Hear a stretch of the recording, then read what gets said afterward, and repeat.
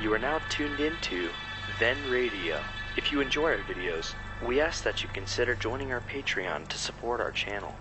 Don't forget to like and subscribe so that you never miss a new video. We hope you enjoyed today's episode, and as always, thank you for watching.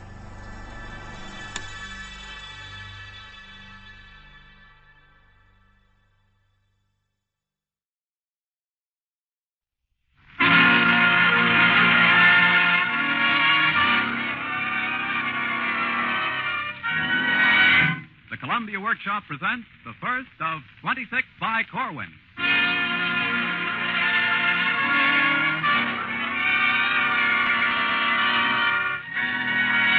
Radio Primer. This is a Radio Primer. Fa-la, fa-la, fa-la. The most elementary show you've heard. By far, by far, by far. An alphabetical primer. A, B, C, D, F, E. Degree by degree from A to Z, our primer will prim the radio industry. The radio industry.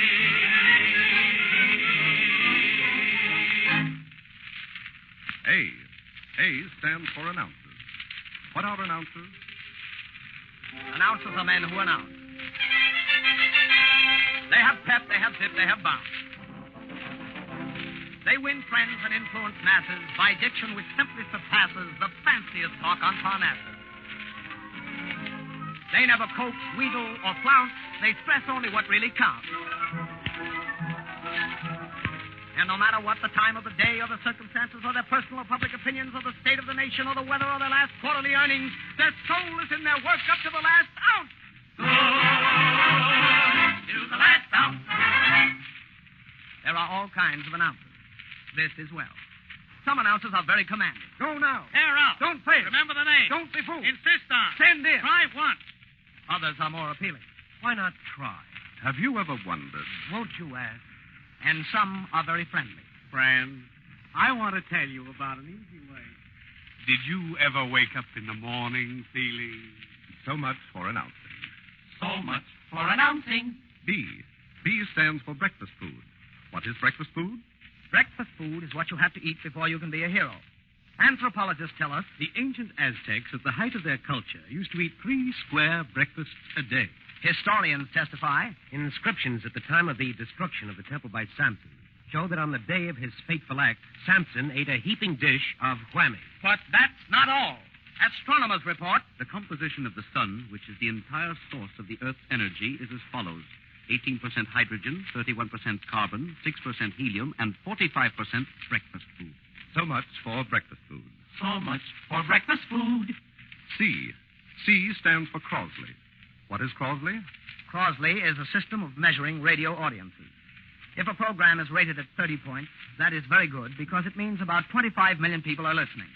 25 million is very good. If only 7 million listeners are listening, that is not so good. You tried your best. We know how you feel. Too bad. Maybe some other time. If only 1 million people hear you, you are talking to yourself. Radio people take Crosley ratings very seriously. This may be seen by consulting Figure 1, which consists of a scene in the office of an advertising agency handling a big radio account. J.B., Yes, R.M.? what's our Crosley this week? 26.2. And what was it in the last report? 26.3. You mean to say we've dropped a tenth of a point? Yes, R.M. And in the report before that, we also dropped a tenth. 2/10. Oh, I can't stand it. What are you doing, R.M.? What does it look like, J.B.? Like suicide. But don't be hasty. Next week we may go up a point. He done it. I didn't think he would do it, but he done it. So much for the Crosley. So much for the Crosley.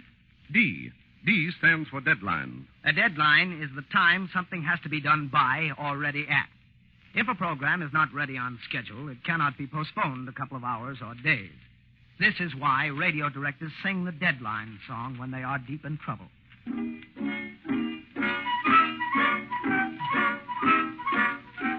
A deadline is the one thing I abhor. Go away, deadline, and don't come back no more. Go away, deadline, you are an awful pest. There ought to be a law to put you under arrest.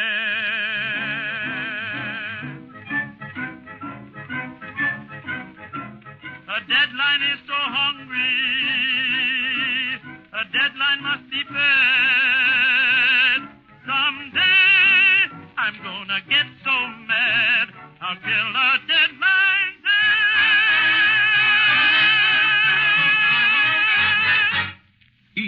E stands for experts. An expert is a man who knows all the answers to questions he asks himself. He makes predictions which, if they turn out wrong, he forgets about, but if they turn out right, he reminds you of. Experts know everything except how each other got to be experts. Experts are busy men. It's not easy to be an expert on foreign affairs. The toll charges are very high. The news behind the news behind the news. Good afternoon. Who? Collect call from King Michael. Put him on. Remain here on the number 4 wire. Okay. Hello, Mike. Say, I got a call from Stefanovich this afternoon asking me to sing in my broadcast tonight. Huh? Well, I know, but he claims... Oh, I see. Yeah. Well, now... No, I checked that last night. Got it right from headquarters. Yeah. Well, not according to my information. The news behind the news behind the news. I'm just telling you. I can't understand you. Who? Does he know you? I can't. What's it in relation to, Mike, Mr. speak a Check? little louder, will you? Japan? Well, just a minute. Can you speak to a Mr. Check relating to the Japanese situation on the number 2 phone? Mike, hold on for a second, will you? Come here, Lulu. Keep your hand over the phone here. I don't want Mike to hear. Okay. Hello? How are you, Chang? Now, wait a minute, Chang. Now, listen, Lulu. For future reference, it's Chang Kai Check, not Mr. Check. Oh. Hello? Well, what's new along the Yangtze, Chang-Tse? I mean, what's new along the Yang, Chang? How are all the song The systems news getting behind along? the news behind the news. Good Yeah? afternoon. Oh, that's swell. That will be all for experts. F. F stands for filter. A filter is a gadget which makes you sound dead, or if alive, on the other end of a telephone. You are an honorary filter user if you are a ghost or a conscience. Nobody ever thinks thoughts to himself in radio without when he does it on a filter. Do you suppose anybody's listening to us? Oh, gosh, the workshop always had a pretty good audience. It has, eh? Do you think you can hold that audience? Why, we had been hoping... Filter voices are usually mean. Some directors can't get along without a filter. Others hate filters and never use them. That will be all for filters. So much for filters. G. G stands for grief. Grief is an emotion without which actresses would not be happy. Actresses learn how to cry before anything else. This is fortunate for programs which experience a lot of grief. There are 3 main types of crying. First is the wait until the door closes before breaking down kind. Figure 3. Goodbye, John. Goodbye. It's better this way, isn't it? Yes, it's better this way. Well, I guess that's all. Yes, I guess that's all.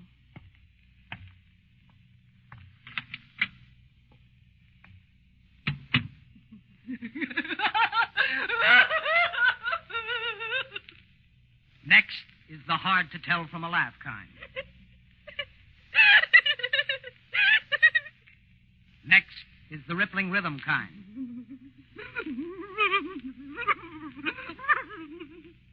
Thank you. That will be all for grief. Thank you very much indeed. H.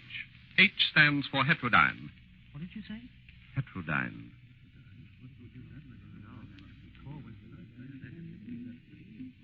That will be all for heterodyne. That will be all for heterodyne. I. I stands for inspiration. What is inspiration? Inspiration is a peachy thing which listeners get from cheerful and optimistic programs. It is not the kind of inspiration which moves one to write a poem or a symphony or paint a great painting, but rather the kind which makes you feel better about your troubles. This is well. Inspirational programs are based on the ancient Syrian definition of trouble, which is... Trouble is a bauble. Poetry inspires people more than prose. One of the greatest radio poets of inspiration is an anonymous man named Elwood Prue, who says he intends to be buried in a time capsule along with a copy of his verse just brought out by the Muses Press, named Wings Over Everything, to be unearthed in 2941 A.D. For a specimen of the art of Mr. Prue, see Figure 6. If you broke a leg this morning, do not mind.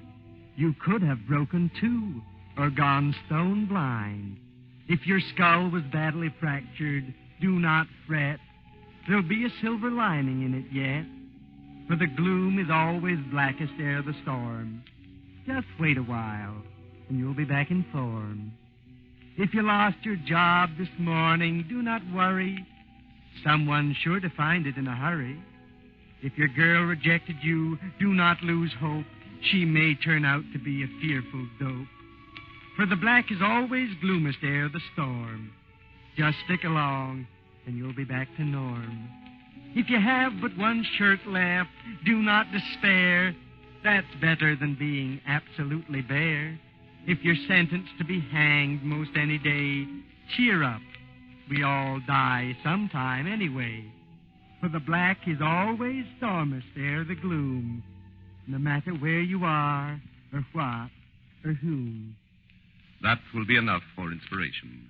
That will be enough for inspiration. J. J stands for Jupiter. What is Jupiter? Jupiter is an outpost of the enemy in children's programs. It is inhabited by wicked dupes, whose skin is green and whose eyes are on stalks like lobsters.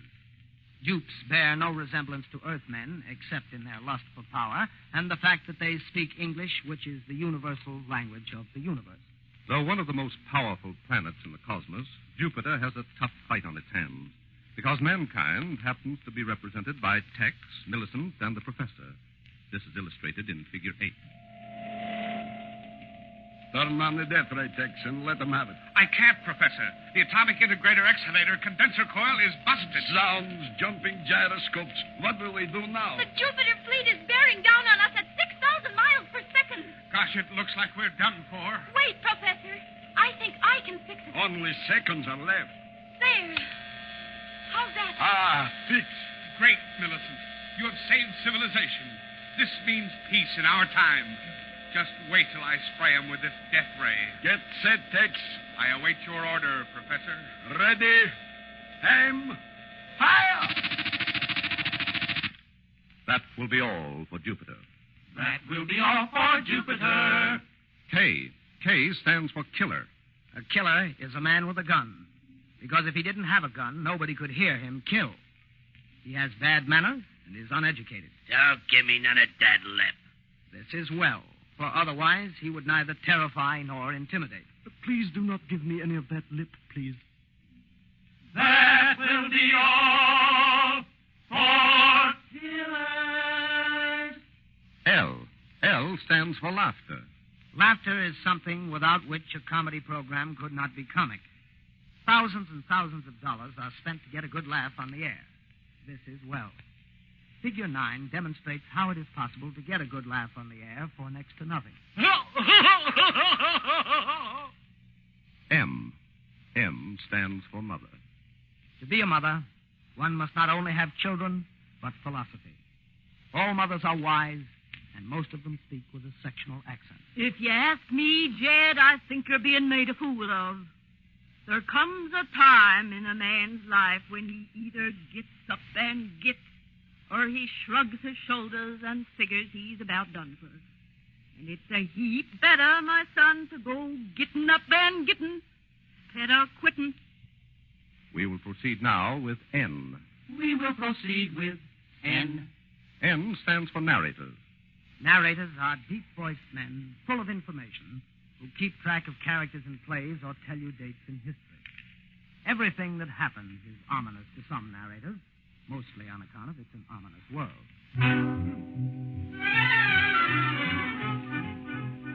On busy Fifth Avenue in mid-Manhattan today, two women in their early 30s, pert, prosperous, but nearsighted, collided as they were stepping off a curbstone. Oh, I beg your pardon. That's quite all right. And so the world goes.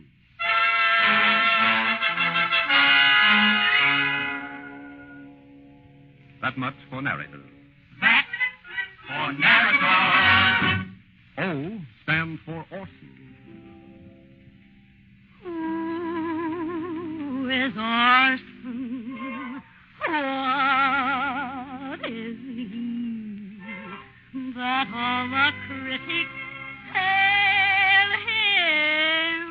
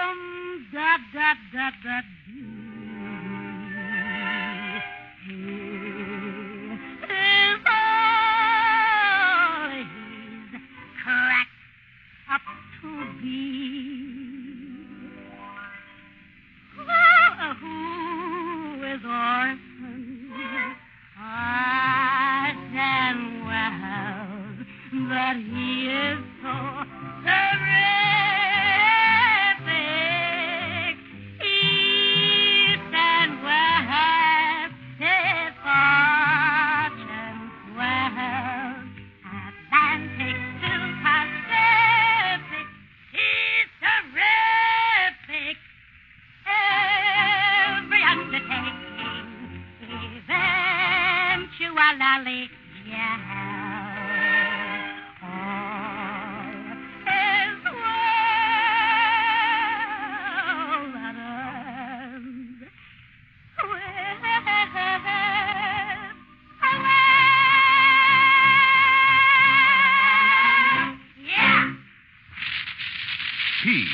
P stands for press. Press means newspapers. There are all kinds of newspapers. This as well. Most of the press believes radio is here to stay, and likewise most of radio believes the press is here to stay. This as well. Some papers have their doubts about radio drama, however, as may be seen in Figure 11.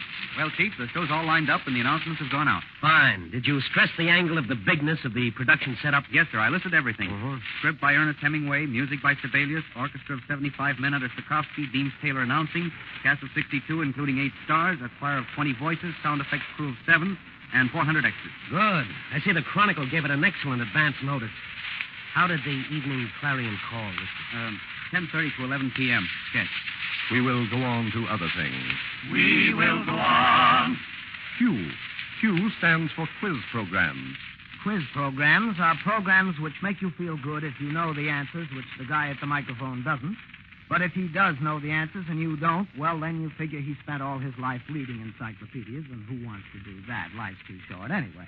Quiz fans have a national anthem, which was written last July 4th by Francis Scott Shapiro, and which follows without further introduction. Who did it? Who done it? The Derby? Who won it? Who said it? Who wrote it? How far can you quote it? What is the cantata? Who sang Traviata? And when is the mating season of the microscopic rhizopod, commonly known as the amoeba? Who was the inventor? What shade is magenta? How often? How many? Where are they, if any? From Brooklyn? How far is Cesara? Benares? And is a mollusk a temple of prayer in Arabia, or a farmer's cooperative in Russia, or a South American melon, or a Dutch cheese? Where are the Antilles? How great are the willies? Who started the custom? Whose father was Rustum? How good is an army that's been on pastrami? And if a train traveling 80 miles an hour overtakes another train traveling 60 miles an hour on the same track, is that, I ask you, any kind of a way to run a railroad? No, no, no, no. The answer is no. R. R stands for remote control. Remote control is a dandy way of picking up broadcasts from outside a studio. In fact, it is the only way. Engineers are wizards, bless their hearts, and when they get to fooling around with wires and coils and all like that, almost anything can happen, and often does. Listeners will not soon forget the first pickup of the transmission of sound through electrical energy generated in the brain of the North Dakota chinch bug. This sound, which occurs at a frequency too high for the human ear to hear, was picked up by means of microphonic amplification. This is well. The result may be heard by consulting figure 12A, which follows. That was a sound beyond the reach of the human ear, amplified 16,249 times. 16,249. S. S stands for soporific. A soporific is what you need after a hard day's work in the office or in the kitchen or both. When your nerves are on edge and Junior has been such an aggravation all day you have no idea. Soporifics put you to sleep. And in radio, the best soporifics have voices deeper even than narrators, mainly because they feel the world more keenly, and besides, it's getting late at night. Some soporifics have been known to put listeners to sleep for periods ranging up to 4 days. The organ, either hand or electric, is indispensable to soporification, as indicated clearly in Figure 14.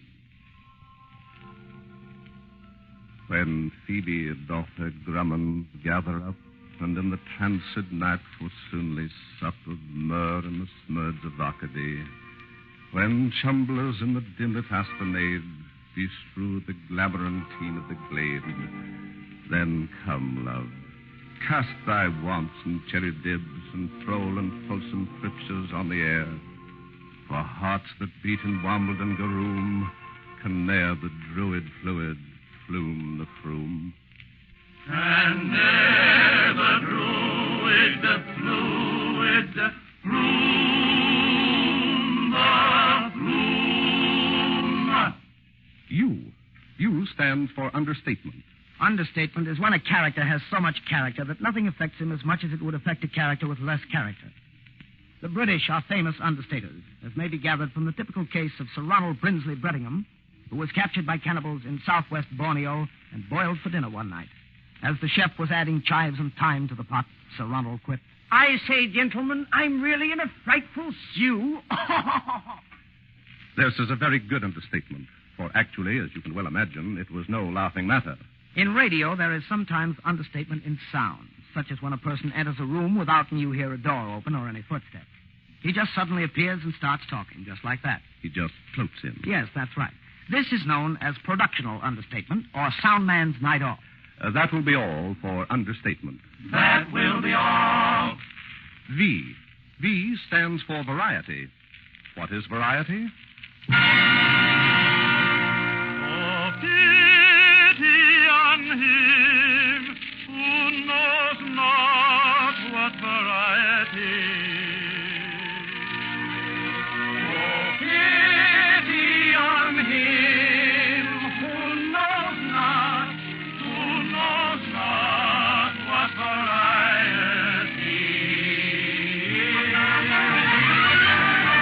A man in the show game has no biz not to know what variety is. A man in the show game has no biz not to know the main mag of the show biz. Why, it's the mag. It's the mag, it's the mag. Why, it's the mag. It's the mag, it's the mag. Why, it's the main mag of the show biz. Variety, variety, all radio society deems it an impropriety not to read variety. So sing, variety. But wheresoever variety is sung, it must be in a strange and different tongue.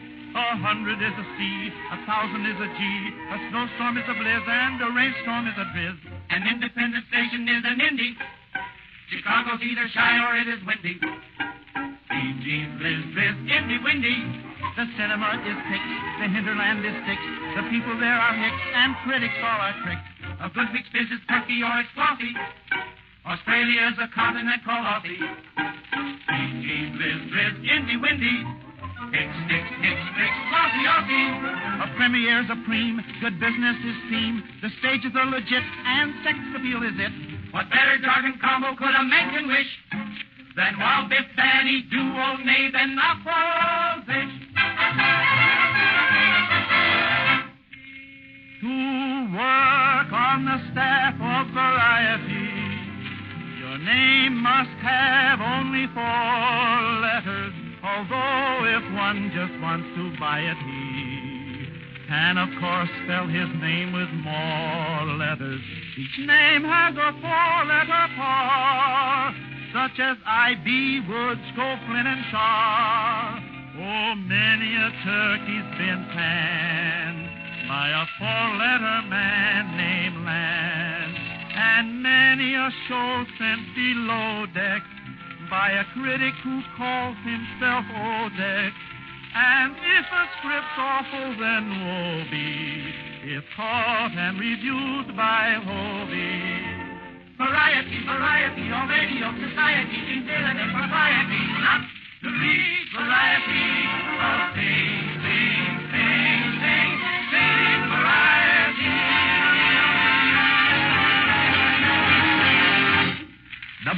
W stands for wisdom. Wisdom is a rare quality which only a few people have in sufficient quantity to make a radio program out of. It is very nice to be full of it because then you can live your life wisely and advise people in trouble how to get out of trouble so they can go home from the radio studio feeling better until they get into some more trouble. This is well. One of the wisest men known to man is Judge Solomon A. Trumbull, whose philosophy of life is based on the ancient Swedish legend, Trouble is a bubble. Judge Trumbull is justly famed for his brilliant radio analysis of personal problems, such as is typified in the case of Mr. B, see figure 16, who came to Judge Trumbull weighted down by vexations of the most vexing sort. Judge Trumbull, Your Honor, dear Judge, I'm a poor man. All my life I've worked hard to make a living working hard. Even I took in boarders. My wife, she helped me. Judge Trumbull, Your Honor, I'm in such a trouble. Go on, Mr. B. Just tell me everything. Well, it began like this. There I work, in the same place, only in the cutting department, works a man, a middle-aged man about my age, who I felt very sorry for. I see. Now, why did you feel sorry for him? Well, in the first place, he lost 2 fingers in the last war, and besides which, he's got a cross eye, and on top of that, he's an orphan. An orphan, you say? Yes. Nobody left in the world but him, you understand? I see. Go on. So I feel so sorry for him, I take him into my house as a boarder. I treat him honest like a brother. I let him wear my shirt, smoke my pipe, listen to my radio. Every Sunday night he listens to the Columbus workshop, and that's okay by me because I'm feeling sorry for the man. Judge Trumbull, it's such a trouble. Such a trouble, I mean. Now go right on, Mr. B. Well, after I treated him man like a brother for 6 months, I come home from a lodge meeting one night, and I find him and my wife coming down the front stairs with suitcases in their hands. So I say, I'm so shocked, I say, where are you going all of a sudden like this? And he says to me, your wife is running away with me. That's where we're going. Now get out of my way or we'll be late for the train. So I'm so dumbfounded, you understand? I just stand there speechless. So he gets mad and angry, and he commences to holler at me so even the neighbors could hear him. And he says to me, you better get out of my way or I'll make trouble for you. And my wife, she also hollers at me. She says to me, beat it now or we'll both make trouble for you. I see. Now, what is your particular problem, Mr. B? Well, Judge Trumbull, Your Honor, what I want to know is, can they make trouble for me? That will be all for wisdom. Why? Why stands for nothing in particular. Nothing in particular. No, nothing in particular. Particularly particular. Why stands for nothing in particular? Z. Z stands for the end of the program. We have now reached the end of the primer. That is well. That is well. This is a radio primer. Fa-la. The most elementary show you've heard. By far. An alphabetical primer. A, B, C, D, F, E. Having thus come from A to Z, our primer has come the radio industry. The radio.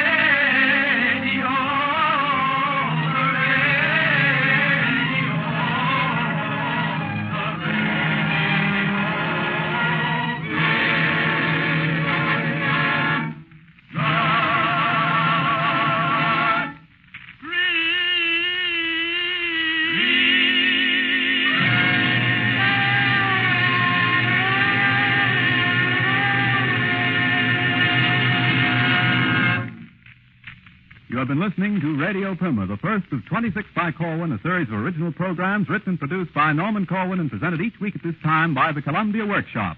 Lynn Murray composed and conducted the special score. Featured members of the cast were Everett Sloan, who played the principal definition giver, and Beatrice Kay. The 4 clubmen were the singers. 26 by Corwin returns at this same time next week with an original drama, Log of the R-77. This is the Columbia Broadcasting System.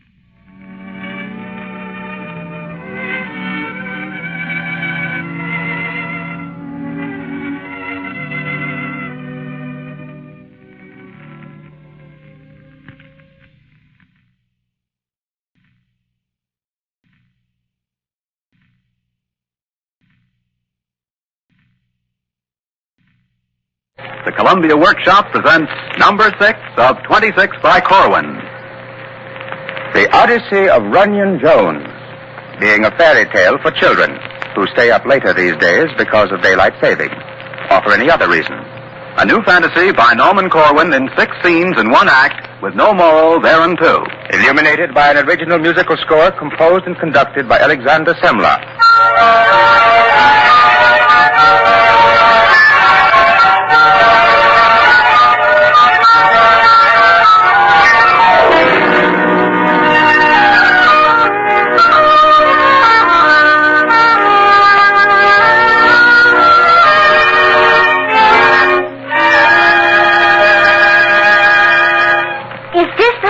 Of lost dogs? Yes.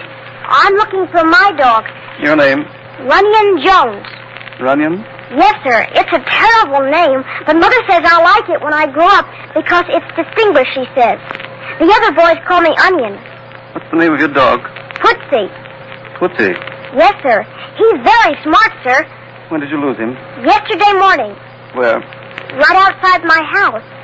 He was chasing an automobile. Why? He wanted to bite the tires, I think. Front or rear? All of them. What happened? The car ran over him. And then? He was killed, sir. And you're on the wrong floor. This is the Department of Lost Dogs. What you want is the Department of Deceased Dogs. Where is that, sir? 2 flights up. Here, take this slip and hand it to the man at the desk. Thank you, sir.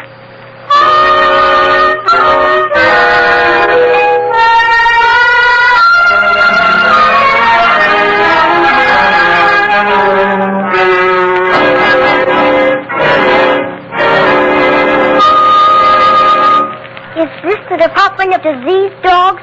Deceased, not diseased. Let me see that slip. Yes, sir. Pootsie. Are you Runyon Jones? Yes, sir. Just a minute. Let me look at the file. Pootsie Jones. 1.5 years old, inveterate auto chaser. Leash, attitude. Young man, I don't think there's anything we can do for you.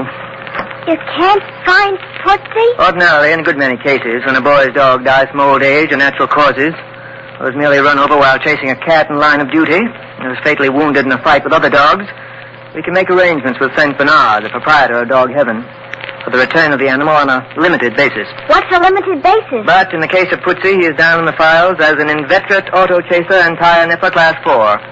Also, it's known that he has resisted leashes, that he bit a dog catcher on August 11th last, and that he stayed out all night on 3 separate occasions. Sorry to say, he's not in Dog Heaven. No? Gosh. Are you sure, mister? Couldn't he have snuck in when nobody was looking? He's not in Dog Heaven, and that settles that. Well, where is he then? In the place where all ill-behaved curs are punished. Purgatory. Where's that? I'll go there. Oh, no, that's impossible. But he won't chase any more automobiles. I swear it. Look, honest. I'll spit on my hand and touch my forehead 3 times.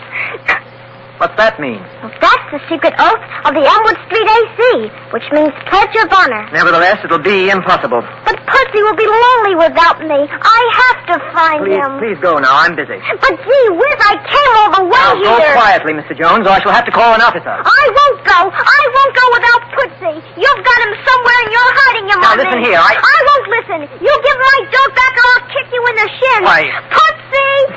Pussy! You locked him up and you won't let me help him because you want to keep him for yourself. Here, you stop kicking me. Stop that. Officer, come here. All right, here, you go away. Stop it. How dare you? What is this? Now, wait a minute. Wait out, officer. What's going on here? Now, wait a minute. I think you both better explain the matter to the superintendent of the division. Well, I certainly will. I'm not going to stand for being kicked in the shins by any young brat who happens to come along. No wonder his dog's in purgatory. I can see where the animal learned its bad manners. You take that back. I did not teach Pussy his bad manners. He taught himself. All right. Quiet, the both of you now, and follow me. We'll explain it all to the super. I will tell the super what you said.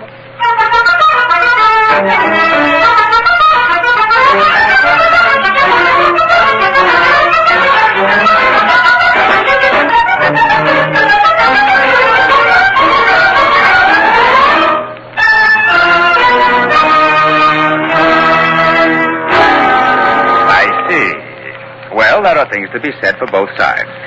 Now, first of all, I suggest that you two shake hands and apologize to each other. Well, all right. I'm sorry I kicked you in the shins, mister. Oh, that's all right. I may possibly have lost my temper a bit, too. Yes. Now, Mr. Jones, let me explain what the clerk was trying to tell you. We do not keep any dogs here on the premises. The most we can do is to refer applications to the right parties. It so happens we have connections with Dog Heaven through our good friend St. Bernard. But unfortunately, there is no contact whatsoever, none at all, with Purgatory. Well, isn't there any way of getting to Purgatory, sir? Because I'll go myself if you'll only tell me how to get there, sir. I got here by myself. The clerk is obviously quite an attachment to the dog in this case. He was attached to a leash, but he kept breaking away on account if he liked to run fast. Yes. Now, Mr. Jones, I think you're a likely lad, and so I'm going to tell you frankly that the chances of your ever getting Putsy back are very, very slim. They are? Why is that, sir? because purgatory is a great, great distance away and extremely hard to get to. In fact, nobody we know seems to know just how one does get there. But if you're determined to try to get Putsy back, and you're willing to take risks and chances... Yes, sir, I'll do anything. Gee whizzikers, if you only knew Putsy... Then I'll tell you how to get to somebody who may know somebody who knows somebody else who can send you to the right place so that you might be able to find out how to set out for purgatory. Gosh, what is there? Oh, glad to. Clerk, get me Form 5, the blue slip. Yes, sir. And also applications for the interdivisional visa and interdepartmental passport. Then clip on the transfer coupons on the pink manifest. Yes, sir. Now, Mr. Jones, this is what you do. There is only one person I know who can possibly set you on the right track, and that's the head of the Division of Time. We call him Father Time. His place is quite far, and you'll have to make several changes before you get there. That's what all the tickets are for. Shall I say you sent me? Oh, that won't do much good. He's very busy and won't have much time to talk to you. You tell him quickly what you're after, and then if he can assist you, he'll tell you quickly. He hates to waste time. The papers, sir. Oh, very good. Mr. Jones, will you fill out this blank? And sign these two while I stamp these documents. Yes, sir. Clerk, see that he gets put safely on the golden escalator with instructions to change at the Inter-Heaven junction of the Nebular Express. Wouldn't it be better for him to take the westbound Taurus special, sir? That crosses the meridian 2 light hours ahead of the Neb. Yes, but then he'll have to wait for a stellium for the ecliptic local. No, it's better the other way. Maybe you're right. Have you finished, Mr. Jones? Yes, sir. I got an ink spot all over this sheet here. Will that make any difference? No. Well, Mr. Jones, I guess that does it. Thank you, Mr. Superintendent. Gosh, Putsy's sure going to be glad to see me. Don't be too sure you'll find him because you're liable to be disappointed, you know. But good luck anyway. Thank you. Now, young man, if you'll come with me, I'll see that you get onto the golden escalator. All right, I'm coming.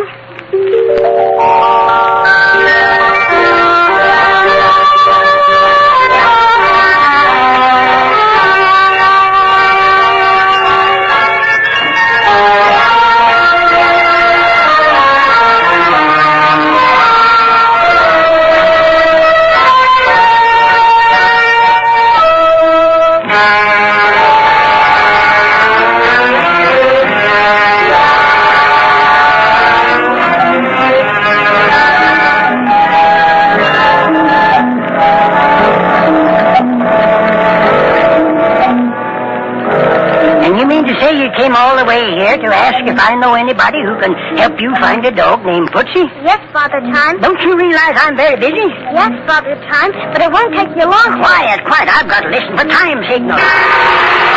Aha, that means that the eclipse of 3 moons on Jupiter was right on time. He was just a little dog, about so big. When you hear the time signal, it will be exactly 1:62 on Uranus. That was 37 thousandths of a second late. Miss Cromer, make a note of that. We'll have to make it up in the year 7,302,000. Yes, sir. Now, what was it you wanted, little man? Well, sir, could you tell me how I could get to purgatory? Because my dog... Oh, yes. Was he a delinquent dog? No, sir, a mongrel.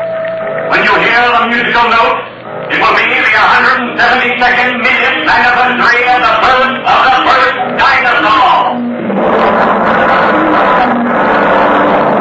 Miss Cromer, remind me to send an anniversary message of felicitations to M.N. Yes, sir. Can I have time to go to lunch? Later. Now, where did you say the dog was? In purgatory. I just want to know how to get there. Well, now, the only way... Who's that? Main office. Turner speaking. My, look at that green clock. Well, it's getting along toward morning on Neptune already. Yeah, I'll tell him. Well, keep your shirt on. He's right here. Who's that on the phone? Our agent on Alcyon. He says they need a shipment of sand very badly. Why? The sands of time are running low all through the archipelago of the Pleiades. Well, tell him we're digging some new pits in Navarone. That he'll have his order in 2 shakes of a comet cake. Okay. Hello? What are you doing here? Don't you remember, Father Time? I'm the one looking for my dog. I came... Oh, yes, Mr. Bowles. No, You're from Earth, aren't you? Yes, sir. Well, then, I want you to know that I'm heartily ashamed of the kind of time they have down there in Greenwich. Yes, sir. And I want you to understand why. Yes, sir. Because it's so mean. It's pretty mean time. Yes, sir. And now about you and your dog. I don't know where Purgatory is at all. It used to be on Sirius, the Dog Star. But the neighbors on Curad and Merzham and Adhara complained about the piteous howling and whining which came from there, so they had to move. Why was there howling and whining? Because all the dogs in Purgatory are tortured, of course. Does it hurt them bad? Well, naturally. What a question. Why, I've heard there's fleas in Purgatory as big as a lion. That's only one of the attractions. Well, is there some way I could find out how to get there? Well, the only one I know who could possibly help you is M.N. M.N.? Don't you know anything, lad? Mother Nature. Oh.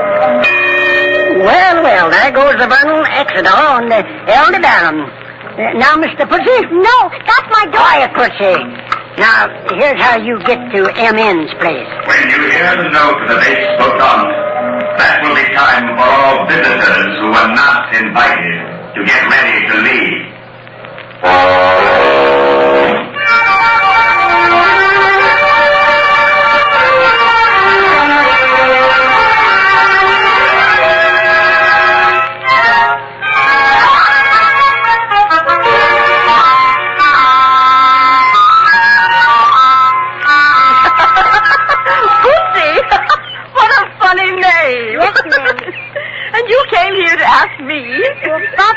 That you might know where it is. Well, I don't, little boy. But let me think. I'll tell you who might. Just off the main skyway between Castor and Pollux, before you get to the red light of McBuda, there's a harpy who... Nature, but these papers have to be signed right away if you want to get them on the Solar Limited. Yes. Excuse me, Runyon. Yes, ma'am. Someone complained about an earthquake in California. Test specimen of a new metal for the mountains of East Orion. New species of ant, the Antilles. Hello. Hello. Are you from Middleton? No, ma'am. I'm from Des Moines. Are you looking for a job? No, ma'am. I want to find my dog. Purgatory. Yes, too bad. Not a chance. Requisition for air-stopped beans to take the place of butter beans. Rain wanted in the panhandle. Here, that's finished. Here, Blossom, take these and see that they get... Wait a minute. What's that you have in your hand? That's a vacuum bottle, ma'am. It's just some warm nectar in case I get hungry on the way. Don't you know I abhor a vacuum? Give me that. Now, Blossom, don't let me lose my patience with you again. If you get hungry, there's plenty to drink in the Milky Way. Yes, Mother Nature. Now, Runyon, as I was saying, this harpy is a very strange spirit, full of lots of esoteric knowledge. Does he know where I can find Pussy? That I can't tell you. But there's no harm asking. Incidentally, it's a she, not a he. In fact, she's more commonly known as an it. Well, does it bite? Oh, no. But you may have difficulty understanding it because of the way this harpy talks. You have to hold this little charm. Oh, now, where did I put it? Yes, here it is. You have to hold this in your left hand while the harpy talks in order to make out anything at all. Gee, isn't it pretty? It's just like an Aggie in Marvel. Yes, it's the most charming charm I have. Don't lose it now, because it has the power of translating the harpy's language into your own. No, ma'am. I won't lose it. I'll take care of it, like as if it was Pussy.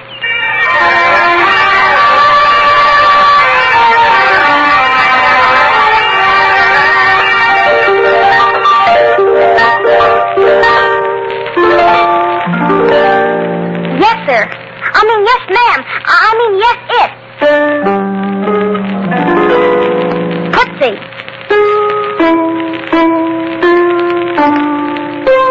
No, P-O-O-T-Z-Y.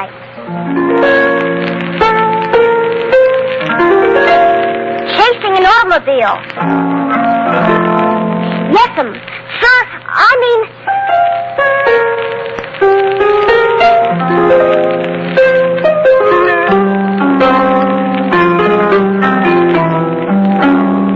A giant? But does he bite?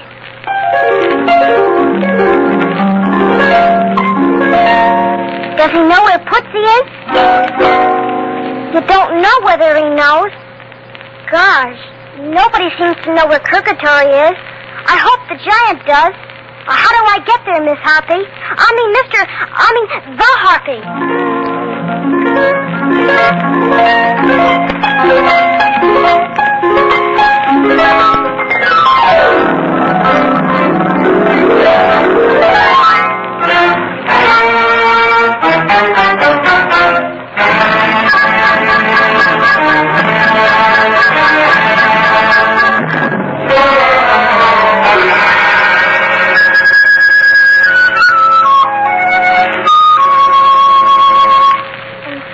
Under the automobile before I could get him, Mr. Giant. And that's how he got killed.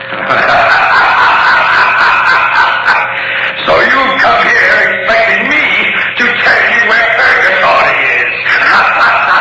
If you know, I mean. Of course I know. You do? Oh, gee, will you tell me, please? Oh, gee, gosh, Jiminy heck, then you know where Putsy is.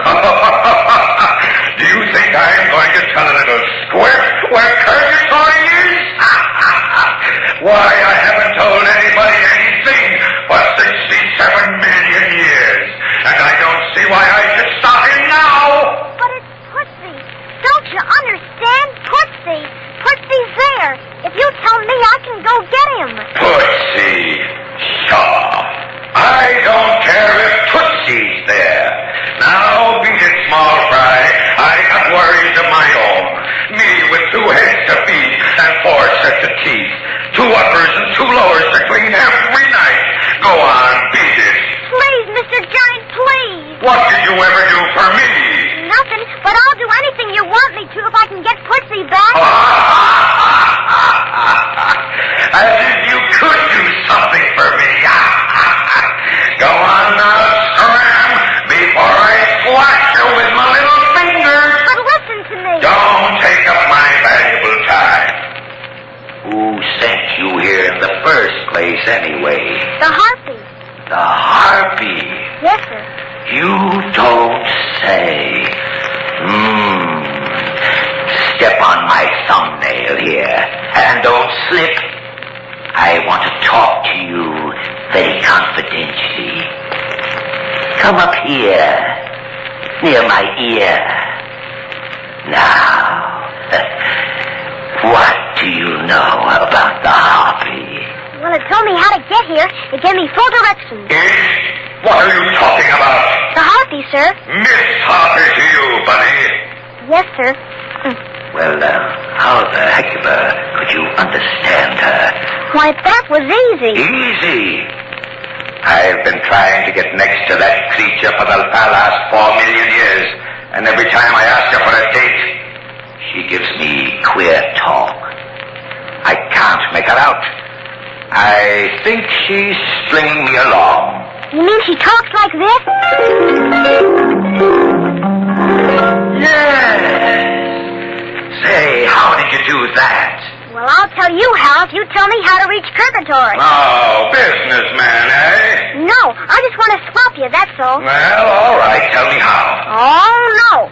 First, you tell me how to get to Purgatory. Well, that's fair enough. Now, mind you, you're not fooling me now. What you tell me better work. Sure, it works like a charm, no fooling. All right, then. Now, get this, kid. First, you go up through that cloud of meteor dust there on the trim tram. And then you change the track dust up to the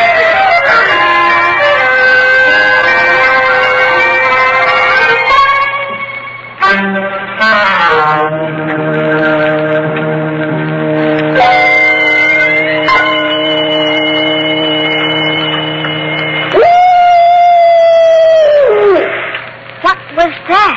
That was merely the soul of a wolf passing by the Purgatorium. Does it bite? Oh, don't be alarmed, Mr. Jones. You see, the nearby wolves who occupy what is known as lupine limbo resort certain of the policies in practice here in Purgatory, to say nothing of the smell. They do? That means the board of directors has reached a decision on your application. We can go in now.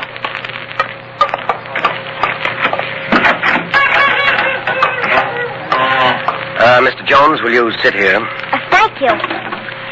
Gentlemen of the board, this is Mr. Runyon Jones of Earth, whose request to be reunited with his dog, Pootsy, number 17,006,012, we have just discussed.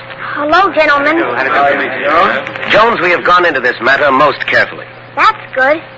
We fully appreciate the pains to which you have gone and the trouble Oh, it was nothing. you have taken. We are also aware of the unusual devotion you have shown the said Pootsy. And all these factors have entered into our decision. Yes, sir. Then can I see Pootsy in house and back? The unanimous decision of the board of directors is that you may not. What? You mean I can't see? Sorry, but it's entirely contrary to the established rules and regulations of the institution. If we made an exception for you, it might lead to all kinds of complications. Oh, Jiminy. Can I see Pootsy for just a minute? Sorry, Jones. Not even for a teeny-weeny second. Just a peek at him through the bars. We're all very sorry, Jones, but nothing can be done for you. Incidentally, it may be of some consolation to you to know that there are no bars in Purgatory. That's good. Do you torture Pootsy bad? He's got a lame foot, you know. I hope you don't hurt him awful. What is it? Now, just a moment, Jones. I am proud to say we do not torture any dogs in Purgatory. Where did you get that terrible idea? Father Time told me. Oh, Father Time. Don't take any stock in anything he says, Jones. I shouldn't like this to get back to Father Time, but between you and us, strictly entre nous, that job of his seems to have got the better of him. He's more or less known as a crackpot. That torture talk is nonsense. Yes, indeed. Well, we've got a big dog to clear. Hadn't we better show Jones how to get back to the sidereal ferry? Yes. Jones, I'm afraid that closes the case. Sorry. This way out, Jones. Can I say just one more thing, gentlemen? Well, you'll have to make it fast. Pootsy is a good dog. He didn't mean to bite no tires. He just wanted to race the car to show me how fast he could run. And he could have run faster if he wasn't lame in the leg. And the time he bit the dog catcher, the big bum... Jones, that's no kind of language. Well, he was a big bum. He hurt Pootsy, and Pootsy wasn't doing no harm to nobody. He was just chasing a cat. And about his staying out all night, well, that was because he saw me talking to Eddie Major's bulldog, and he got jealous. You can't blame a dog for that, can you? Honest, Pootsy is the best dog in the world, or else would I have come all this way for him? Well, what about the day the auto ran over him and killed him? Didn't he break away from your leash? No, sir. The leash broke. Are you sure of that, Jones? Jones? No, sir. Then the said Potsy did break away. Yes, sir. Well, there you are. Again, and please understand we are sorry, but there's nothing that we can do. Next item, gentlemen. This way out, Jones. Well, goodbye. And tell Pootsy... Yes, I'll tell him. Goodbye. Goodbye, Pootsy! Can you hear me? No, he cannot. I'll tell him goodbye for you. Thank you, sir. Oh, wait a minute, Jones. Wait a minute. Where'd you get that mark over your right eye? Oh, this?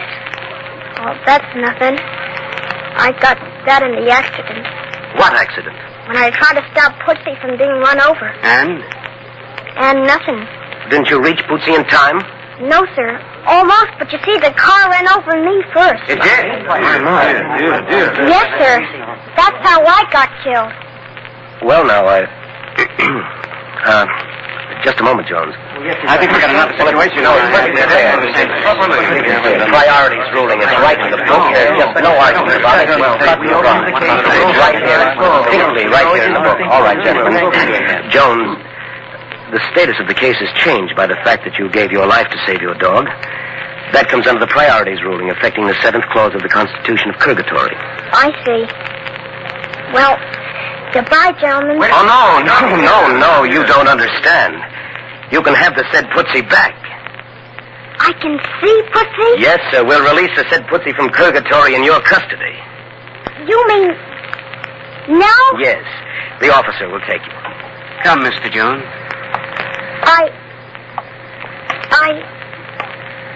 Yes, right away. Thanks. Gee, gosh, holy mackerel.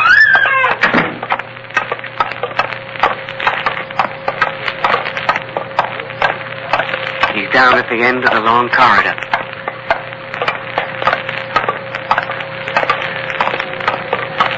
Well, here we are. He's right inside that door. Is he? Right inside there? Yes.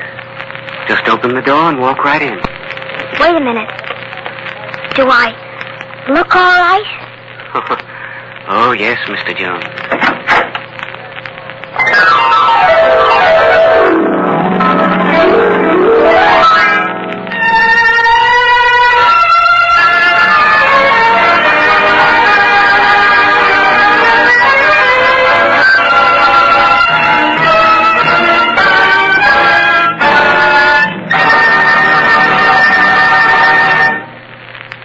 You have been listening to the Odyssey of Runyon Jones, a new fantasy for children by Norman Corwin, presented by the Columbia Workshop as number 6 of 26 by Corwin. The role of Runyon Jones was played by Larry Robinson, that of Father Time by Roy Fant, Mother Nature by Hester Sondergaard. The harp passages were played by Zepp Morsher, the Giant by Arthur Vinton, the Chairman of the Board of Purgatory by Frank Lovejoy. Others in the cast were Rosalind Ralston, William Watts, Norman Lloyd, Morgan Fawley, and Florence Robinson. The original musical score was composed and conducted by Alexander Semler, and the entire production was under the direction of Norman Corwin. 26 by Corwin will return at the same time next week with number 7 of the series entitled A Soliloquy to Balance the Budget, a one-man performance by House Jameson. And that's the way it sounded on the evening of June 8th, 1941. A charming and poignant little story, and a very imaginative one from the Columbia Workshop, from the imagination of Norman Corwin. From the imagination of Norman Corwin. From the imagination of Norman Corwin. From the imagination. Esther, a new biblical opera by Lynn Murray and Norman Corwin, presented as number 15 in the Columbia Workshop cycle, 26 by Corwin, and featuring Martin Gable, Arnold Morse, Everett Sloan, Joan Vitez, and Winston O'Keefe. Now it came to pass in the days of Ahasuerus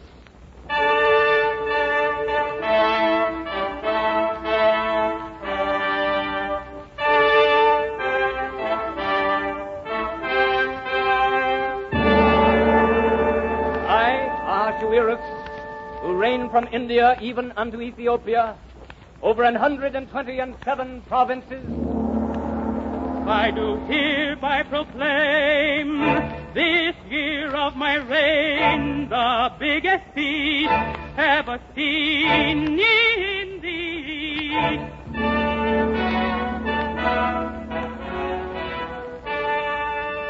For 6 months we'll make merry and let workers stay alone and sing and dance and celebrate the glory of the throne.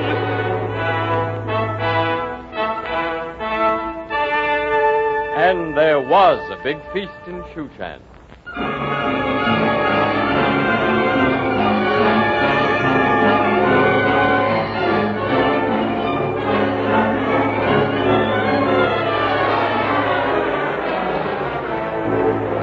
There was a big feast in Shushan, left the shag in Shushan, they chewed the rag in Shushan, they served gold dishes in Shushan, they drank like fishes in Shushan, oh Shushan, Shushan, Shushan.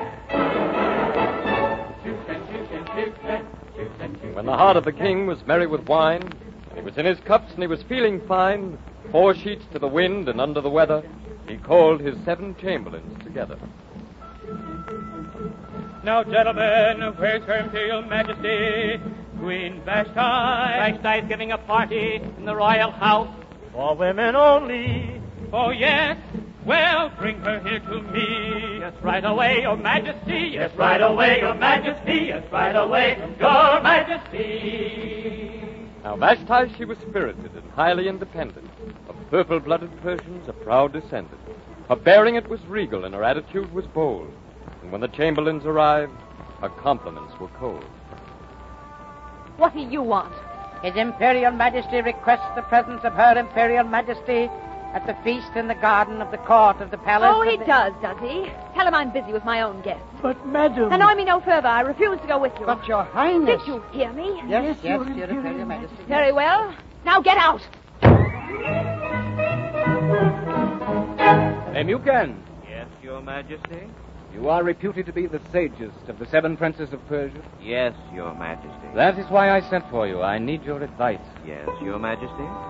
You are a very wise fellow, Memucan.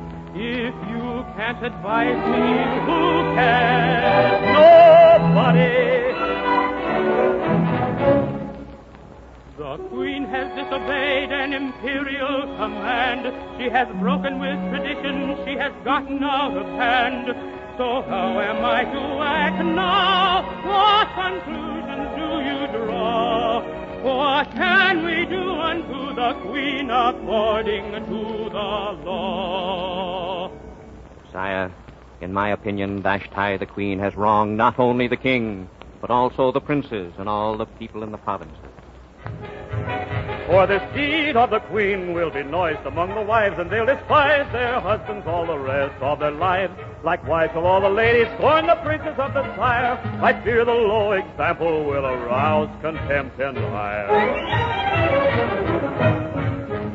What to do about it? Let a law be written by which Vashti might be smitten by the loss of her royal estate. Then choose another queen who is not so mean. That's a fine that's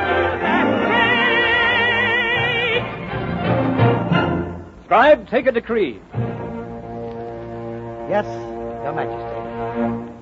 I, Ahasuerus, decree that Queen Vashti shall be deprived of her royal estate for just and good causes, and that every man in my kingdom shall bear rule in his own house.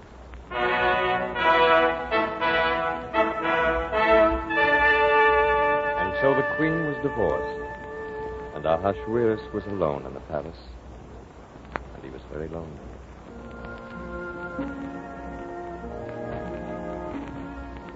What matters come?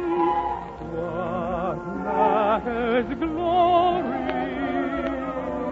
What matters riches of song and story?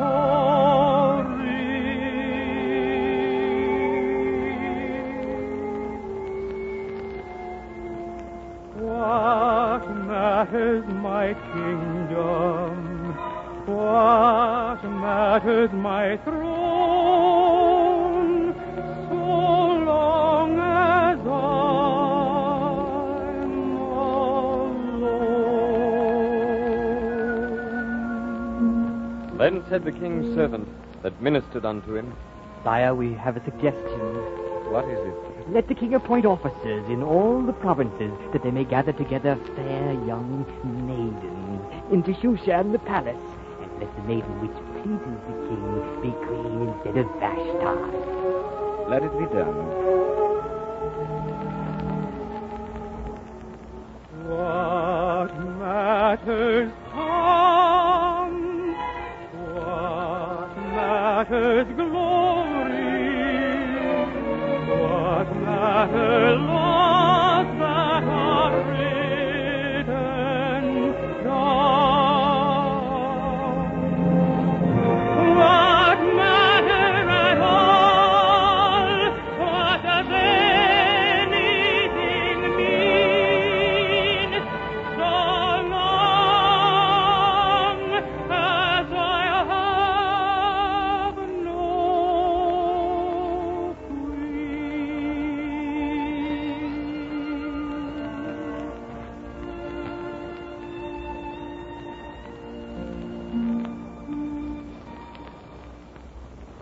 Now in Shushan there was a certain Jew whose name was Mordecai.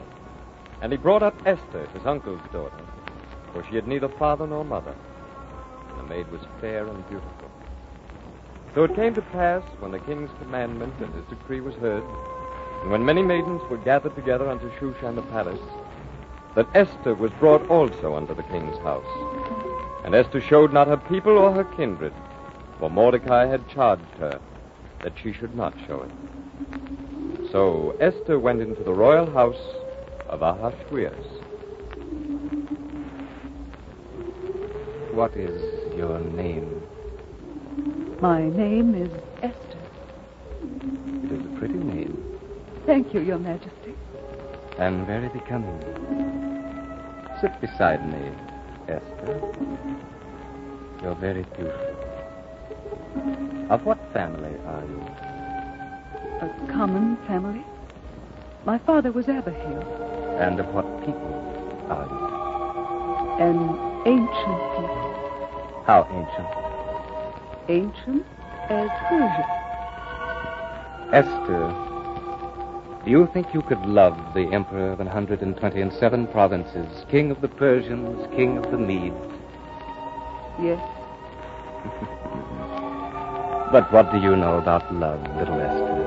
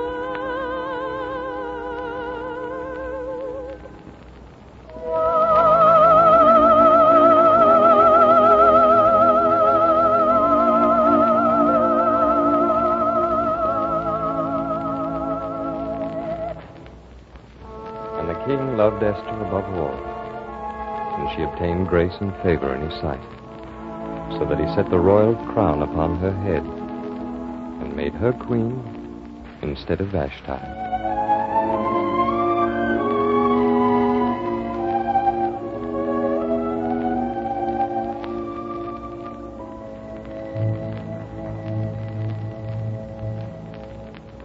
But then came Haman.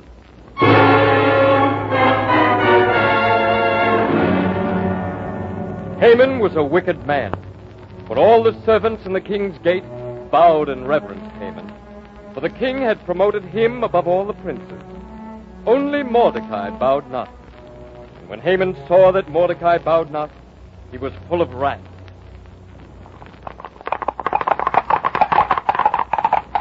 Who is that dog of a dog who will not bow down to me? That, Your Excellency, is Mordecai, the Jew. All others bow to me. He alone remains standing in the gate. I'll see about that. You, Mordecai, down on your knees. Well, down, Jew. Haman has spoken. I bow only to God. Down, you fool! You've had my answer. You'll die for this, cursed old man. Why do you refuse to bow, you swine? Speak up, Greybeard. Answer the Grand Vizier. I will not bow down to a man on a horse. I will not bow down to a crown. I will never yield to a tyrant's force, though I burn or hang or drown. I will never worship a grand vizier, or his sons, or his nephews, or nieces. There's only one ruler whom I fear, though I be chopped in 1,000 pieces. I will not kiss the earth that you have trod, though I be whipped all day for it. I will bow down only to the living God, though death be the price I pay for it. Shall I arrest this man, Your Excellency? No, don't contaminate yourself. I have a better plan in mind for dealing with Mordecai and his kind. Come along, Captain.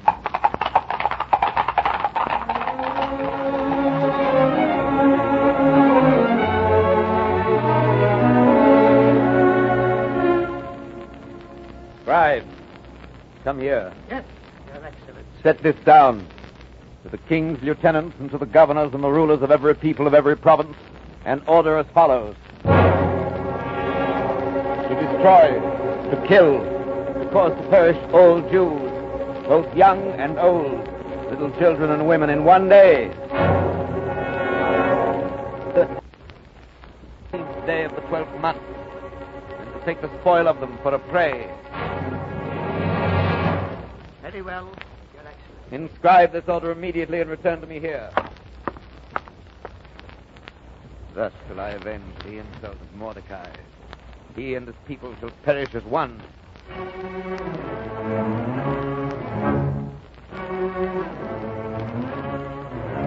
The best way to bolster authority is to bully a small minority.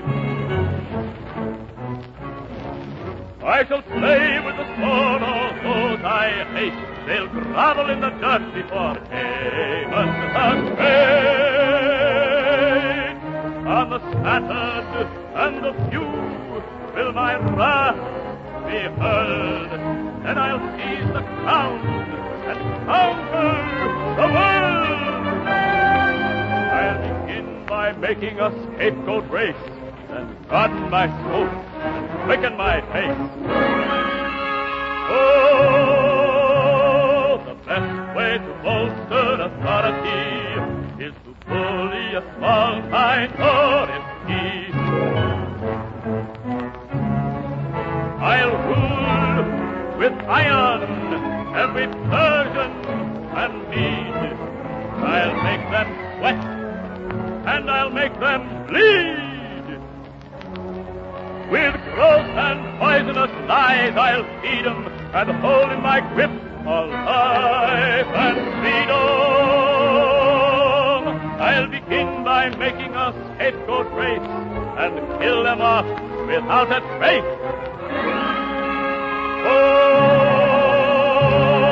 the best way to bolster authority is to bully a small minority.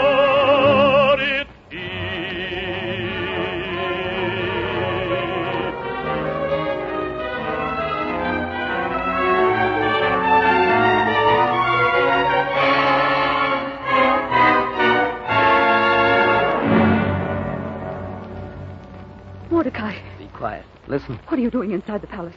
You'll be killed if you're found here. That's why I must speak quickly. Did you get my message about Haman's decree to massacre the Jews? What's to be done? Esther, you must go into the king and make supplication to him in behalf of your people. But don't you know the law? Whoever goes into the king without being called shall be put to death. Except such to whom the king shall hold out the golden scepter. But I've not been called to come into the king for the past 30 days. Esther, don't think that you shall escape from the king's house any more than the rest of your people. For if you altogether hold your peace now, then deliverance shall arise from another place. But you and your father's house shall be destroyed. Who knows but what you are come to the kingdom for just such a time as this? Very well. I will go unto the king, which is not according to law. And if I perish, I perish.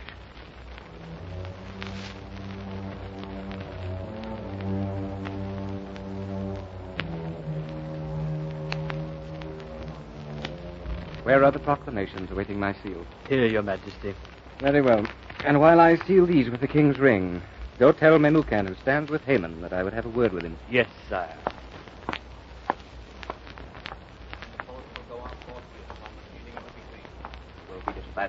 Your Excellency. Yes? His Majesty the King requests that you consult with him as soon as... Wait a moment. I believe my eyes. Is that Queen Esther standing here in the court, though not called by the king? Why, this is a grave transgression of the law. Punishable by death unless the king holds forth his scepter. Quiet, the king please. Queen Esther, May it please the king? come.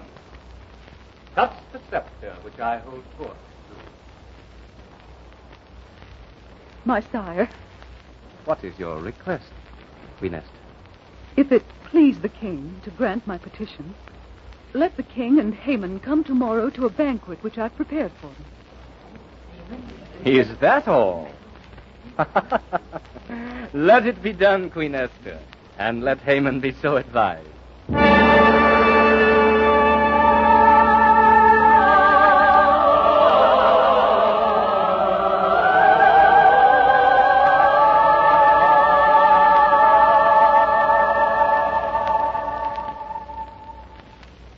The Queen has invited nobody to the banquet but myself and the king. Why, this is the greatest honor that has ever been bestowed upon any man in the kingdom. But it avails me nothing so long as I see Mordecai sitting at the king's gate. Mordecai who will not bow down to me, though the rest of Shushan kiss the dirt under my feet. I believe I shall hang the knave. I will build a gallows today, 50 cubits high, here before my own house, so that I may see it. And tomorrow I will petition the king that Mordecai be hanged. Yes, but first to build the gallows.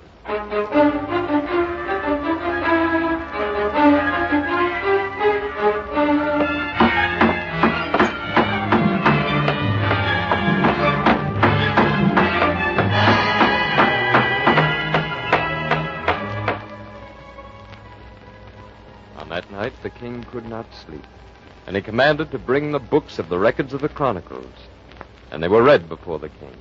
In the 8th year of the reign of Ahasuerus, 2 of the king's chamberlains sought to lay hands upon the king to murder him. But the thing was known to a man named Mordecai, who told it to the officers of the king.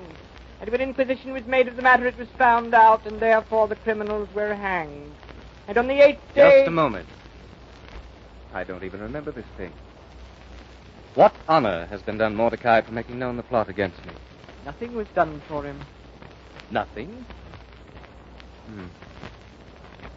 Who's in the court right now? Haman to petition the king concerning the hanging of a citizen of Shushan. Tell him to come in. Yes, Your Majesty.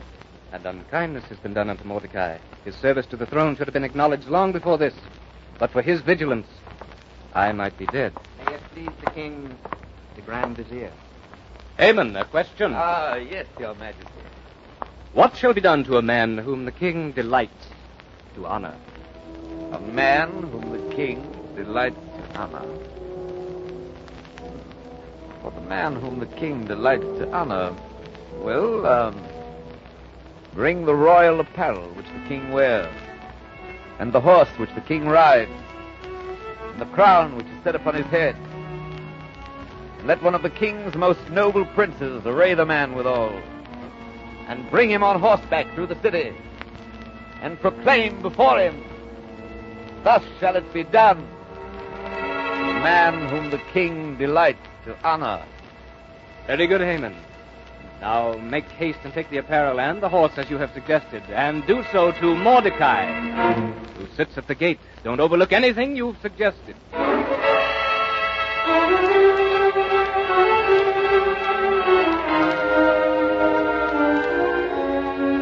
So Haman had to honor Mordecai according to his own device.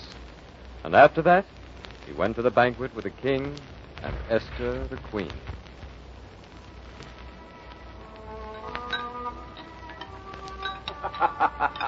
Now, what is the petition you've saved up for this banquet, Queen Esther? If I found favor in your sight, and if I please the king, Yes? then spare my life and spare my people's. Spare your life? Your people? What do you mean, Queeness? We are sold, I and my people. Sold? By what enemy of the king would kill the queen? Who is he and where is he that dares presume in his heart to do so? He is with us, and his name is Haman. He has issued a decree to massacre the Jews who are my people. No, it is not the I. The adversary and the enemy. It is this very man. Haman, have you perverted the command I entrusted unto you because I believed in the wisdom of your counsel? No, Your Majesty. Allow me to explain. Why do you stammer so? The matter is not what it seems, Your Majesty. I have rung for the Chamberlain Harbona. We will make inquisition whether you lie against the word of the Queen. But, Your Majesty, if it please the king, Harbona, apprehend this man. He has conspired to destroy the Queen and her people. I am innocent of this. Bear witness for me, Chamberlain. What do you know of this, Harbona? I know only that the Grand Vizier has lately built a gallows 50 cubits high for Mordecai. For Mordecai? Where is this gallows? That would prove enough. It stands in the house of Haman. Is that so, Haman? Yes, but you see, it was... Harbona! Let it be written to reverse the letters devised by Haman to destroy these people. Your Majesty! Let it be granted that these people gather themselves together and stand for their life to destroy those who attack them on the 13th day of the 12th month. Let it be known that they should be ready on that day to avenge themselves on their enemies. Yes, Your Majesty. And as for Haman, take him away. Cover up his face and hang him on the gallows he prepared in his house. No, Your Majesty, no.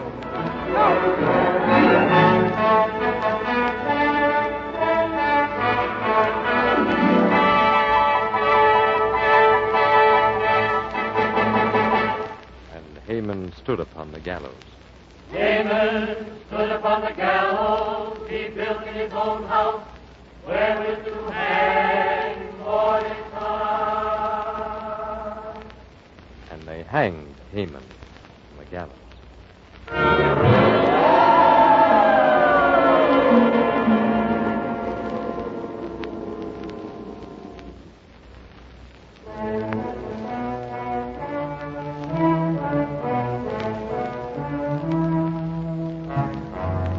Let this be a lesson to vain men who lust for limitless power.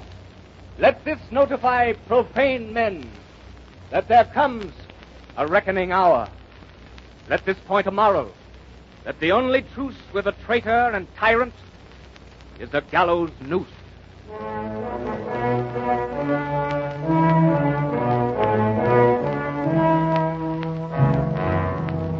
Let this be a lesson to great men who rule and command and lead. Never trust in men who hate men because of their race or creed. Let this point a moral that the only truth with a bully and a bigot is a gallows noose.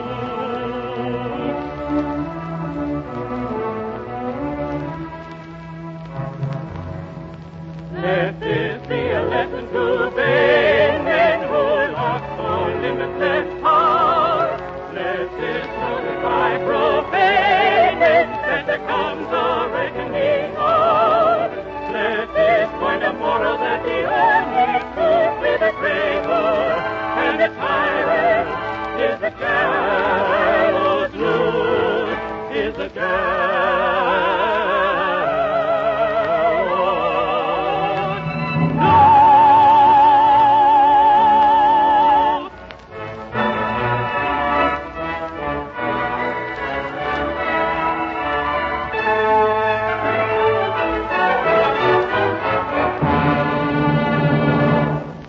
The king took off his ring, which he had taken from Haman, and gave it to Mordecai.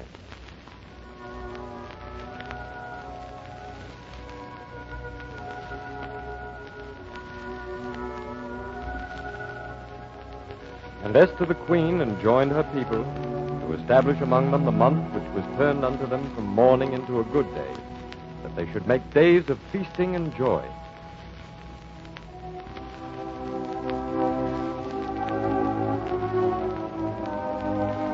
All these acts, are they not written in the book of the Chronicles of the kings of Media and Persia?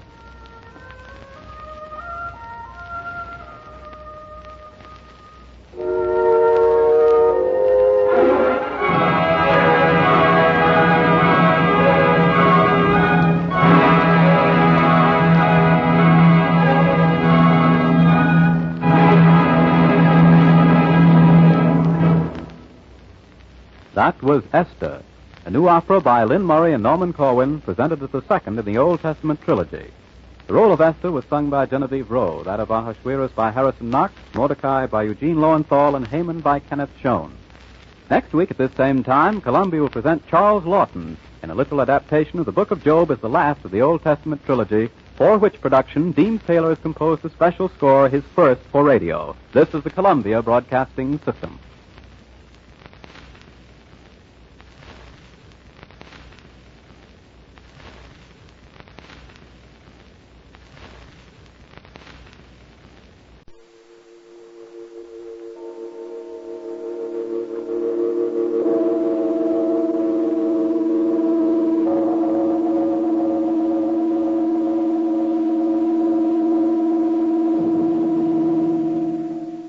Columbia Network welcomes you to the Columbia Workshop. Tonight, the Workshop spokesman is one of the stars of our play. We present the noted actress of stage and screen, Miss Isabel Jewell. This is my first appearance on the Columbia Workshop, and I should like to tell you how it came about. A friend of mine, Mr. George Lloyd, a very gifted writer, came to me some months ago with the idea for the script we are going to present in a few moments. It is called Double Ugly. I was tremendously interested in the idea, and when I saw the completed radio play, I was more than excited about it. Mr. Lloyd and I asked ourselves where the best place in radio was to present a drama as unconventional as, I'm sure you'll agree, this one is.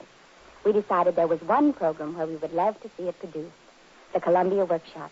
And I am so happy to say that that is where it is being done tonight. Jim Backus will be heard as Matthew Eberman, and I am playing the part of Sally. Thank you, Miss Jewell. The Columbia Workshop, directed by Perry Lafferty, presents Double Ugly.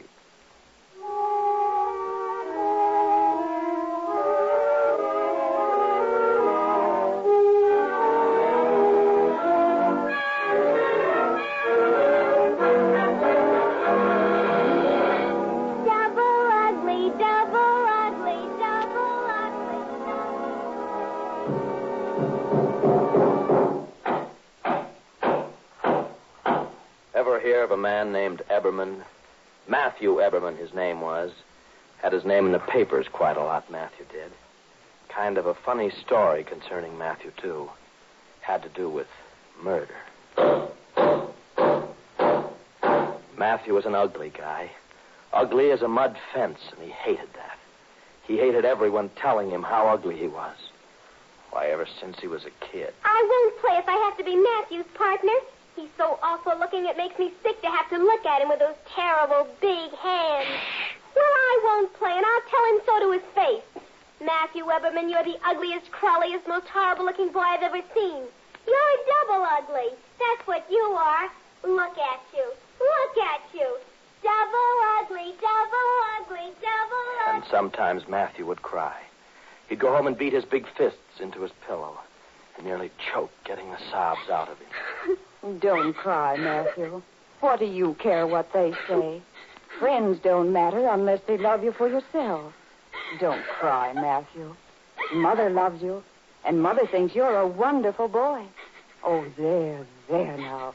Don't you cry. And then Matthew wouldn't cry. It was a funny thing, too.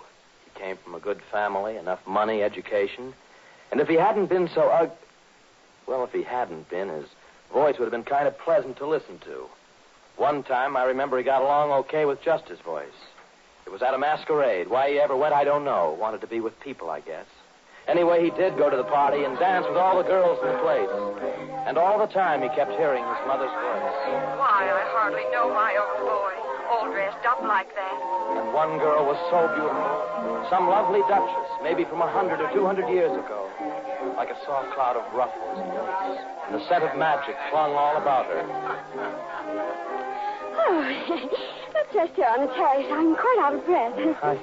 I think I've never been so happy in all my life. Oh, is that a compliment to me? Yes.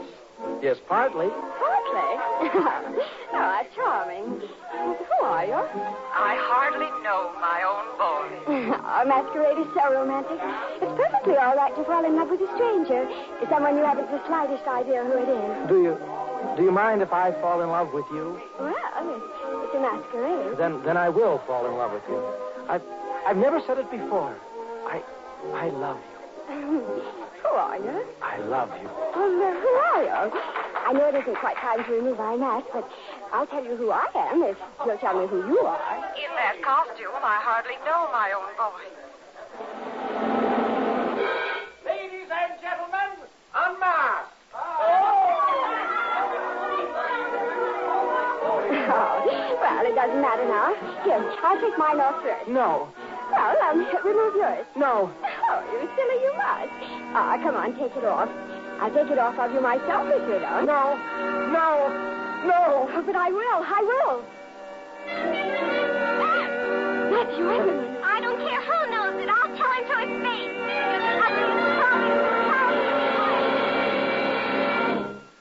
Some lovely duchess. A soft cloud of lace and the scent of magic all about her. Double ugly, double. Matthew's mother died, and Matthew went away from town. It was after that he had to do with murder. I told you about him as a boy, so maybe you could understand him later on. You see, he never knew a soul to talk to, except some of the men who worked in the same plant where he did. He got a job there in this plant throwing sacks into a truck. At lunchtime, Matthew would listen to the other men talking, his big hands opening and closing regularly. You know what I think? I think it's better to be married, no matter what. That's right, handsome. Still lots of men don't get married. That's right. You ain't married, are you, Eberman? No. How come, Eberman? I don't know. I thought I'd never get married. I wasn't good looking. I thought women married only good-looking men. Shucks, Eberman. If a woman married me, one ought to marry you. I never knew anyone to marry. Listen to him, will you, handsome? Say, that's good. I gotta tell that to the wife. And that was right. He was kind of shy of women after that girl at the masquerade ball. The man named Handsome thought it all over and got his wife to invite Matthew to the house for supper one night. This here is Eberman I was telling you about that don't know nobody to marry, Hazel. Why, Mr. Eberman, ain't you ashamed? Well, there's lots of girls around that's dying to get married. Ain't you never wanted a home? Look at our little place. Ain't it cute? Man needs a woman's touch and vice versa. Yeah, that's the truth, Eberman. Sure. Look at Handsome here, Mr. Eberman. He wasn't no use to himself at all alone. Now we got a real good life worked out. Now, Hazel, don't force. That's all right. Let her talk. Oh, I would anyways, Mr. Eberman. Handsome don't hold no water with me. The fat wife talked, and Matthew listened. And he began to wonder if maybe there wasn't something in what she said. Maybe he'd just grown up in the wrong kind of atmosphere. Girls he grew up with always... Look at you. No. Still, it was lonesome. He could quit the plant if he wanted. He had all that money his mother left him when she died. He only worked because it was so lonesome. Then Hazel said... Well, now, let's see. Who'd be a good girl to you? What type do you go for? Matthew couldn't say. That awful fat woman in the rocking chair, the sound of that squeaking. Maybe he should give it up. But Hazel wasn't going to let him give it up. She was going to match him to somebody. Finally, she hit on just the girl. I know.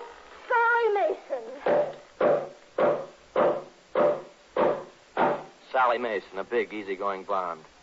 Like a soft cloud of ruffles and lace and the scent of magic. No, that's getting it mixed up. Sally wore a white dress, and Sally did most of the talking. You see, Hazel arranged for them to meet at a party at her house. She had all the men and their wives from the plant, and a guy named Lefty played the piano. Played piano like old-time movies. Everybody had a swell time except Matthew. He sat alone over in one corner of the porch. He heard the screen door open and close, and a big bunch of white that was Sally moved over to him. Why, there you are, Mr. Eberman. What do you mean by running away from the party? I'm your girl tonight, ain't I? Sure. But I thought maybe you wanted to be with some of those fellas that talk more. I'm pretty quiet. No, I don't mind. I think that's the mark of a gentleman. You ain't so much like these ginks around here. Gorgeous night, ain't it? I think nature's just about the grandest thing in the world, don't you? Trees and flowers and all. Ain't so many flowers around here, though.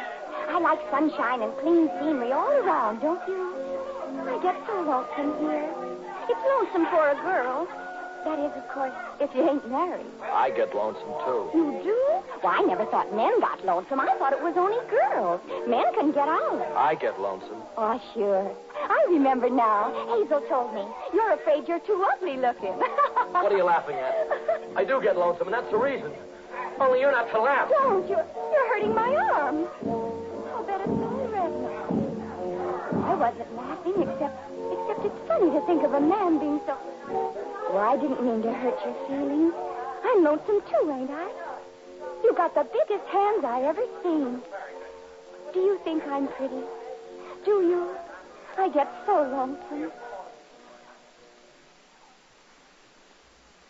Matthew couldn't get it out of his head about this funny girl. Do you think I'm pretty? He didn't even know. He couldn't even remember what she looked like when he went to work the next day. Ain't so many flowers around here, though. He heard her saying those things to him all over again. What did she look like, though? He threw some more sacks into the truck. When he started to get his lunch, there was something over by the gate he had never noticed before. Something pink and fresh. His big hands opened and closed. Hi there, Mr. Everman. It was Sally, all in pink organdy like a gas balloon at a children's party. I guess you're surprised to see me, ain't you, Mr. Everman? I guess I am. Well, I thought maybe you might like a little home-fixed lunch. Don't it look good? We can eat over there in the shade if you don't mind having a lady as company. Come on. I was all alone today, and that's why I come. Looky here. I even got some chocolate creams for after. Do you like them? Uh-huh. I do myself. This is a cute bracelet. Little tiny bells. Must be hard work to make a thing like that, don't you think? Have some of these sandwiches, Mr. Everman. They're gorgeous. Sally chatted away, all in pink, and self-consciously turned her wrist to make the little bells tinkle. Matthew ate steadily and silently. Big, thick sandwich. Just like a party, ain't it? After a while, it was time to go back to work. Matthew stood up and didn't know what to say, just looked. Sally's face was kind of shiny from the heat, and the pink had gone limp and bunched. But a breeze picked up the loose strands of her hair, and her foot twisted like a little girl's. I'm glad I come. Me too. You know, you never called me by name. It's Sally. I know. Call me by name. I like being called by name. I will. Well, can't you do it now? It won't hurt none. I've got to go back to work. Okay. So long. So long. You look pretty in pink. Why, say, I'm glad you like it. It's one of my favorite colors. But Matthew had gone back to work. After that day, Matthew saw her often. It was funny how she seemed to like him. That bracelet was the only thing. Sometimes he felt he could. But about those pictures in the paper? Now he swung the sacks into the truck faster and seemed glad to hear the whistle blow in the evening. How's things, Everman? Fine. How's Sally? All right, I guess. You ain't planning to take the fatal step, are you? What did I tell you? No guy is too ugly to get a woman if they find the right one. Hey, what's your hurry? The men and their wives at the plant watched the romance develop. Gonna get hitched, Mr. Everman? It's better to get married no matter what. No matter what. Matthew never asked Sally to marry him until the day he saw her out by the fence where she lived talking to Lefty, the man who'd played the piano at Handsome's party the first night they met. He saw Lefty pinch her cheek and heard Sally laugh. Oh, Lefty, you say the silliest things. You can't expect a girl to take you serious. Oh, now there, don't. Stop that. Lefty, you're terrible. Take your hands off her. Oh, Matthew, look what you've done to Lefty. You knocked him out cold. You're not to fool around with guys like that. I don't like the woman I'm going to marry. Fooling around with guys like that. Mary? Oh, Matthew. Why, that's the one thing in the whole wide world I always wanted to be.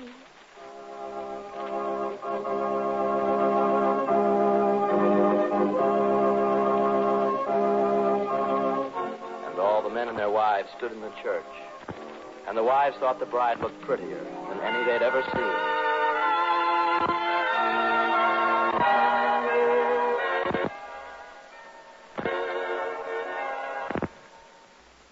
Matthew took his bride to Niagara. How's married life, Sally? Say, it's the grandest thing. You should come and see us. Pay a social call. Yeah, I hear you got a nice little place to live. Yeah, flowers and a tree. Oh, you gotta come and see it. And the men and their wives at the plant did come and see it. They sat around the house and put their feet on things and spilled cigar ashes on the floor and talked loud and common. Matthew didn't say a word. Just sat and listened and looked at the mess they made. They stayed a long time, and Matthew thought they would never go. Well, now you know the way. Don't be strangers. Don't worry. We'll be back real often. Now we know the way. Good night. Good night. See you soon. Good night. Matthew looked at the rugs and the footmarks on the chair. The place looked ugly. Imagine entertaining folks in your very own home. They won't come again. Why not? Look at the rug. Oh, that ain't nothing. I'll just run the sweepers. They're not coming again. But a house ain't nothing without folks coming in. We got each other. Well, yes, but I... They never had another party. Maybe Matthew saw his face in the ashes on the floor. The house grew quiet, and Sally got nervous. It's just that we sit here and don't say a word, Matthew. I get lonesome. Can't we have a party? Or why can't we go to other people's parties? Can't we do that?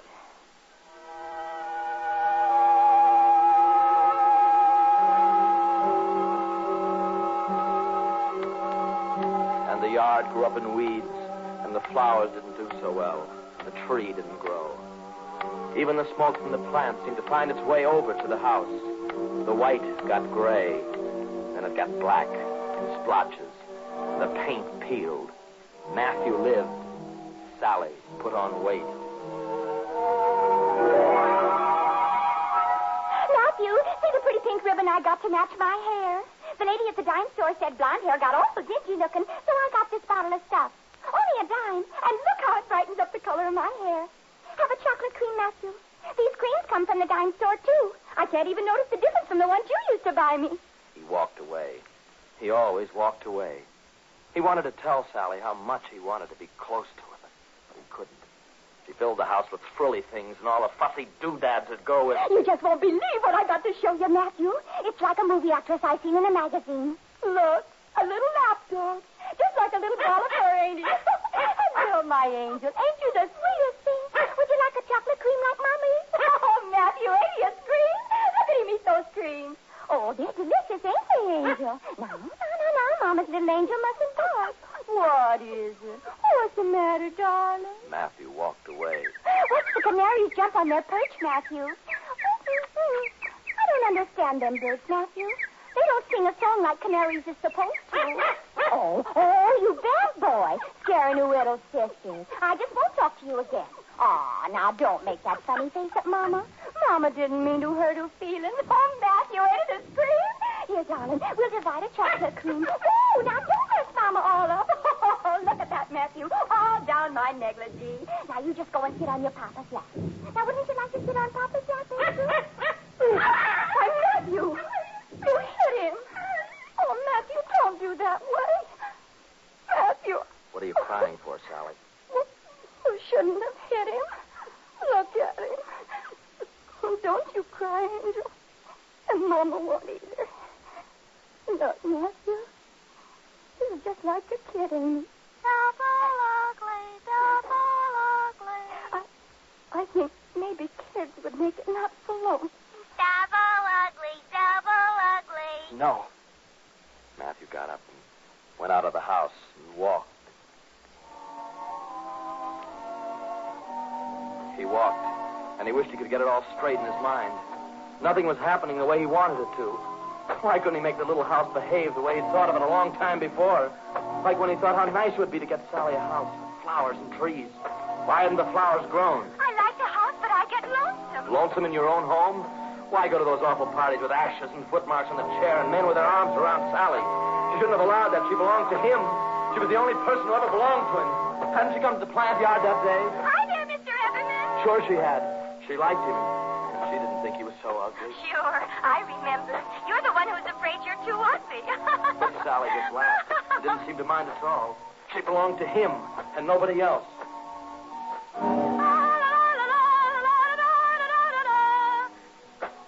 That Lefty, pinching her cheek and laughing at him. She shouldn't have allowed that. She shouldn't be singing that song the Lefty plays. She should stop. He wanted to love her and make her understand that she was all he ever had. Mama's little angel. Want a chocolate cream? He wanted to leave that dog alone. Why couldn't she treat him like that? The dog ate chocolate cream, still pictures in the paper. No, wait.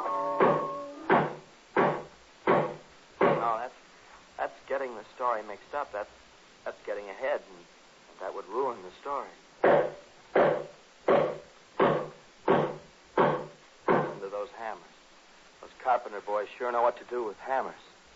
Yes, sir.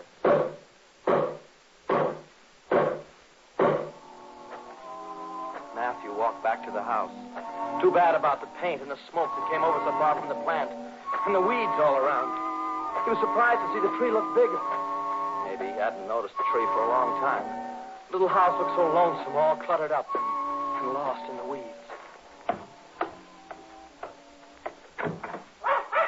That you, Matthew? Yes, Where you been, Matthew? walking. Oh. He looked at her. Where was that pink, fresh thing he had seen before at the plant? The shining face from the heat and the loose strands of hair caught in the breeze. You never called me by name. I like being called by name. A big, fat, blonde lump. These creams come from the dime store, and you can't even tell the difference. The way they got smeared down her negligee. She didn't even seem to care. Where was that pink and fresh thing by the gate? Sally was standing by the canary cage and wiggling her wrist again. She hadn't done that for a long time. Since Niagara Falls. Look, Matthew, I found that bracelet with the bells on it. I thought it might make the canary sing. Come on, Bertie.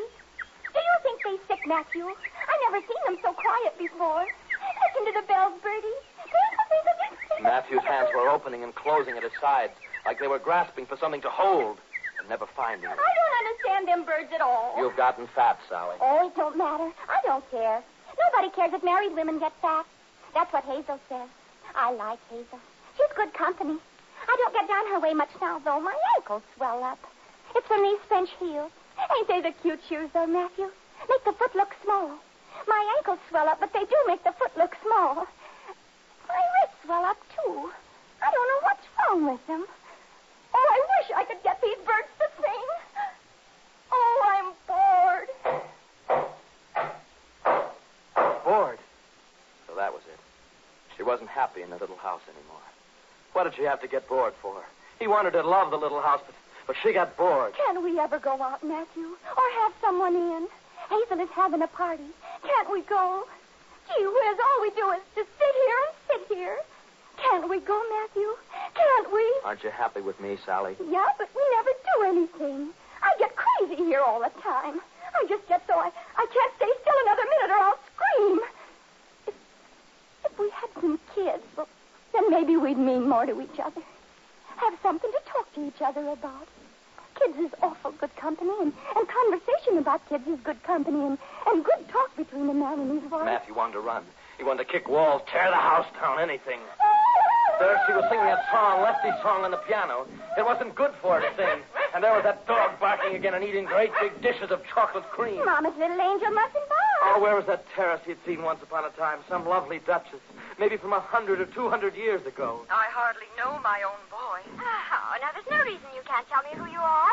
Your mask. I'll do it for you. Look at you. Maybe if he grabbed Sally and held her close, that would make a difference. You're the ugliest, crawliest boy I've ever seen. Matthew Eberman. Why did it have to turn out this way? They said a man ought to be married no matter what. No matter what, no matter what, no matter what. I think the grandest thing in the world, don't you? No matter what, no matter what, no matter what. I get so lonesome. If we had kids, we'd mean more to each other. Devil ugly, devil ugly. Can't we go out? Can't we go? Why can't we go, Matthew? Only to stop all that noise. If he could just get a minute to think without all that noise, then he could get it straight. He had to have quiet. Sally was so fat. Matthew stuffed his mouth full of dime store chocolates, one after another, one after the other, one after the other, and the whole room began to turn. Matthew ate chocolate. He remembered the blonde Sally with her eyes and her mouth wide open, singing Lefty's song, or was it the noise the room made going around? Matthew! I hardly know my own A big fat blonde lump all covered in pink and a bow to match in her hair. Matthew!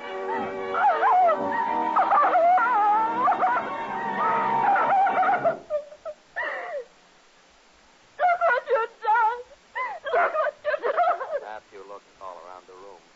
No trees, no flowers. The canaries and the dog were quiet. Matthew, they was like kids to me. Little helpless babies. And just look at your hands. All red and wet. You look so ugly. That big blonde was as still as could be, except her wrist. But her face hated him. She said he was ugly, ugly. This wouldn't be like the house they'd planned anymore. No trees, no flowers, that bracelet.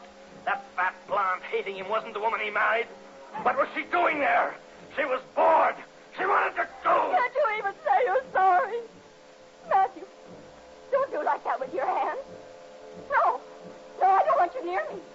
You'll get those awful hands of yours all over my negligee. Matthew! Matthew! Put your hands down! No! No!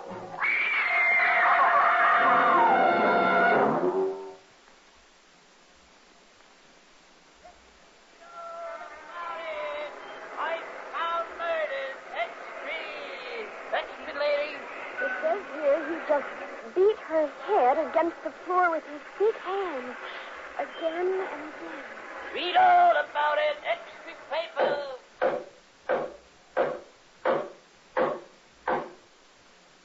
Hang by your neck until you are dead.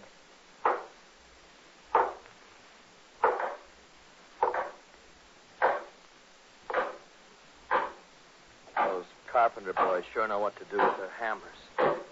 Listen, I guess they're getting ready for in the morning. Cutting down a tree to build a thing like that. Well, that's the story of Matthew Eberman, I guess. There's just one thing I'd like to ask you, just in case you print any of what I told you. Sure. Anything you want. What can we do for you? Only put my name in anything you print, that's all. I'd just like to think only my name is going to be in print, that's all. You know what my name is, don't you?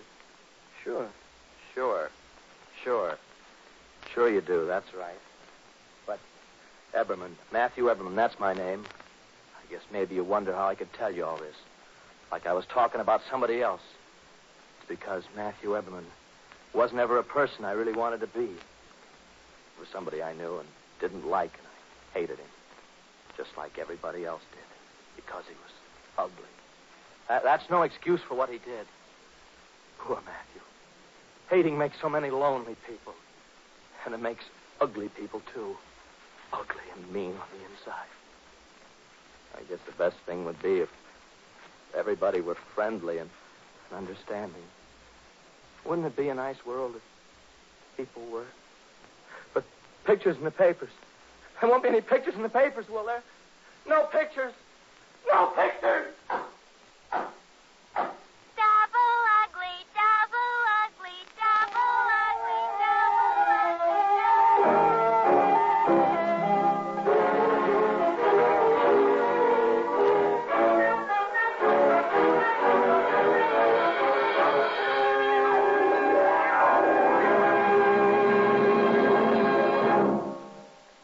The Columbia Workshop has presented Double Ugly, written by George Lloyd, directed by Perry Lafferty, and starring Isabel Jewell as Sally and Jim Backus as Matthew Eberman and the narrator.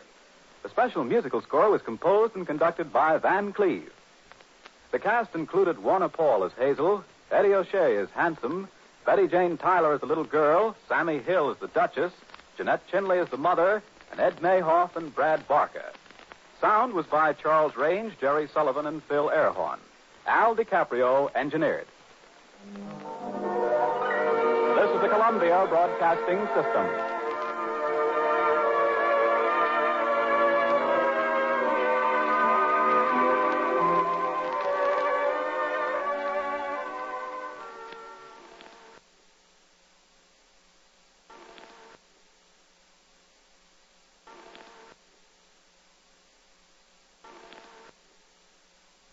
We hold these truths.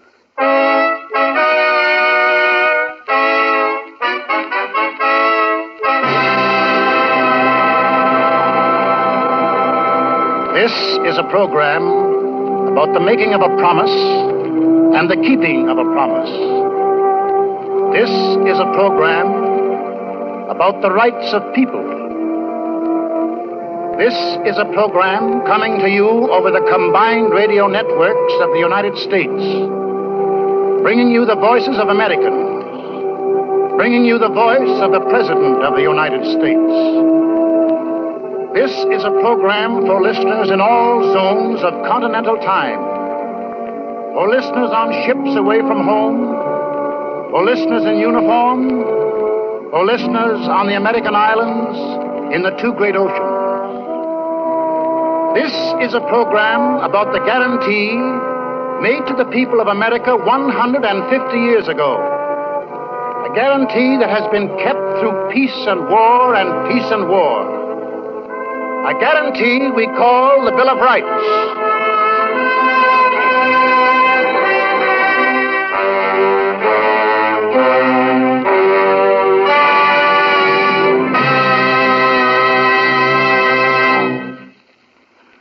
My name is Barrymore. I'm one of several actors gathered in a studio in California near shores that face an enemy across an ocean now Pacific in name only. We are here tonight to join 130 million fellow Americans in praise of a document that men have fought for, that men are fighting for, that men will keep on fighting for as long as freedom is a strong word falling sweet upon the ear. What we enact here tonight has been enacted many times before in living flesh and blood. The people we portray have walked the world. The drama is an ancient one, the endless one, the struggle for men's rights to live their lives out peacefully and profitably in a decent world. It may be many of us people here are known to many of you people there. For with us, honored to have a part in this program of commemoration, are some whose names you may have heard. Such names as Edward Arnold, Walter Brennan, Bob Burns, Norman Corwin, Bernard Herrmann, Walter Houston, Marjorie Main, Edward G. Robinson, Corporal James Stewart, loaned to us for this occasion by the Army Air Corps, Rudy Valley, and Orson Welles. In New York City, waiting to join us is Dr. Leopold Stokowski and the Symphony Orchestra. In Washington, the highest name in the land, the President of the United States, Commander-in-Chief of the Army and the Navy, Mr. Roosevelt. But this is not a night of names, of personalities. Our names or any names are meaningless unless your names are added, unless you join us. You, for whom the sacred rites were written, and to whom their keeping is entrusted.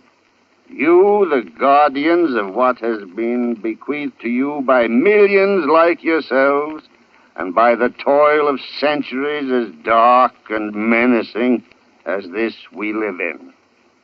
You, the people of the Federated States.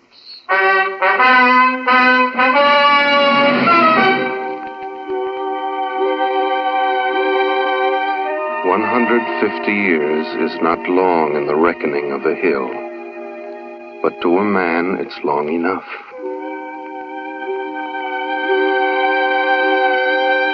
150 years is a weekend to the redwood tree, but to a man it's 2 full lifetimes. 150 years is a twinkle to a star, but to a man it's time enough to teach 6 generations what the meaning is of liberty, how to use it, when to fight for it. Have you ever been to Washington, your capital? Been there lately? Well, let me tell you, it's a place of buildings and of boom and bustle, of the fever of emergency, of workers working overtime, of windows lighted late into the night. It's a handsome city, proud of its sturdy name, proud of the men who stopped there and made decisions, proud of its domes and lawns and monuments. Of course, Washington is like some other cities you've seen. It has streetcars, haberdasheries, newsstands, coffee shops, and slums. At busy intersections, there are neon traffic signs which, when the light's against you, say, "Don't walk." And when the light changes, walk. It's a tourist city, which is proper when you think how much of history a busy guide can cover in a day, and when you realize that the District of Columbia belongs to all the people of the states. The tourists know that here their voices have been heard from clear back home, that here their votes are put to work. The tourists go to see the sights they've seen in 1,000 pictures of, sights so famous and familiar that they're thrilled to find they look, well, they look just like they thought they looked. Washington Monument, for example, or the Lincoln Memorial, where the seated and relaxed Abe Lincoln sits between 2 mighty murals of plain words, his own words. with firmness in the right, as God gives us to see the right, let us strive on to finish the work we are in, to do all which may achieve and cherish a just and lasting peace among ourselves and with all nations. The city moves on busily outside the monument the tourist goes to see. The Capitol, the White House, the museums, sees all about him statues and inscriptions with more sayings than he's ever seen in his life before. They're wise sayings, profound sayings. At Union Station, for example. A man must carry knowledge with him if he would bring home knowledge. Samuel Johnson. The Archives Building. What is past is prologue. The Supreme Court. Justice, the guardian of liberty. But one of the best is in the Library of Congress. The noblest motive is the public good. Virgil.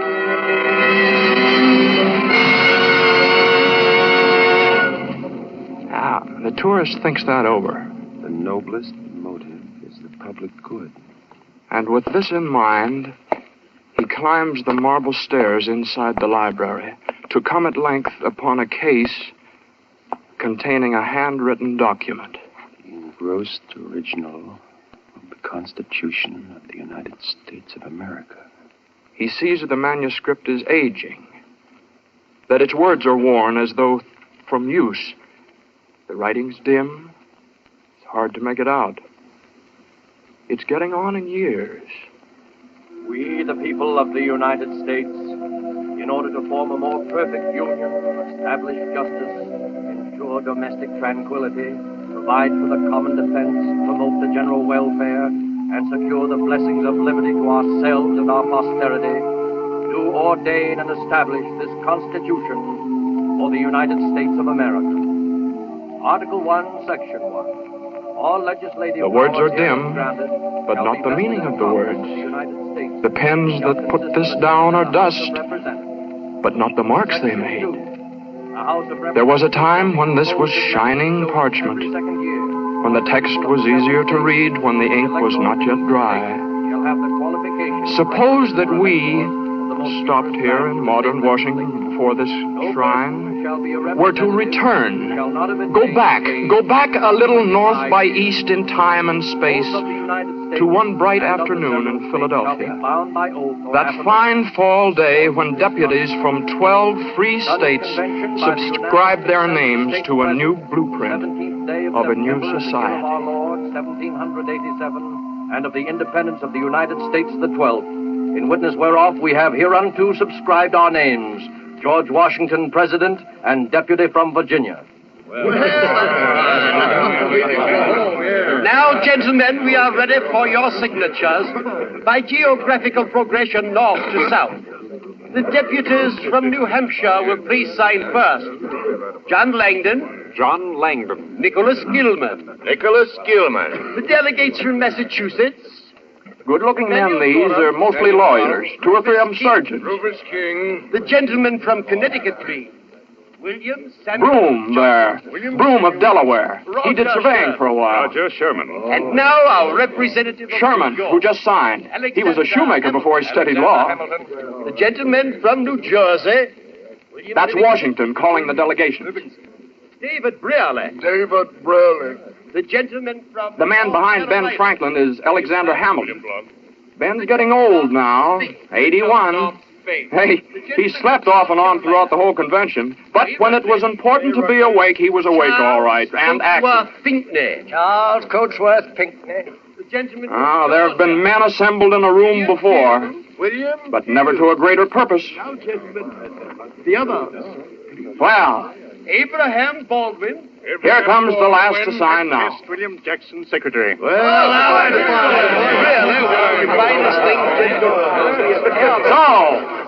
the Constitution has been drafted, signed, and presently will be submitted to the states for their approval.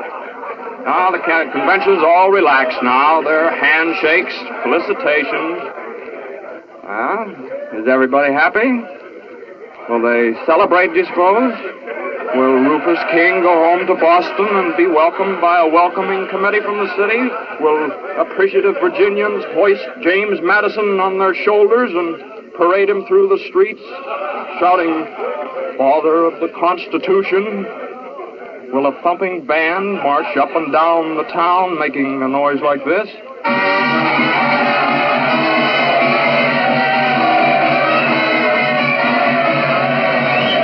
No. There will be no band.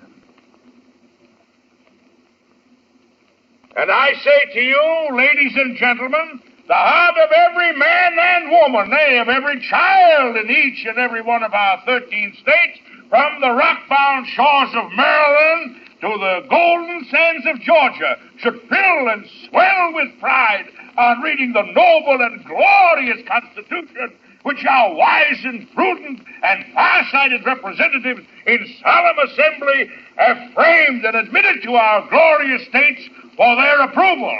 And I say to you, no. There will be no speeches. There will be no celebration. No confetti from the windows. Fireworks saluting cannon. Roses strewn beneath the coaches of the delegates. Instead, suspicion. Suspicion by the very men who fought the long fight so that there could be a constitution drawn for the emancipated states.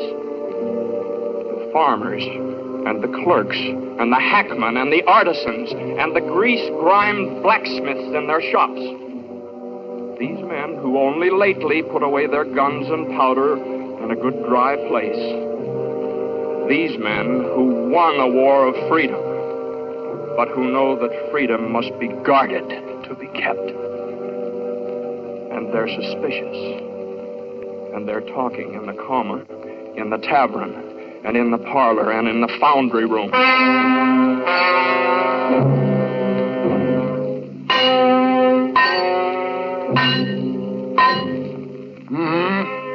All right, what else does it say? Well, that covers it. That's the whole thing. Constitution. I don't like it. Why? Come here with me. Come over at the door. See that spire? Yes? That's a church I go to. Well, what about it? I like it. I'm a God-fearing man. I want to keep on going there. Well? Don't want anybody telling me I have to pray his way. Well, who'd think of doing that? It's been done. It's happened often. You ever hear of state religion? Yes. Bad. I don't like it. Don't think we should have it. Well, we haven't got it. Nothing in that thing you read me guarantees we won't get it.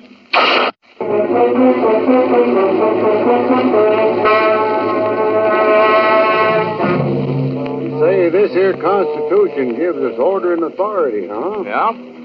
But we had order and authority under King George before the Revolution. Shucks, the Romans had order and authority under Nero, too. Only the wrong kind and too much of it. Oh, yes, but surely you can trust the men Now, it ain't that I don't trust the men who wrote the Constitution. Oh, sure, I trust them, but them fellers won't always be around. Oh, yeah, well, you don't seem to understand. This is our own authority. Now, if you... The fact that it's our own don't make no difference. Constitution's fine as far as it goes. But the time to talk authority is after you put it down in black and white that we're all free men. Then we'll give you all the authority you need to keep us that way.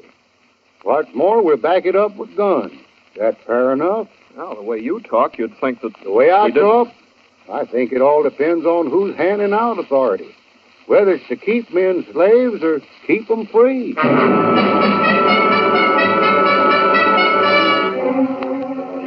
Didn't think it was necessary. The English thought it was necessary 100 years ago. They've got a Bill of Rights. Where's ours? Well, maybe they'll get around to that. Maybe they'll amend the Constitution later. How do we know they will? Well, maybe they're planning some... I don't like this maybe business. When my husband Robert got killed at Trenton, there was no maybe about it. He got killed. He knew what he was fighting for, and he was glad to die for it. Now the fighting's over. I want to see it.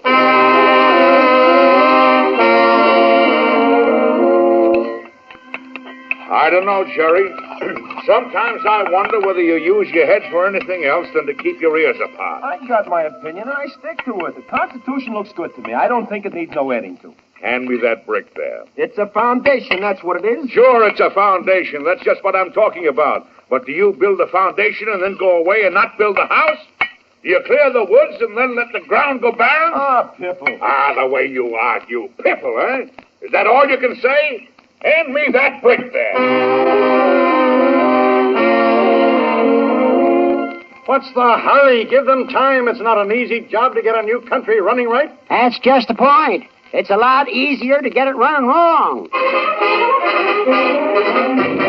Rights, man. Can't you get that through your head?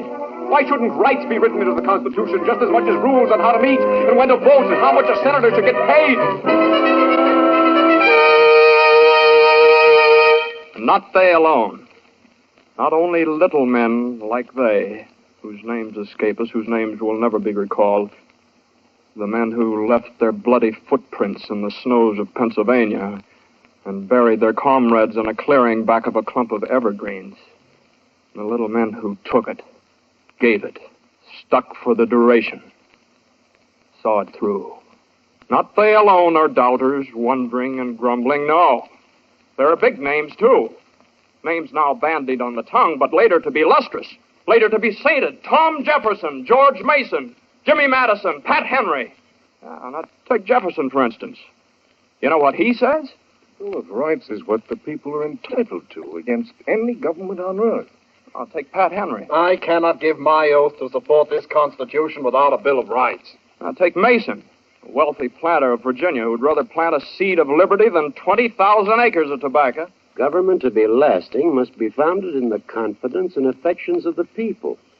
Without a Bill of Rights, this government will end either in monarchy or a tyrannical aristocracy. This Constitution has been formed without the knowledge of the people, and it is not proper to say to them, take this or nothing. Well, then, the Constitution is in peril. This document, so handsomely engrossed in Philadelphia, there are doubts about it, and suspicions. Will the states approve of it?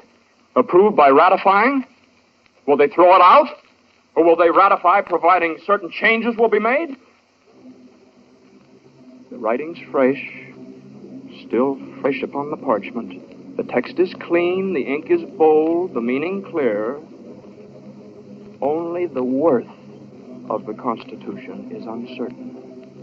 All the points, the articles, the regulations are well put, but will they be well taken? The states decide. Not one man, 2 men, 3 men, but the states united. They decide. What says South Carolina? We ratify but offer 4 amendments. What says Massachusetts, where she stands? We ratify but offer 9 amendments. New Hampshire, you. We ratify but propose 12 amendments. Rhode Island. We ratify but 21 amendments, please. North Carolina. 26 amendments and the Declaration of Men's Rights. Virginia. We ratify, but we're suggesting 29 amendments and a Bill of Rights. New York. 33 amendments in full faces read, and we ratify.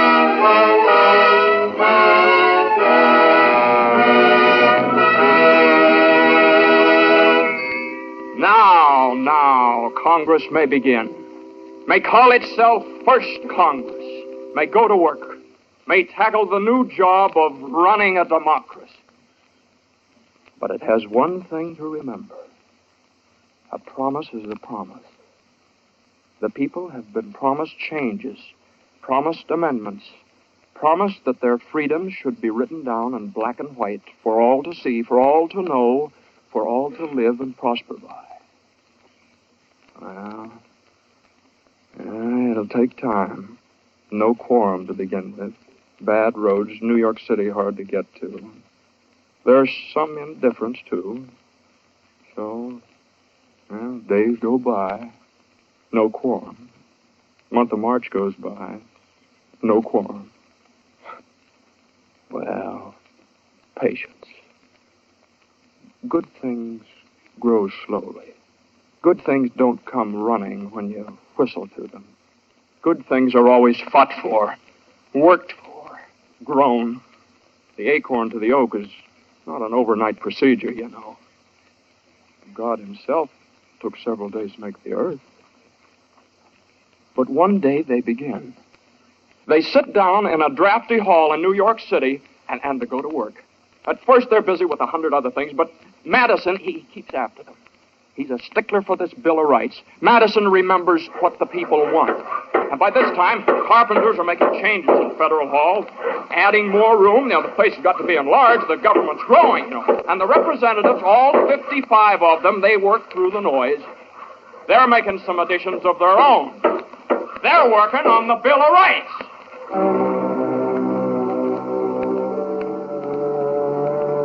Do you think 55 representatives of the American people sat in a hall in New York City, in a drafty hall, and made up articles of freedom? Do you think the congressmen from 13 states made up those freedoms out of their own heads, debated there, deliberated there, without assistance, all by themselves, from their own experience? Oh, no. They had much help. From many nameless and unknown, from dust in quiet places, from broken bones deep in the earth, deep in forgotten earth, mixed with the empty clay, from bleeding mouths, burnt flesh, cropped ears, from numberless and nameless agonies. The delegates from dungeons, they were there. I said that men were born equal. That is all I said. The delegates from ashes at the bottoms of the stakes, they were there. The king did not approve. The gallows delegates, whose corpses lifted gently in the breeze, they too. The exiled wanderers, the Christians killed for being Christians, Jews for being Jews, the Quakers hanged in Boston town. They made a quorum also. Prison. We are prison. The murdered men, the lopped off hands, the shattered limbs, the red welts where the whiplash bit into the back.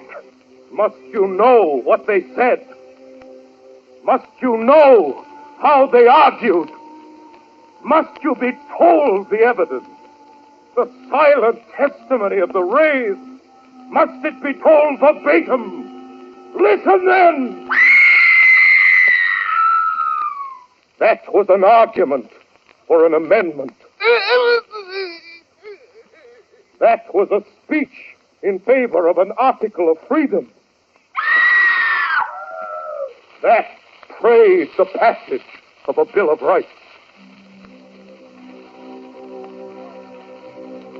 How much of all this must be told to be believed? Must it be drawn on diagrams?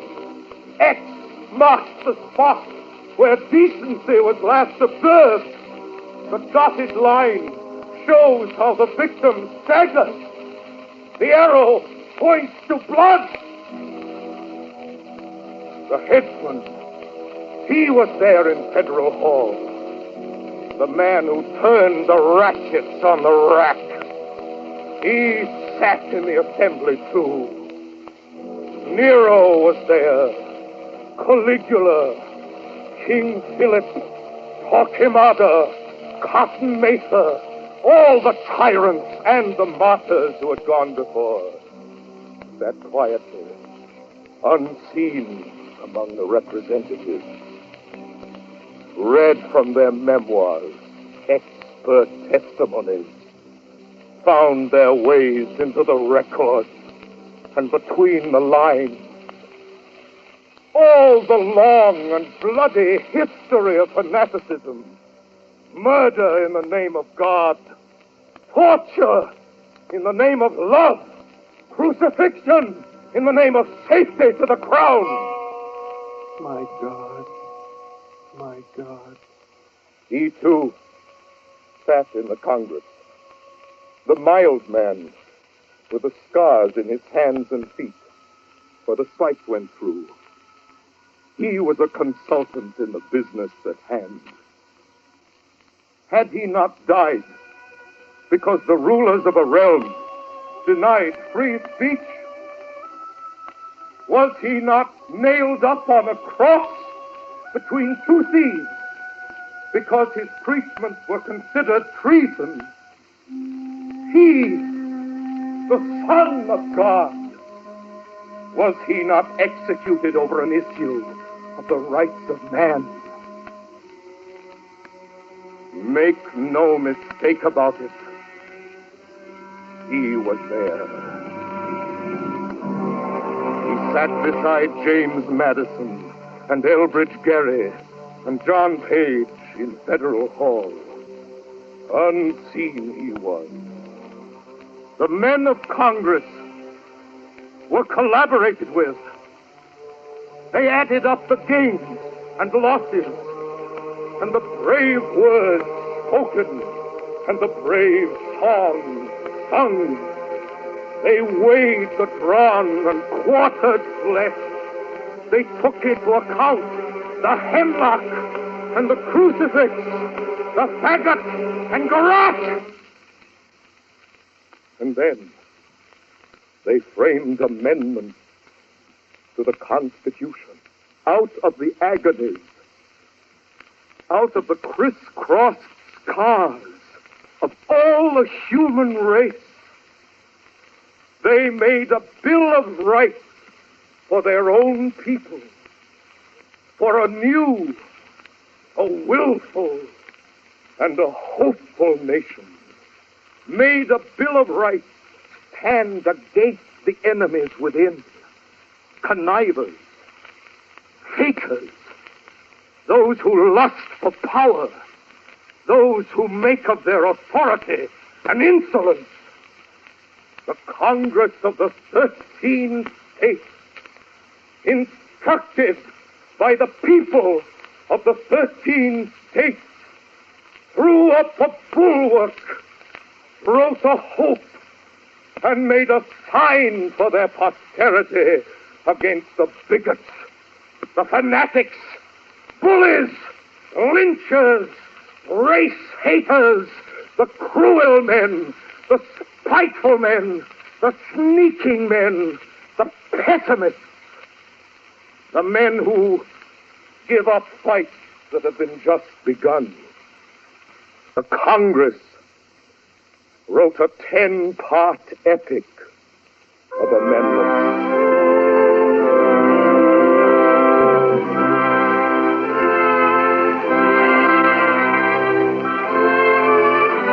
Amendment 1. Congress shall make no law regarding an establishment of religion, or prohibiting the free exercise thereof, or abridging the freedom of speech, or of the press, or of the right of the people peaceably to assemble, and to petition the government for a redress of grievances. Mr. Speaker. Mr. Radburn. I move this amendment be accepted in its present form without qualification. These are the voices of Virginians. We are debating Congress's amendment on this mild December afternoon, this 15th of December, 1791, debating in the State Assembly in the capital at Richmond. Only one more state is needed now to ratify. Just one more state and the amendment becomes law. The victory is close at hand. Virginia likes these articles. Virginia, the home of Washington and Jefferson, of Madison and Mason. Virginia has fought to win these rights for many years, has waited for this day. This is December the 15th, 1791. Virginia will ratify the Bill of Rights today, and freedom will take hold, take root, begin to burgeon in the rich earth of America. Today, the 15th of December.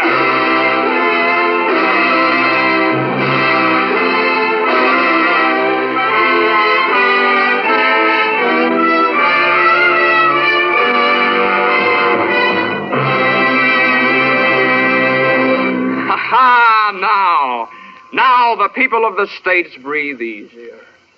It's all down in black and white. A contract. It's a deal between the future and themselves. Americans don't make a promise lightly, or take it that way either. A promise made by honest men to other honest men is like a hand clasp and a vow. Meant to be understood, meant to be remembered. Oh, look about the country now. Suspicion thaws like frost beneath the frank diplomacy of spring.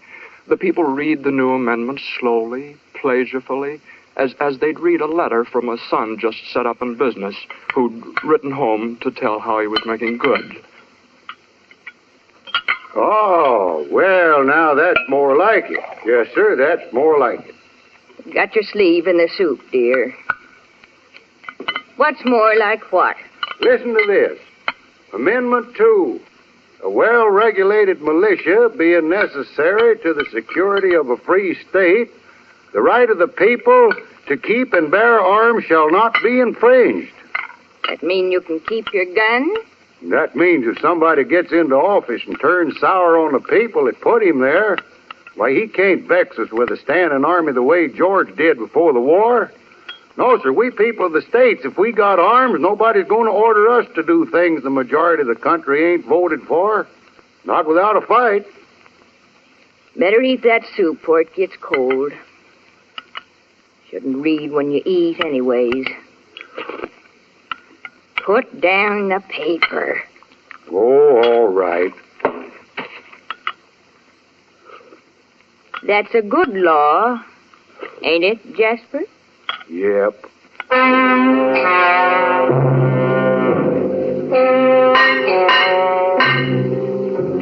Go on reading it. Why'd you stop? Well, how can you hear me when you're hammering?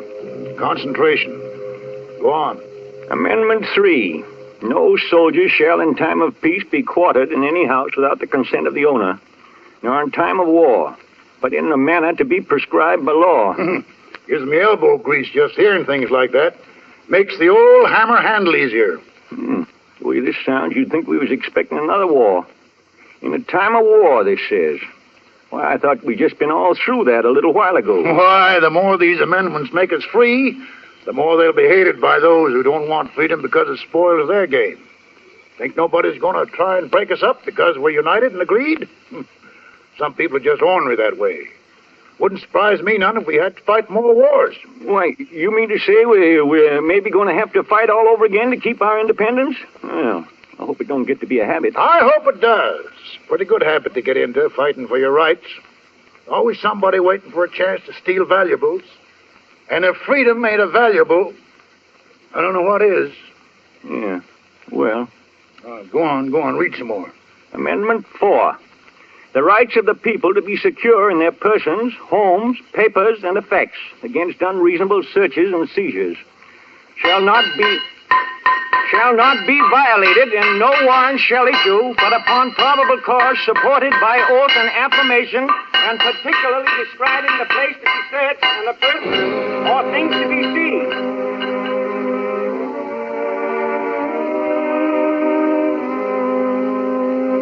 I brought you these, Robert. I grew them myself inside the house. Don't smell much, but they're awful pretty. Everything's going on about the same at the house. Except I'm a year older since I was here last. Guess you don't have to worry anymore, Robert. Guess you can rest in peace now. Looks like it's going to be all right. They didn't trick you, Robert. Looks all right. The voices of Americans in Maryland, in Pennsylvania, Connecticut, the Carolinas, Georgia. Up and down the little seaboard nation, the voices of Americans together now. Together in a new way, in a strange new way, a way men had never lived together in before. Proud men, unsuspicious, trusting men. They're fighting over, and they're living just begun. They're building, and they're working, and they're singing, just now getting started. Here strangers from 1,000 shores, compelled by tyranny to roam, shall find amid abundant stores a nobler and a happier home. Rejoice, Columbia's sons, rejoice. To tyrants never bend the knee, but join with heart and soul and voice for Jefferson and liberty. Here art shall Will this live song make good its promise? Does this folk tune hold the truth? Shall strangers from 1,000 shores be compelled by tyrannies to roam? Shall they find here, amidst abundant stores, a nobler and happier home? 150 years from this beginning, how much of what is said and of what is sung and what is written down shall still be good? This parchment of the Bill of Rights, with the word resolved so plainly written on it, how long will it endure? Is it a passport to a greater day? Will future generations read it, sanction it, and pass on it? Will children's children live by it, work by it, and profit by it? Look it over. Look it over. It is new. The parchment shines. The text is easy reading. The words are not yet worn with trial and experience. The writing's fresh, the meaning's clear. The parchment gleams in the December sunlight like a burnished shield upraised against oppression. Amendment 5. No person shall be held to answer for a capital or otherwise infamous crime unless on a presentment or indictment of a grand jury. Nor shall any person be subject for the same offense to be twice put in jeopardy of life and limb. Nor shall he be compelled in any criminal case to be a witness against himself, nor be deprived of life, liberty, or property without due process of law. Nor shall private property be taken for public use without... Let's go ahead 150 years from now. Let's rush headlong, unstopping down the corridors of time. Let's go ahead to 1941. The writing dims. The parchment cracks and curls up at the edges. The splotch of time is on it. And now it's in a case in Washington, D.C. It's in a case behind a pane of special glass protecting it from the light. You see that tourist bending over it there? He's trying hard to make out the writing. He's tracing the rights of persons accused of crime. Amendment 6. In all criminal prosecutions, the accused shall enjoy the right to a speedy and public trial by an impartial jury of the state and district where the crime shall have been committed, which district shall have been previously ascertained by law, and to be informed of the nature and cause of the accusation, to be confronted with the witnesses against him, to have compulsory process for obtaining witnesses in his favor, and to have the assistance of counsel for his defense. Where does this tourist come from? Oh, maybe from a place undreamed of when the Bill of Rights was born. A land as far away from Federal Hall as Europe. Oh, California. What lies tonight between that place and here? 4 dozen states without a yard of fenced-in border. 130 million people. People working, people resting up to work some more. People working in a mighty unison to prosecute a war. All right, now let's move along. Let's move among them. Let's hear them living lives and thinking thoughts and giving off opinions. Let's see now what they have to say 150 winters after Richmond. Let's see what happens to the Bill of Rights through their 33 administrations, 77 Congresses, and a half a dozen wars. Has anybody anything to say about the status of men's rights December 15th, 1941? I have something to say, if you don't mind. I'm in jail tonight, but I'm joining in your celebration and cheering as hard as anybody else. Uh-huh. Well, if you don't mind my asking, Well, a trumped-up charge. The old routine in the city. And I'm getting out on bail tomorrow, and when I'm finally tried, it'll be by a jury and in public. None of this Gestapo stuff. Not that they wouldn't try it if they could, but that little 450-word matter you're celebrating tonight stops them short of that. Yeah, well, what did they chuck you in the clink for? I mean, what the charge? Making a speech for the Fusion Party against the mayor. First, we hired a hall, but they took away our permit, said the building was unsafe under an old fire ordinance. So then we went down to Garrison Square, where no permit is required to speak in public. And within 10 minutes, we were on our way to the police station on charges of blocking traffic, disturbing the peace, and inciting to riot. Oh, it's a fine thing. Yes, but listen, we'll beat him. He's scared of us. He's scared the people will find out the truth. And with good reason, because when they do, he's finished. That's why he doesn't want us to be heard. Uh-huh. It's only the crooks and the frightened little big shots who need to shut up their opponents. That may work all right in some other countries, but not here. Yeah, well, how are you going to beat him? Well, there's such things as rights on our side. And not even the mayor's machine is powerful enough to stop us. We'll fight that fight on every front. Carry it to the highest courts if necessary. And we'll win! Is this the talk of servile men? Of tamed and gutless and obedient men? Is this the kind of talk you hear from slaves and witless followers? No, not quite. Not exactly. This is what they meant in Federal Hall, and what they voted for 150 years ago today in Richmond. Those 10 amendments are not dusty statutes loafing in retirement. They're a pep talk to the fighters and a fortress to the undefended. They double bar the front door of the home against culprits and searching parties. Stand the drinks for everybody toasting freedom. And of all things, they are not a set of legal clauses, dry and dusty. Although that's Amendment 7, that makes us wonder. Amendment 7.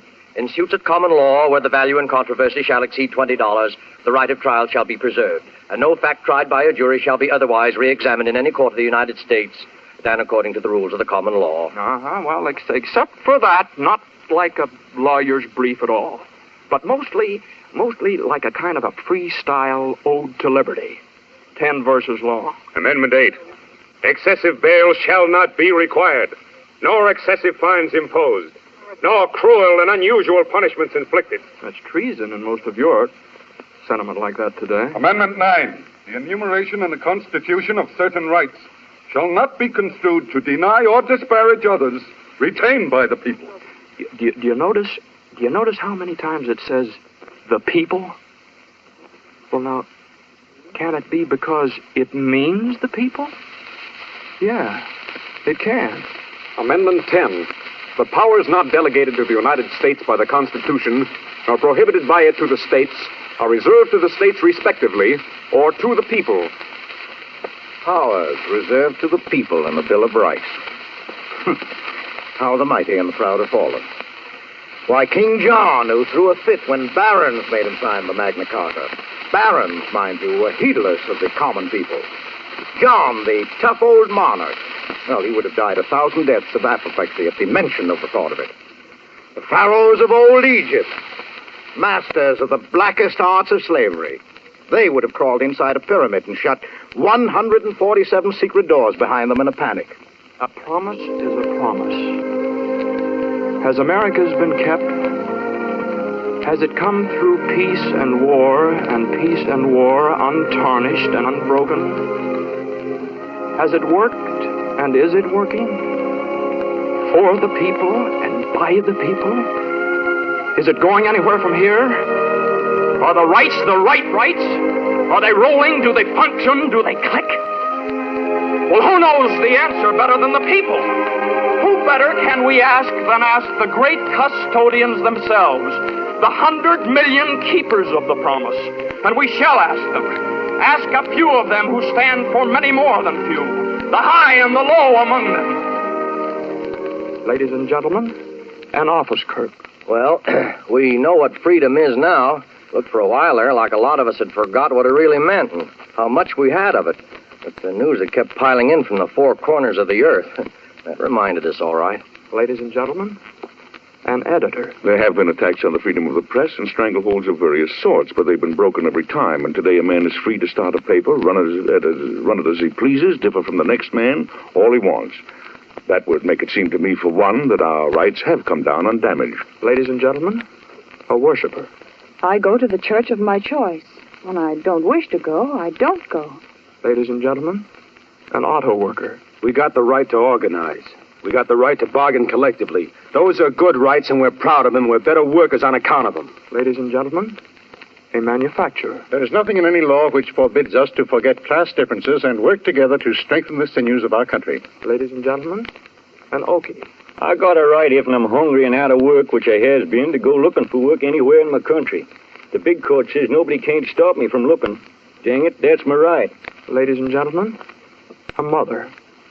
I might be afraid to bring a child into the world, but not to bring a citizen into the population of the United States. Yes. And from men beneath the rocking spars of fishing boats in Gloucester, from the vast tenancy of busy cities, roaring with the million mingled sounds of work, from towns spread thinly through the Appalachians, from the assembly lines, the forges spitting flame, the night shifts in the mines, the great flat counties of the prairie states, from the grocers, from the salesmen, from the tugboat pilots and the motor makers, affirmation, yes, united proudly in a solemn day, knit more strongly than we were 150 years ago this day. Can it be progress if our Bill of Rights is stronger now than when it was conceived? Is that not what you would call wearing well? The incubation of invincibility? Is not our Bill of Rights more cherished now than ever? The blood more zealous to preserve it whole? Americans shall answer, for they alone they know the answer. The people of America, from the east, from west, from north, from south.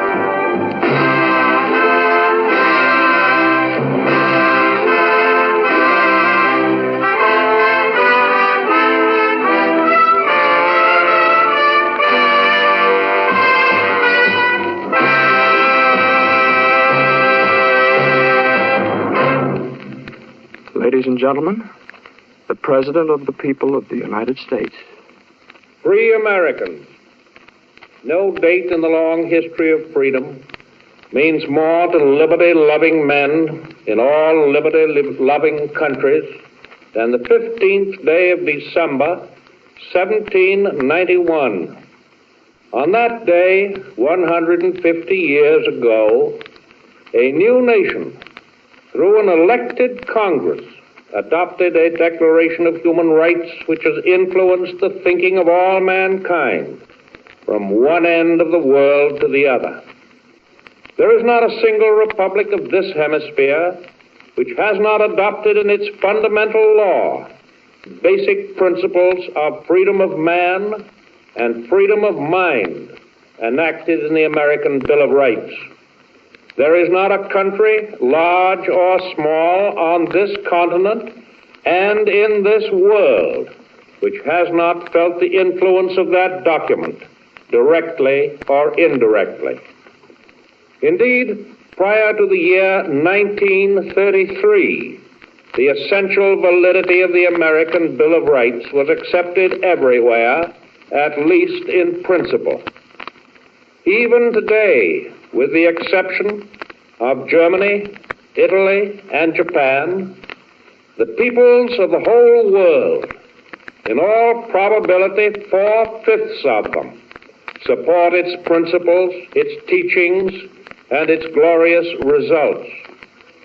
But in the year 1933, there came to power in Germany a political clique which did not accept the declarations of the American Bill of Human Rights as valid.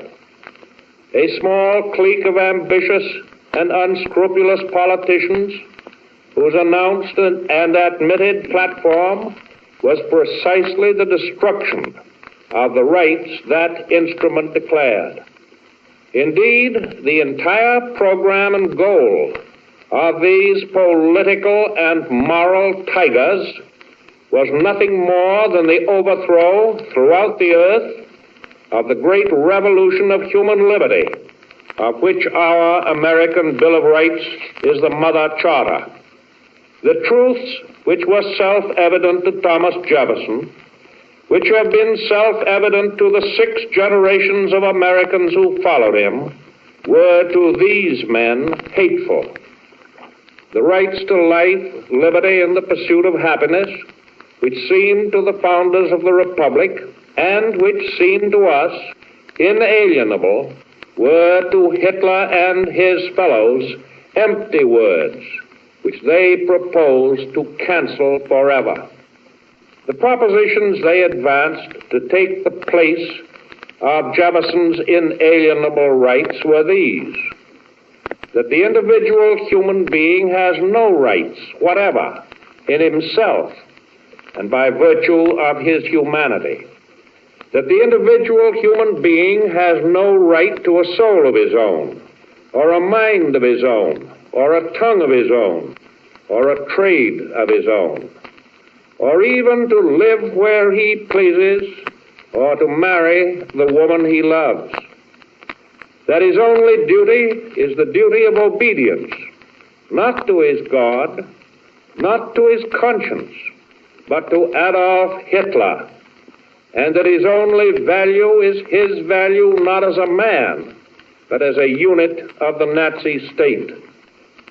To Hitler, the ideal of the people as we conceive it, the free, self-governing, and responsible people, is incomprehensible. The people, to Hitler, are the masses, and the highest human idealism is, in his own words, that a man should wish to become a dust particle of the order of force, which is to shape his universe. To Hitler, the government as we conceive it is an impossible conception. The government to him is not the servant and the instrument of the people, but their absolute master and the dictator of their very act. To Hitler, the church as we conceive it is a monstrosity to be destroyed by every means at his command. The Nazi church is to be the national church, a pagan church, absolutely and exclusively in the service of but one doctrine, one race, one nation. To Hitler, the freedom of men to think as they please, and speak as they please, and worship as they please, is of all things imaginable most hateful and most desperately to be feared. The issue of our time, the issue of the war in which we are engaged, is the issue forced upon the decent, self-respecting peoples of the earth by the aggressive dogmas of this attempted revival of barbarism, this proposed return to tyranny, this effort to impose again upon the peoples of the world doctrines of absolute obedience, of dictatorial rule, of the suppression of truth, of the oppression of conscience, which the free nations of the earth have long ago rejected. What we face is nothing more nor less than an attempt to overthrow and to cancel out the great upsurge of human liberty, of which the American Bill of Rights is the fundamental document, to force the peoples of the earth, and among them the peoples of this continent and this nation, to accept again the absolute authority and despotic rule from which the courage and the resolution and the sacrifices of their ancestors liberated them many, many years ago. It is an attempt which could succeed only if those who have inherited the gift of liberty had lost the manhood to preserve it.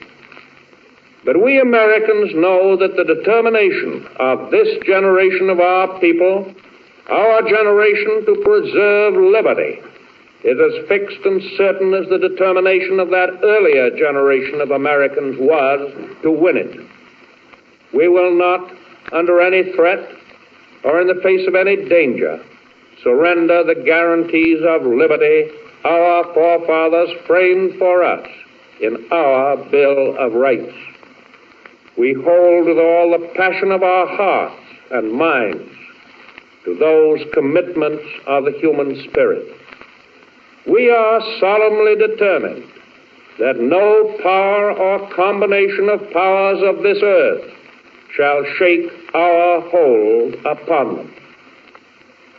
We covenant with each other before all the world that having taken up arms in the defense of liberty, we will not lay them down before liberty is once again secure in the world we live in. For that security we pray. For that security we act, now and evermore. Ladies and gentlemen, you've just heard the President of the United States speaking from the White House in Washington, D.C. Our national anthem.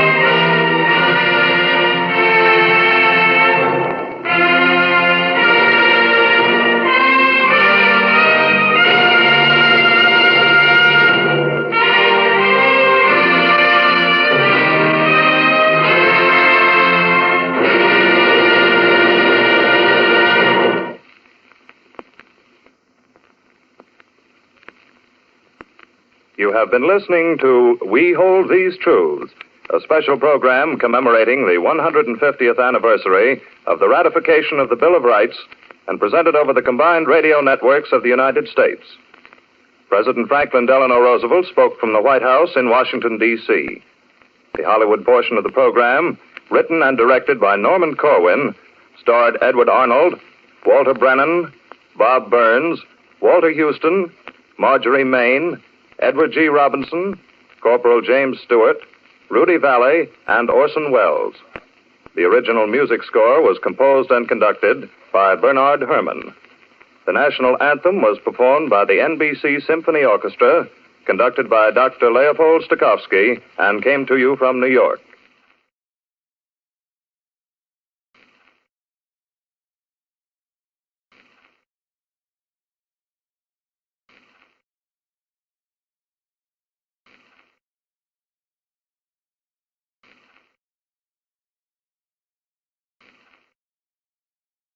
Who wants to be born these days?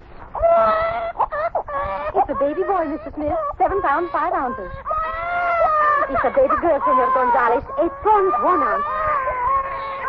Sure, it's a baby boy, Mr. O'Hara. 7 pounds even.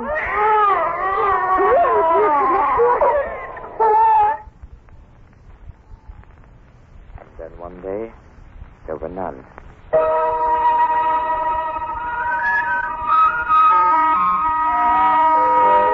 A baby is the traditional symbol of the new year.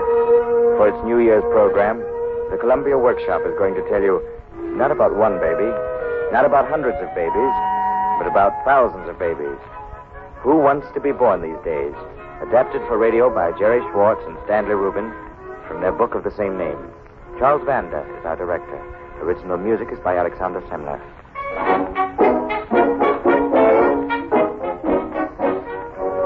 Everybody, remember, it's supposed to escape the world had, but I'm the only one who knows all the facts.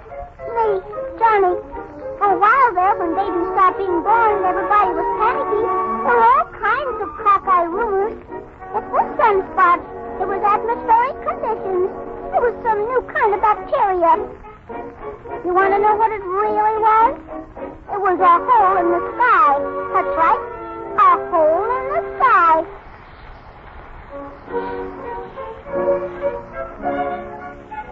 Somewhere up in that sky is the before land, where there's nothing but good air and silver sunshine and a quiet sort of peace. The unborn babies gather there, waiting their turn to be shipped to Earth. I know. I was there, and I remember only too well what happened. We were all playing a small game of before land tag one day. You'll never get me. Oh, yes, I will, Johnny. I got ya. Hey, what happened? We've torn it. Torn what? We've torn a hole in the sky. Golly. Johnny, what are you doing? I'm looking. Oh, don't do that. Let's get away from here. Don't do that. Come on. What do you see? What is it? Oh, gee. We've got to cover this up. What's the matter, Clumsy? Can't you stay up on your feet? You all right now, Johnny? Hey, what's the matter with Johnny? He tore a hole in the sky, and he looked through it. But that's wicked. You're in the morning of the beforeland. Ladies and gentlemen of the beforeland, we have been duped. Duped? What does that mean? We have been cheated, deceived, misinformed, and I might say completely buffaloed. Oh, what the hell? You know what I just saw through that hole? The Earth. The Earth? You're just making it up. I did too see it. You know what? A lot of it is terrible. Let's double wicked. Do some of look. Why not, Andy? All of us are going straight to Earth eventually, and we've got a right to know about it. Just take a look through there. I dare ya. Okay, I'll look. Take your foot off the hole. Wow. Let me see. Oh, stop pushing. It looks pretty good to me. Look over there, Tommy. And, there. Golly gee. You see? What if you went to live in any of those places? Tommy, whatever you're doing, why your eyes are raining. I don't know. After I looked, I felt very sad. And then suddenly my eyes began to rain. There, I knew something terrible would happen. I don't think I'm going to like being born. Hey, here comes Uncle Pete. What are we going to do about this hole in the sky? You're going to get it now. Pete, cover it up. Gwendolyn, you sit on it. Sit on it? Stop giggling. You would too if you sat on it. Hurry up. Well, I've never seen you baby so quiet. Let's come over you, Gwendolyn. Oh, it's nothing, Uncle Pete. No? Well, it's somebody's birthday. Guess whose? Well, what's wrong with you babies today? Huh? Oh, we've always had a lot of fun guessing. Come on now. Who do you think it is? Huh? I have to tell you that. You're the lucky fella, Johnny. Me? That's right. You're expected any minute. Oh, no. All right, Johnny. What's this all about? I refuse to be born. Huh? I saw a hole in the sky. I didn't mean to, but I did, and I looked through it, and I saw the Earth, and it's awful, and I refuse to be born. Well, this certainly beats all. Aren't you going to do anything to it? Oh, no siree. This is way out of my jurisdiction. I'll have to consult the authorities about this.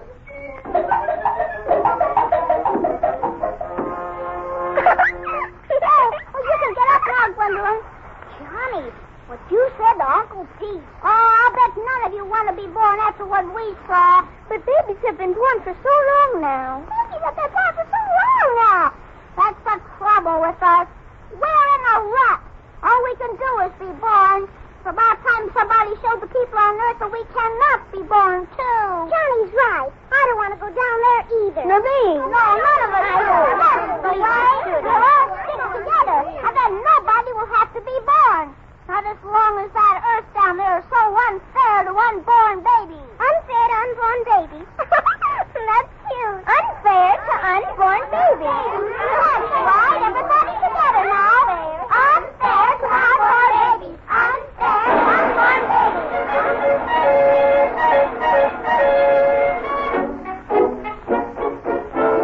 Right then and there, the Guild of Unborn Babies was formed to protect the future rights of all of us.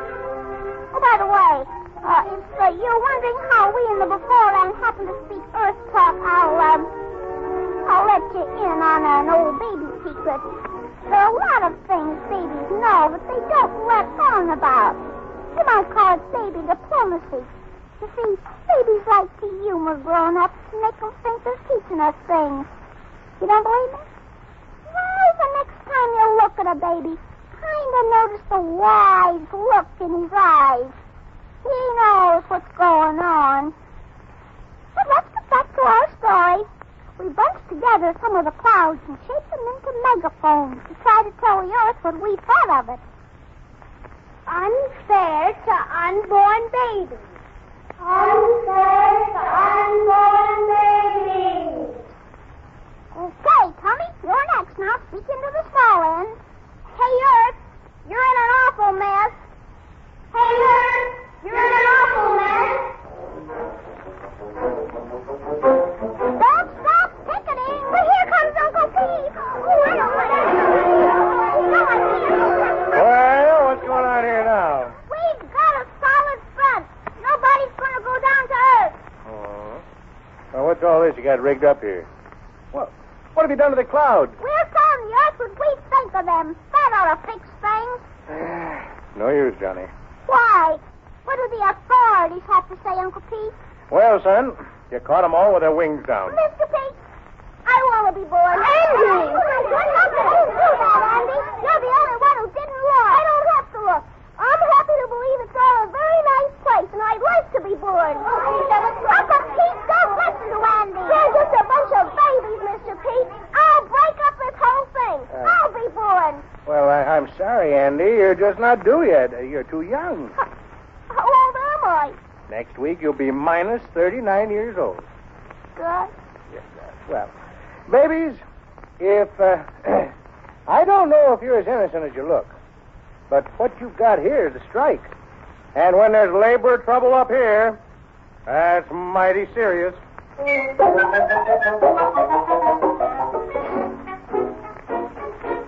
night, I was fast asleep under my cloud blanket when suddenly a sound awakened me.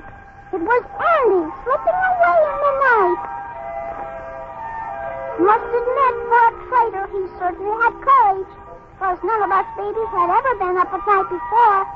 But I suspected he was going to sell us out, so I followed him. Gosh, it was scary, especially when a star fell.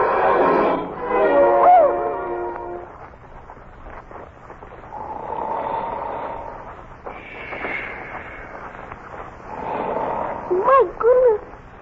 Gee whiz, that was a frightening sound. Then Andy saw what I saw. It was Uncle Pete asleep. Mr. Pete! Mr. Pete, wake up, Mr. Pete! Wake up, please, wake up, Mr. Pete! What? Oh, Andy, what are you doing up at night? I came to tell you that I'm on your side, Mr. Pete. I'm willing to be born. Yeah, well, Andy, you can't just be born with a snap of the fingers. Your parents have to want you. That important? Oh, it's very important. Imagine being born to somebody who didn't want you. This sounds terrible. It is, Andy. I guess you better run on back to bed. I'm scared now. I'm afraid to go back alone. I'll take you back, Andy. Oh, Johnny. Hey, this night walking's getting to be quite a habit. I came to get my friend Andy. Gee, thanks, Johnny. I was afraid you'd be awfully mad at me. I was. But that's all over now. Come on, take my hand.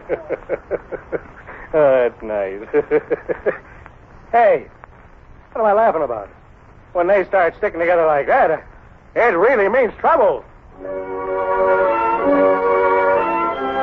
that point on, the babies were 100% united. But then...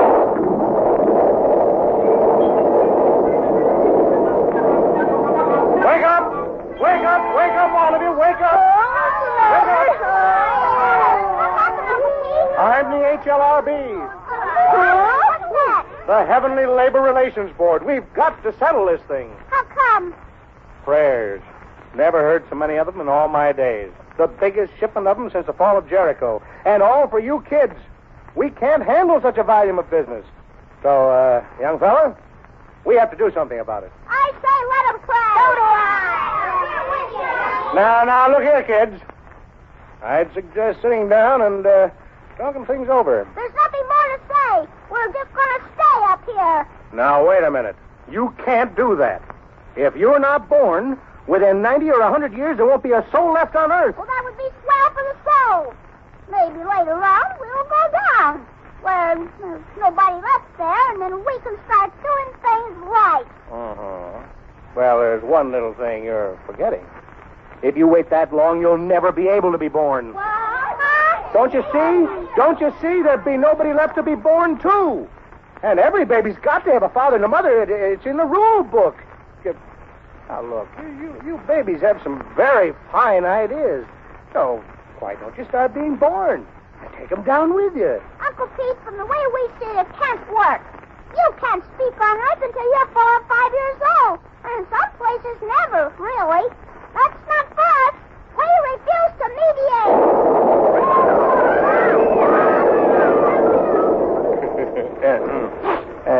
You're sure you wouldn't care to discuss terms before I leave? Well, if you'd give us a minute, Uncle Pete, I think we'll talk it over among ourselves. Sure, Johnny. Go right ahead. Now, look, kid. Beats me how babies get smarter and smarter all the time. Well, all right, Uncle Pete. We've got terms for you. Well, let's hear them. Let's hear them. They might be a little unusual, but we feel this is very important. Here's what we want. Send one baby down to Earth.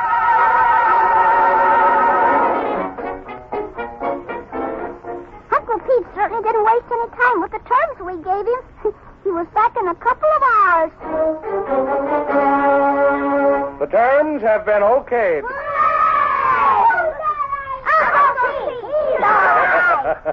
Well, now, there's a pleasure getting back to work again. Well, who's it going to be? Huh? We forgot all about that. Who's eligible? Well, let me consult this scroll. There's quite a few piled up. As a matter of fact, any number of you are not only due, you're overdue. There's Gregory, Gwendolyn, and Tommy, and Michelle, and why, yes, there's you, Johnny. Johnny, of course. Johnny, he's our man. Johnny's the one. We elect Johnny. Second the motion. All those in favor, say aye. Aye. The ayes have it. Johnny, you're elected. Congratulations, old man. Well, my friend, I shall do my best. Go to it, Johnny. We know you can put over our terms. Okay, but the rest of you remember, this is for all of us, so keep your eyes to that hole in the sky and your ears to the clouds. All right, Uncle Pete. I'm ready. So take my hand, Johnny.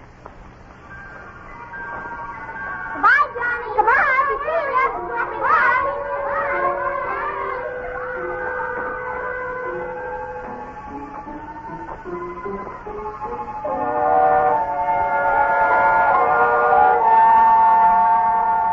Here we are, Johnny. This This is the threshold of life. Gosh, Here. Well, let's slip this on now. what is it? It's just your little parachute, Johnny. Let me tell you how to use it. You step over the threshold, count 10, then you pull the cord. Gosh. Oh, now, you don't have to hold your nose when you jump. Oh, all right. I'm ready. I'll go pee. Yes, Johnny. I'm nervous. I just can't count. What comes after 7? 8, Johnny. Yeah, that's right. And 9 and 10. Yes, Johnny. Well, here I go. Goodbye. 1, 2, 3, 4, 5, 6, 7, 7, 8, 9, 10.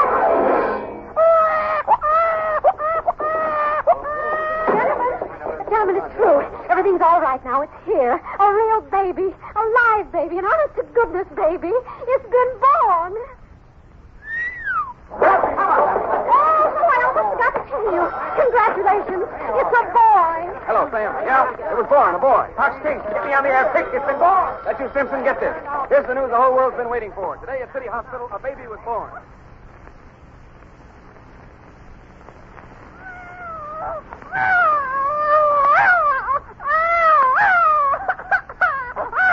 With the fate of the world depending on you, young fella, it's a good thing you're such a healthy specimen. They're knocking the wind out of me. Do you have to hit me so hard? For the love of God. Oh! Hey, everybody! Come here! Quick! Doc, what is it? Has anything happened to... Doc! That baby! Doc! Oh, Doc, you're nervous and excited. It's baby. I was hearing things. You scared me there. Come in with me, please. All of you. Come in, please. Quiet, please. Quiet, everybody. We're going on the air here in just 10 seconds. Quiet, everybody, please. Not too close, please. Oh, that's him. That's my baby. Ladies and gentlemen, we're speaking to you from the delivery room of City Hospital, where the first baby has been born since the week of November 20th. As if the baby alone were not enough, the doctor has just startled us with an amazing statement, which we are waiting to check on now. In the room are reporters and news and photographers and the proud father. Ladies and gentlemen, you won't believe me. This baby, born just a few minutes ago, is reaching for the bars of his crib. He's slowly pulling himself to his feet. He's wobbling just a bit. But there he is, standing up. It's true, ladies and gentlemen. You heard it yourself. He did speak. And now he... I can't talk, ladies and gentlemen. I can't talk. All right, Ken. Give me that thing. I have a lot to say. Listen. Get them all together. All those men who think they're important. Because I have something really important to tell them.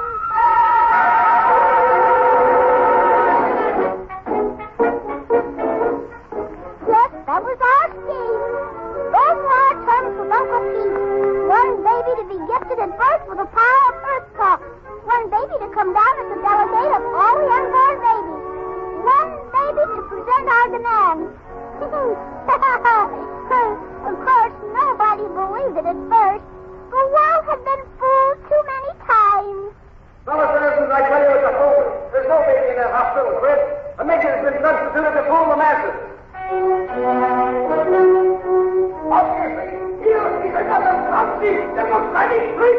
But when specialists looked me over and said I was a newborn baby, all right, they had to believe it. Time magazine had this to say. Doctors this week examined, conferred, agreed. The Wonder Baby is a baby. Curt, complete, uncanny. Mrs. Roosevelt wrote a column about me. My day was made complete when, after my lecture at Seattle, I telephoned and chatted with the talking baby. They even debated about me. We, the debate team of Morris High School, challenged DeWitt Clinton on the subject, resolved that speech can be inherited. The only only thing I didn't understand was what Variety had to say. Jove speaks. And you know what? I got a special invitation to appear on Quiz Kids.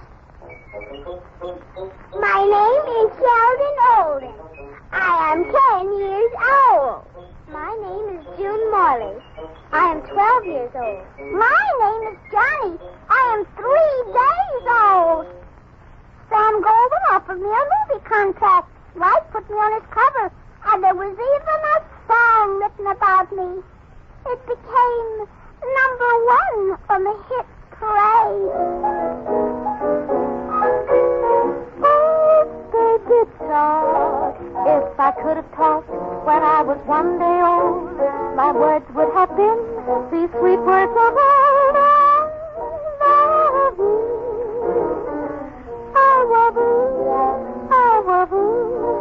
I love you, waboo, waboo, I waboo.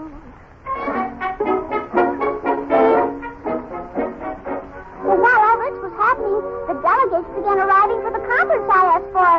There was only one holdout, a certain foreigner who refused to come.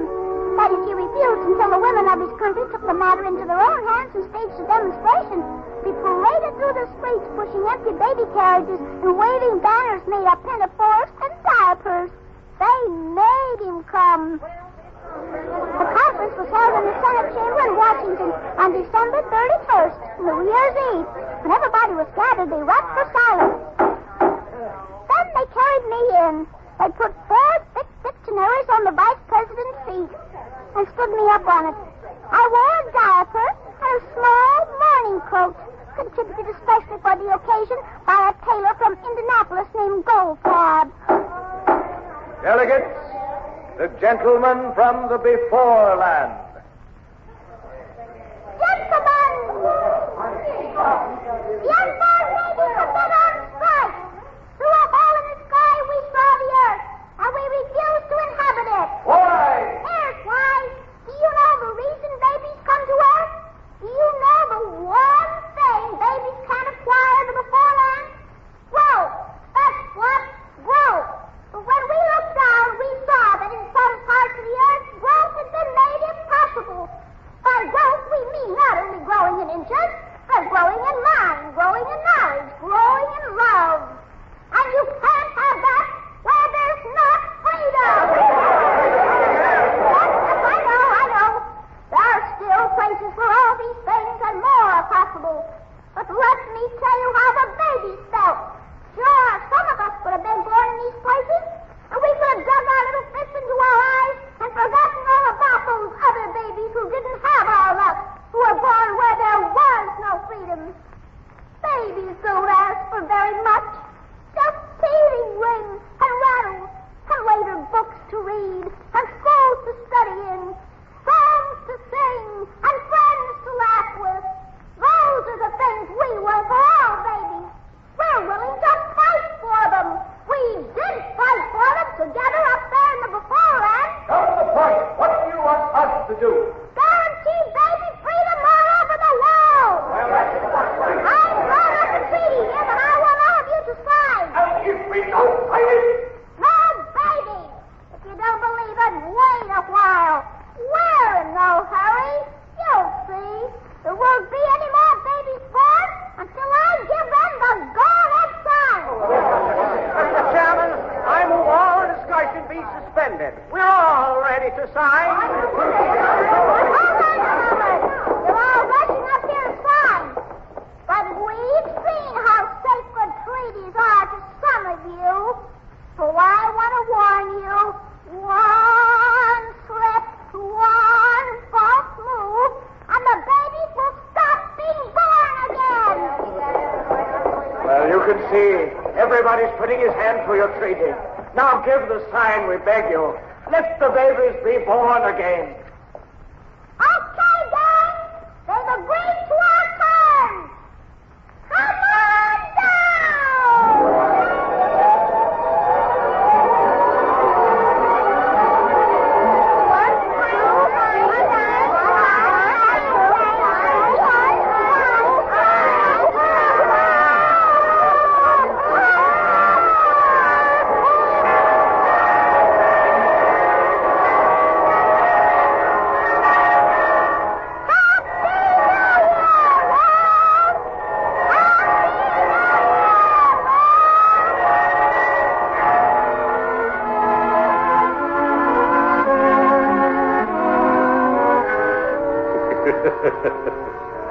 Yeah, and a little child did lead him. Uncle Pete was a long way off, and I heard him say it. Well, now you know what really happened. It's about time I told it. I'm growing up, you know, and I didn't want to forget any of it. I thought it was high time I set down my memoirs. You see, yesterday, I was 1 year old.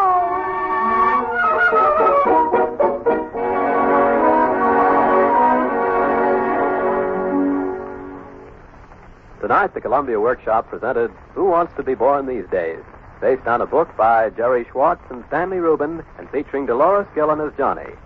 Director of the program was Charles Vanda, Western Program Director of CBS. Original music was composed and conducted by Alexander Samler. Columbia Workshop was presented from New York, and next week offers The Fish on the Bathroom Floor, written by Thomas Lyle Collins and directed by Howard G. Barnes.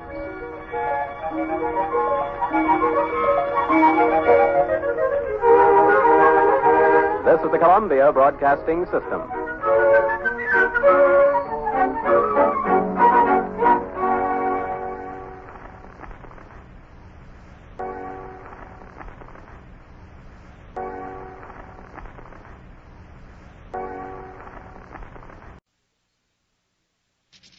The Columbia Workshop presents a new radio drama written especially for the workshop by Lou Haslam entitled Play Ball. Oh, there it goes. It's a high one. It's over the fence. Another home run. Another home run.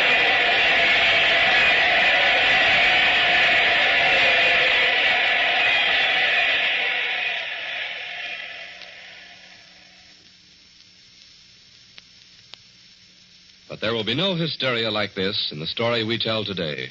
For the scene of Play Ball is as far removed from national box scores, stupendous stadiums, and $1.10 admission fees as Kingdom Come.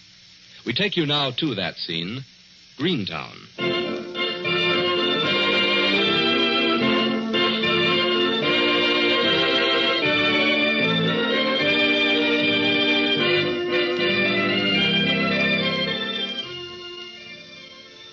Greentown, as American as baked beans.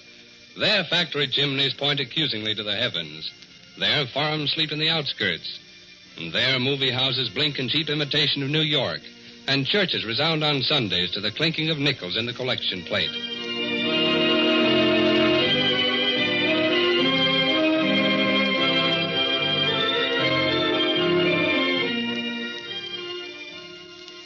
Five days a week, Greentowners get up at 6, arrive at work at 7, come home at 5:30. They wash, they eat, they dress. And then, as if moved by a common compulsion, make their way to the bleachers behind the high school. This is where Greentown sits to watch its Twilight League play baseball. Watch the YMCA Wildcats play box shop buddies. That kind of baseball. Admission's free here in Greentown. Anyone can go. But it's only 6 o'clock now, a half hour before game time. The ball field practically deserted. A player is just climbing out of his car over there, dressed in uniform. And here comes old Jed Franklin to white down the foul lines. As for the bleachers, they're still empty, except for a little boy and his dog. Wait a minute now. All right, get ready. This is going to be a good one. There, go get it. Hello there, young fellow. Hello. Bring it back. Atta boy. Open your mouth like a good dog. Open. That's it. It's a nice dog. Thanks. Sit down, boy. Down. I know you. Everybody knows you. You're Mr. Fagan. Well, think of that now. Your son plays second base on the Woolen Mill team. Sure, that's true. And you always sit on this bleacher, don't you? Behind the catcher, me lad. Why do you sit here all the time? Oh, it's the best place, son. I can watch the curves break. I can see for myself if they are strikes or balls and don't have to depend on Hank, that cockeyed umpire. Everybody laughs at you, Mr. Fagan, don't they? What's that? Laugh at me, you say? Well, they do. Well, I suppose they do. I guess it's because you get so excited about the game. Yes, I get excited. I know I ought to know better, but I can't help it. And you're always telling your boy what to do when he's playing, aren't you? I try to tell him, son, but he's never listening. Sure, he's got his ears somewhere else all the time. He's a pretty good player. He could be better, son. He could be better. Mr. Fagan. Yes, lad? What's cancer? Why do you ask that, lad? My mother's got cancer. Oh. I heard my aunt telling it to Mrs. White. It makes my mother feel bad. She's been feeling bad for 3 weeks. Oh, that's a shame. What is it, Mr. Fagan? Well, it's sort of a sickness, lad. A sort of sickness. That's my house up there on the hill. See it? It's the only one up there. Yes. Is that green car in front of your house Dr. Callahan's car? Yep. He comes to my house every day now. Is that so? He was there this morning, but my aunt just called him to come back again. She was crying about something. Oh. She said for me to go out and play in the yard a little while, but I came down here. What's your name, son? Billy Pearson. Oh, it's your father that works in the bank on Main Street. Not today. He went to Greenville on business today. Well, Billy, I know your aunt from a long time ago. Effie, her name is, isn't it? Yes, sir. And I know who your mother is. I heard she was sick, but I didn't know it was... Mr. Fagan, do you think Stringer is going to pitch for the Woolies tonight? Well, that I can't say. I like to see him pitch. He winds up funny. Oh, he's a ball player, lad. There's a man that belongs in the big league. Not Greentown ball. That's what I'm going to be when I'm big, a pitcher. If Stringer pitches, I'm going to stay here and watch him. Well, don't you think you'd better be going home, son? Not if Stringer plays. Oh, just the same, son. I'll go home if he doesn't pitch. Come on, boy. So long, Mr. Fagan. Oh, Billy. Oh,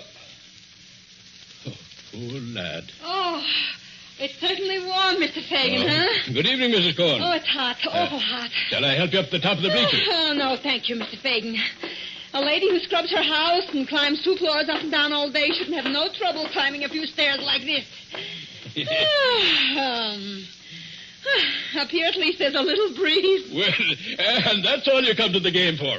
Oh, I admit it. So what's wrong with that, Mr. Fagan? Why don't you pay attention to the ball game? About baseball, I don't know nothing, Mr. Fagan. I come because it's cool here. I walk 5 minutes and then I sit up here. I like the trees, the crowds. I'm comfortable. I have a good time. Why don't you bring that old skinflint of a husband of yours? Louis? He has no time for baseball. He's got to take care of the store now. My Sammy has opened the hot dog stand by the beach. Oh. Oh, say, Mr. Fagan, what's wrong between Mr. Stringer and his wife, huh?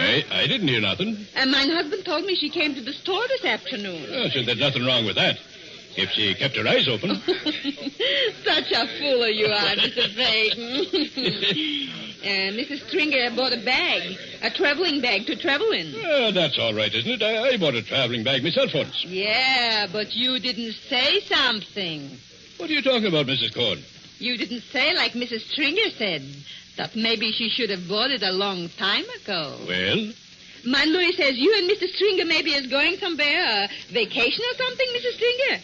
And Mrs. Stringer, she says, not him, just me. Oh, Man Louis says, a nice little trip by yourself, huh? Could be the kids is going with you, Man Louis says. If I go, she says, I'll take the children. And right away, she almost begins to cry right in front of Man Louis. Hey, now, I saw Stringer yesterday. He talked about buying baseball suits for his kids. He's crazy about them, both he is. But he didn't say nothing about them or his wife going away. Could it be, Mr. Fagan, maybe he doesn't know about it? Why do you say that? Well, isn't maybe Mr. Stringer tonight playing ball? Yes. Well, after my Louis makes Mrs. Stringer a special price, he asks her, would you like me to put your initials, Mrs. Stringer, on the bag? And she says, yeah. And my Louis says, when do you want it? And guess what she said, Mr. Fagan? What? By 5 o'clock tonight. She says she wants the bag tonight. Hiya, Fagan. Oh, hello, Pete. I see you brought the whole bottling plant with you for protection. Yeah, we should have brought an ambulance for the Woolies. Oh, not if Stringer pitches. Stringer? What do you think he's got, a cast iron arm? He won't pitch. He pitched against the box shop Thursday. Well, even if he doesn't. Don't be a sap, Faggy. What good's the Woolies without Stringer? No. We got a good little team. Yeah, good for what? Good because your boy Johnny plays on it. And what's wrong with my boy Johnny? Nothing. Only he can't play ball. As fine a ball player as any bottle-blowing son of a gun you have on your team. And we'll win tonight, we will. Yeah? How much you want to bet? Well, I'm not a betting man. Oh. I don't ever bet. Yeah, tight wad. Betting's against my principles. Yeah, especially when your son's playing, eh? I'll bet he lets every ball through him on second base. He'll do nothing of the kind. Ah, cheapskate. All right. I will bet you, by Godfrey. $10? Well, not $10. $5? I haven't got $5. What's the matter? Don't they ever pay you guys at the woolen mill? I've got $2 here. My wife gave me to buy her medicine. I'll bet the $2 on the woolly. There now. Oh, Mr. Fagan, you should act your age. Now, you keep out of this, Mr. Corn. Well, this is just chicken feed. Here, let the lady here hold it. Oh, no, not me. Okay, Oscar, you hold it. Here's my two. Here's mine. And kiss it goodbye, baby. Hello, Fagan. Oh, evening, Tom. How's your arm? What's left of it is okay. Oh, lad, I was sorry to hear that you got caught in that carding machine. Accidents will happen. Got a cigarette? Oh, I don't use them, lad. Hey, one of you fellas, give a man a cigarette. Oh, yeah, here you are. Got it. Thank you. Here you are, Tom. I laid it for you. I can light it myself, thanks. Got to learn someday. Who's pitching for us tonight? I don't know yet. Oh, Tom, we lost a good pitcher when we lost you. Yeah, I guess it was all right when I had it, wasn't I? We could have taken the league easy with you this year, Tom. Yeah, we might have. All I can say is if Joe Stringer pitches tonight, he's crazy. Tom, you don't mean to tell me... Listen, Fagan, when a guy's got an arm, I say treat it right. Or someday you'll wake up and find it ain't good for nothing. Not even to work a carding machine. Excuse me, will you? I want to sit up above you there. Can you get by? Yeah, thanks. Hi, boys. Wasting your time again, eh, Fagan? Well, it's Mr. Pendler. And how's everything in the shipping room? I wouldn't know. What's that? I said I wouldn't know. I heard what you said, but what do you mean? I'm not in the shipping room anymore. Eh? Since when? This morning. Mr. Stringer will be assistant shipping clerk from now on. Well, what do you know about that? He's got a nice soft job pushing a pencil.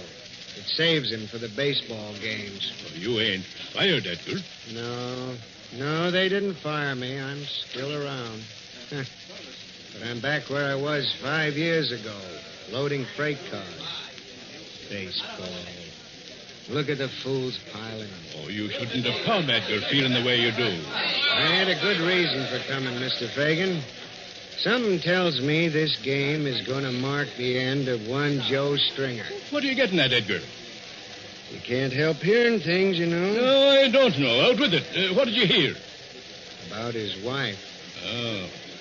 You know she never comes to see him play, don't you? Oh, well, maybe she doesn't care much for baseball. Well, if my wife's guess is right, Mrs. Stringer will be here tonight. She will... Oh, well, maybe she changed her mind. Don't make me laugh. After the argument our whole street heard yesterday, she'll come to see if Joe Stringer will pitch tonight. And if he does pitch? I'm not saying. And if he don't, what then? Well, he's too dumb to know this, Fagan. And she's too much in love with the guy and his company to realize... Realize what?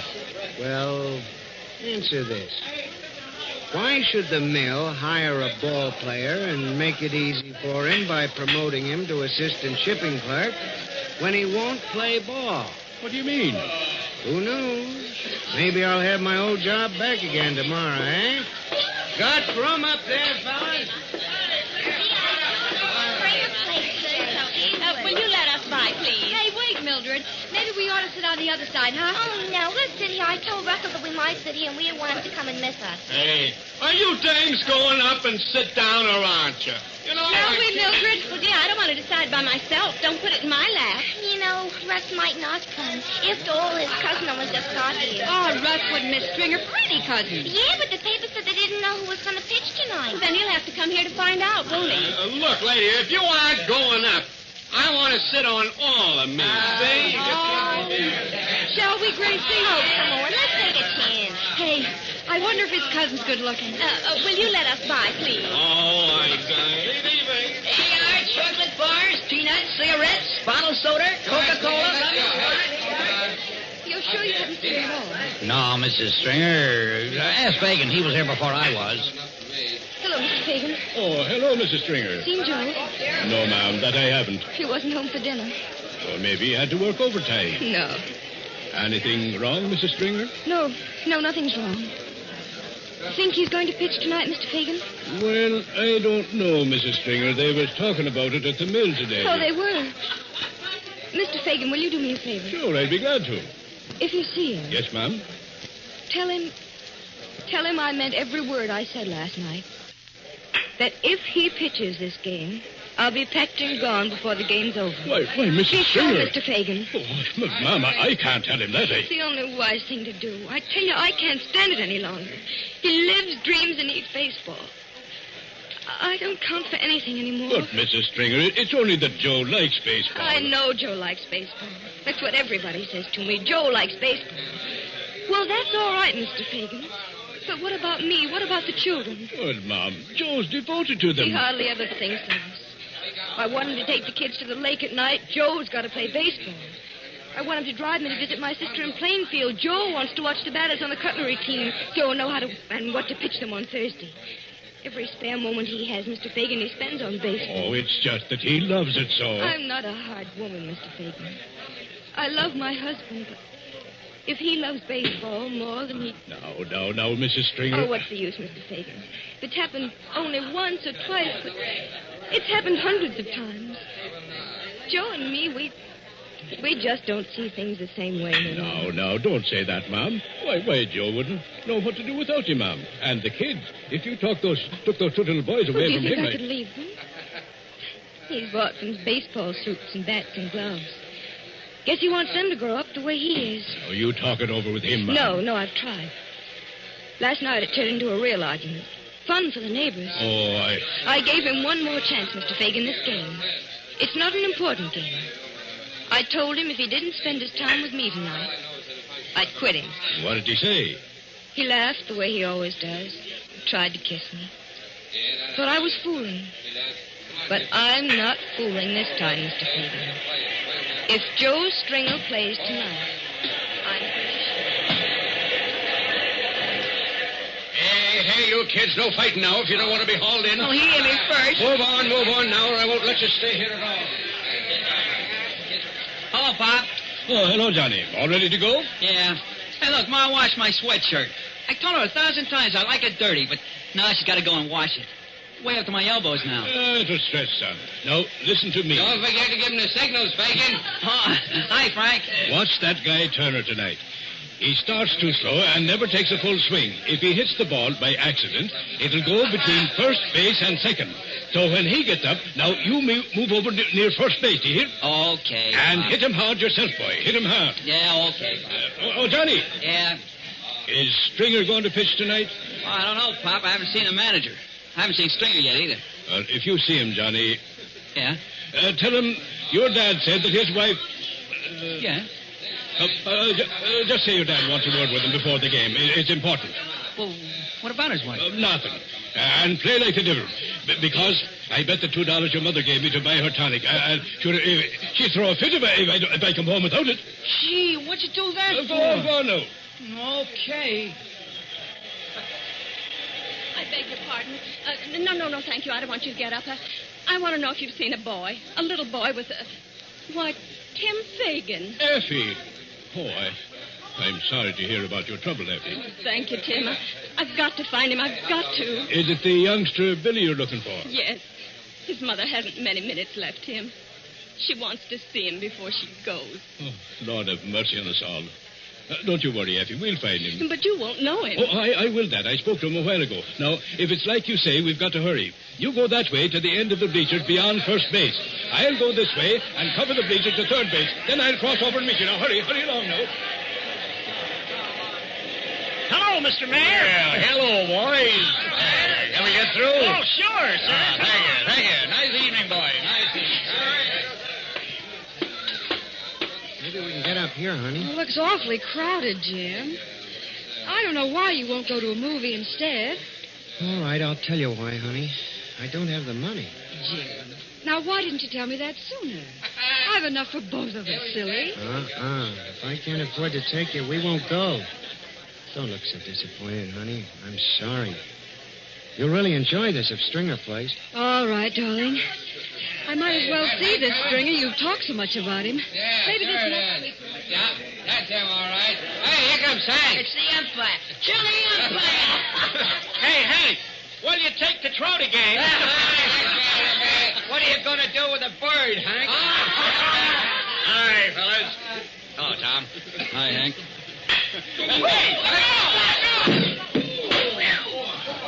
Gee, that was a close one. What you got to be afraid of? You're all wrapped up like a baby. Not my shins, Tom. I got my shin protectors. Well, they'll be fouling against your shins if Stringer's in there. Is he going to pitch? Well, he's crazy enough to. That guy. Crabs about every ball I call on him. Oh, why don't you call him right? I always do. He's just a sorehead, that's all. Look, I'm asking you. Will you quit nagging, Millie? I can't help it if we got to hit these tank towns. Oh. I got my orders to sign this guy Stringer sure this time. If he looks as good as the last time I saw him... All right, but I'm getting tired of this life of being wife to a baseball scout. Now, look, Why don't you no. quit this business and get into some other setup? why Here, lemon, lime, peanuts, cigarettes, bottled soda, Coca-Cola.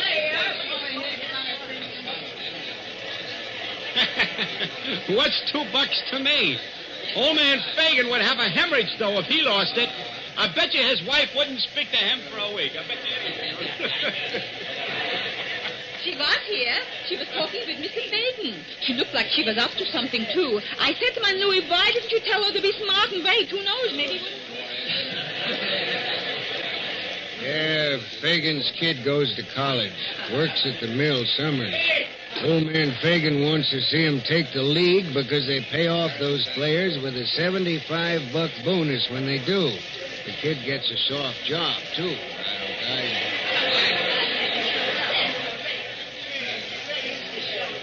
My arm was sore from pitching twice that week and leaving a pitcher the night before. Well, I reached under the needles on the carding machine to get a piece of wool that didn't belong there. And the first thing I knew, my arm went dead on me. Janet said this Stringer fellow looks like Gary Cooper. No hope there, Agnes. He's married. And I hear he's just crazy about his wife. I used to be a waitress. I can still be a waitress. Mr. Tanner told me I could always have a job at his place. If Joe plays tonight, I'll just take the kids and I'll go. Yes, this recreation business has been a great vote-getter for the party. And I figure that every time I show up here is good for 25 votes. What makes you look so much prettier tonight? Maybe we should have stayed here. Oh, Jim. Gee, Pop, I hate to play ball in a clean sweatshirt. Come on, behind the ropes there, everybody. Hey, you kids, get out here now. Come on now. I'm telling you, Millie, I think this Stringer guy's got everything. Is he married? Is he... Gosh, I didn't think of that. I hope so. Wife keeps a ball player at it, Millie. They don't get so darn independent when they got a wife to support. If Stringer's not married, I'll be... Tim, did you find him? Not a sign of him anywhere, Effie. Oh, he must be hiding. I'm sure he saw me. He just wants to watch the game. Oh, what am I going to do, Tim? I can't face her without him. Oh, wait. She's got one more chance, Effie. What is it? When I asked the lad if he shouldn't go home, he told me he would go home if... Yes, Tim? If Joe Stringer didn't pitch. There goes the umpire on the field now. Oh, listen. Tim. For today's game, for the bottlers, catching Brown, pitching Murphy, for the Woolies, catching Pulaski, pitching Stringer.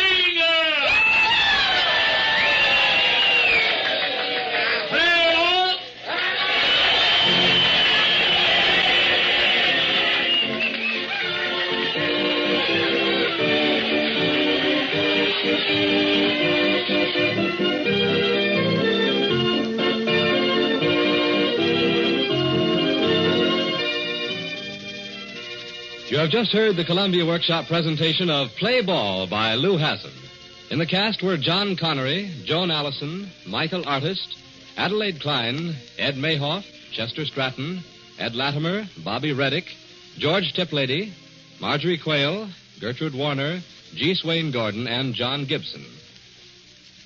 Next week, the Columbia Workshop will present Looking for Susie by Carol Warner and Fifi Garba. Idle talk helps saboteurs. Let's keep our defense plants open and our mouths closed 24 hours a day. This is the Columbia Broadcasting System.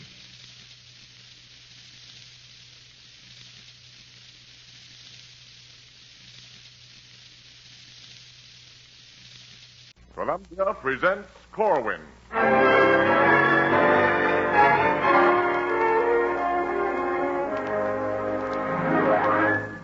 CBS honors the return to the air of one of radio's first talents, Norman Corwin. Each Tuesday evening during the next 26 weeks on these programs, you will hear music, drama, comedy, fantasy, operas, documentaries, the entire range of the versatile Corwin art which has in the past brought you many familiar radio classics.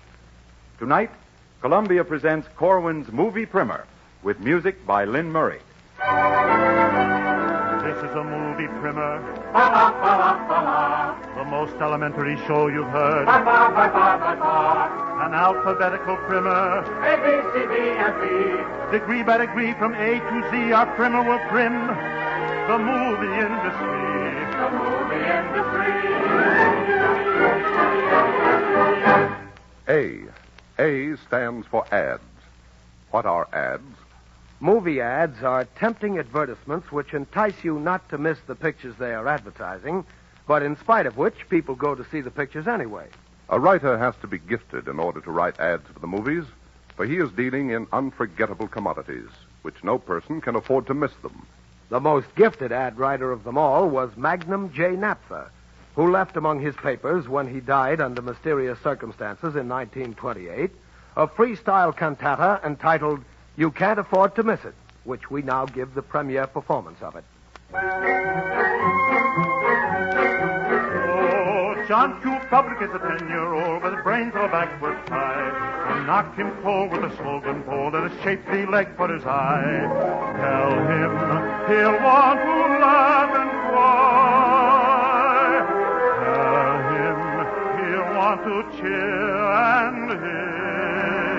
But whatever you tell him this. It's a picture you can't afford to miss. It's a picture you can't afford to miss.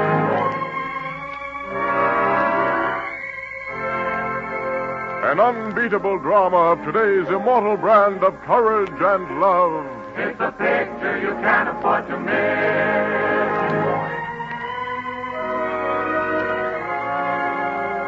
Dashing, fascinating, impulsive, he risked a kingdom for this one kiss. Oh, show him a villain with an ugly smirk and a man and a maid in the park and a smoking gun in the hands of a jerk and a passionate pair in the dark. Tell him it's the greatest drama yet. Tell him he'll thrill to every kiss. But whatever you tell him, don't forget, it's a picture you can't afford to miss. It's a picture you can't afford to miss.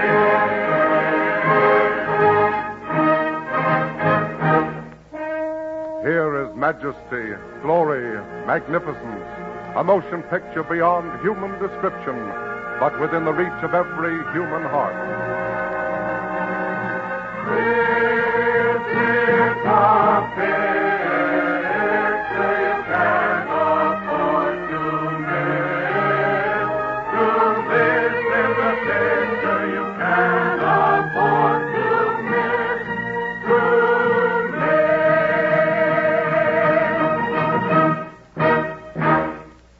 miss. B stands for boy. What is boy?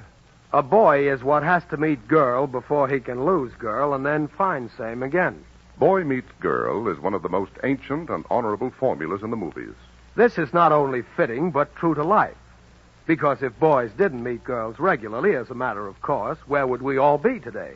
Mostly the formula is boy meets girl, boy loses girl, and boy finds girl. But every now and then, there's a refinement on this formula, as in the case of the picture Random Harvest, see Figure 1, which went something like this. Boy loses mind, boy finds girl. Boy finds mind, boy loses girl. Girl finds boy. Of course, this classic formula of boy meets girl varies in different countries. In France, before the war, one of the favorite variations was Boy meets girl. And in China, a very old land whose culture goes even further back than the Golden Age, the ancestral formula is 一马力了西年在，不由人一阵阵泪洒胸怀。青史上60岁画画世界，薛平贵好意思。 Hey, wait a minute. You're giving away the whole story. Very sorry. All right, next letter. C. C stands for columnist. What is a columnist? A movie columnist is a columnist who writes about movies and the innermost thoughts and habits of movie people in a most innermost and intimate way. A few columnists have become so famous that legendary poems have gotten to be written about them. As, for example, the inscription found on a movie temple in Cairo near the Great Pyramid of Thebes.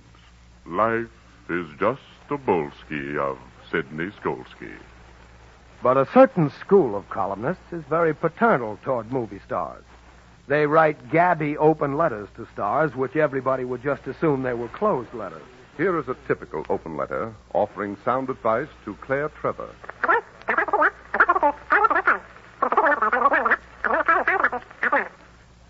D. D stands for dialogue. What is dialogue? Dialogue is the things people say to each other in talking pictures. It varies according to who's talking to whom. In figure 4 below, you will see how the great Russian director Sergei Butadayin of the Dnepropetrovsk Art Theater demonstrates various kinds of dialogue. Now, what is first known dramatic dialogue in earliest primitive drama? The answer is, who was that lady I seen you was last night with? That was no lady, that was my wife. Now, in cowboy pictures, is must be different expression. Here is cowboys speaking. Clem Logan, I'm offering you a simple choice. Either you come clean and tell us who that lady was you was seen robbing the mail train with last night, or else. Sheriff, reckon I don't mind telling you. That was no lady. That was Tiger Lily Lou. And this for you. But in smart English drawing room pictures, same dialogue is must be also still different. As example, I say, Begley, old sport, who was that lady I saw you making time with last night? I dare say that was no lady, Trammell. That was your wife. Oh, touche, Begley. Well done, old boy. Neat. Thanks, old fella. Here's mud in your eye. Bottoms up. but in a musical type picture is altogether different problem. In such instance, dialogue is lyrics to music.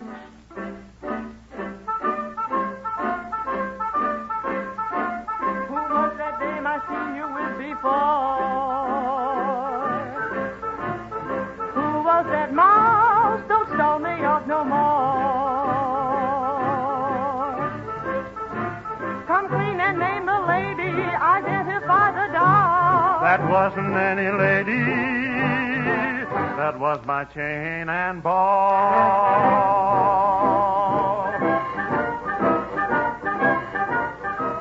The honeymoon is over,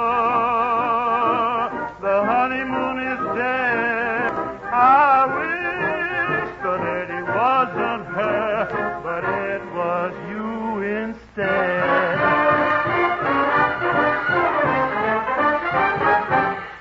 E. E stands for espionage. What is espionage? Espionage is when a spy or a secret agent is sent to find out the formula of a deadly new gas which the enemy is manufacturing in a hideout factory near Upper Strudelheim.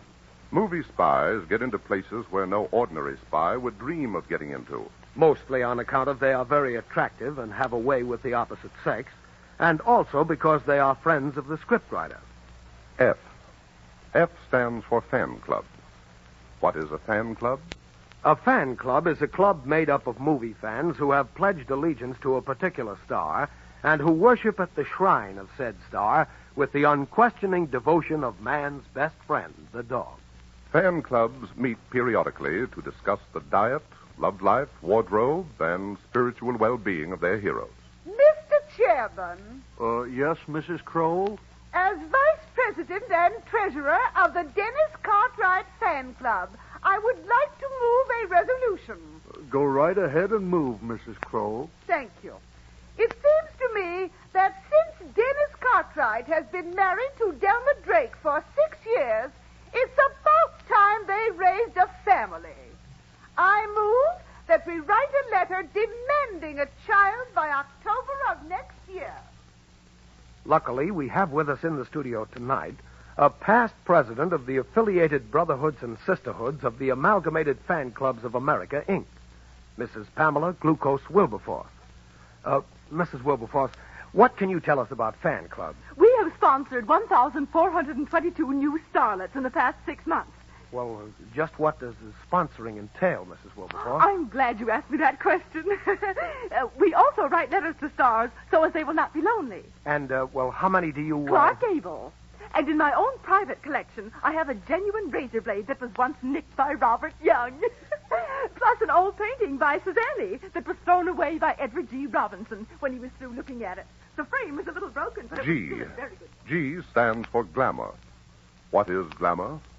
Glamour is a peachy thing which comes from smelling nice and using the right mascara, in addition to brushing your teeth with Glamodent, the toothpaste of the stars.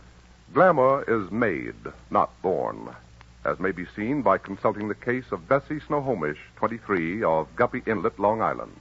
My name was Bessie Snohomish, but they changed it to Brenda Snow. They said I was a discovery whose natural, unspoiled beauty was refreshing. But the first thing they done was clip off me eyebrows and stick no ones on. Ask the makeup man. We merely shaved her scalp and gave her a new head of hair.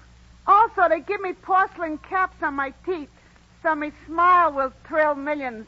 And then, of course, we had to lift her ears because they didn't point enough. The left one had to be cropped a little. Then they taught me how to walk and sit down and smoke and speak. I didn't hardly recognize myself when I seen my daily rushings in the perfection room. For one thing, I didn't recognize the way I talked, which was like this. How nice of you to come to see me about your husband, Mrs. Wedgwood. Won't you sit down? I sometimes suspect they dubbed off somebody else's voice from my own. But they tell me your voice always sounds different to you when you hear it back on a phonograph record. I don't know. Grammar's a funny thing, all right. H. H stands for Hayes Office. What is the Hayes Office? The Hayes Office is the office that saves you from being corrupted by sin in the cinema. There is a pledge of honor which every censor who works for the Hayes Office must take before he can review a picture. This oath is usually sung by the novitiate with the assistance of a masked choir.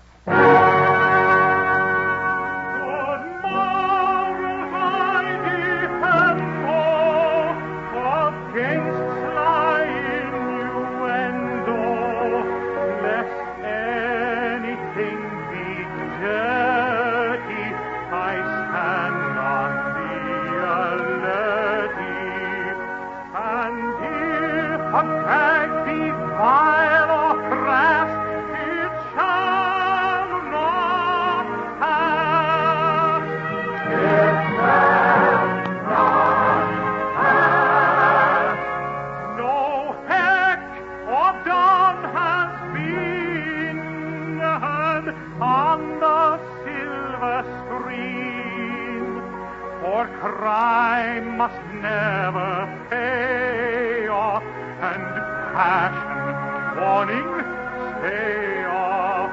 And should there be a low at last, she shall not pass. She shall not pass. The races must not mingle. Entendre must be single. A fiver will be better if no girl wears a sweater. And if a kiss has too much mash, it shall not catch. We stand on man to see and hear.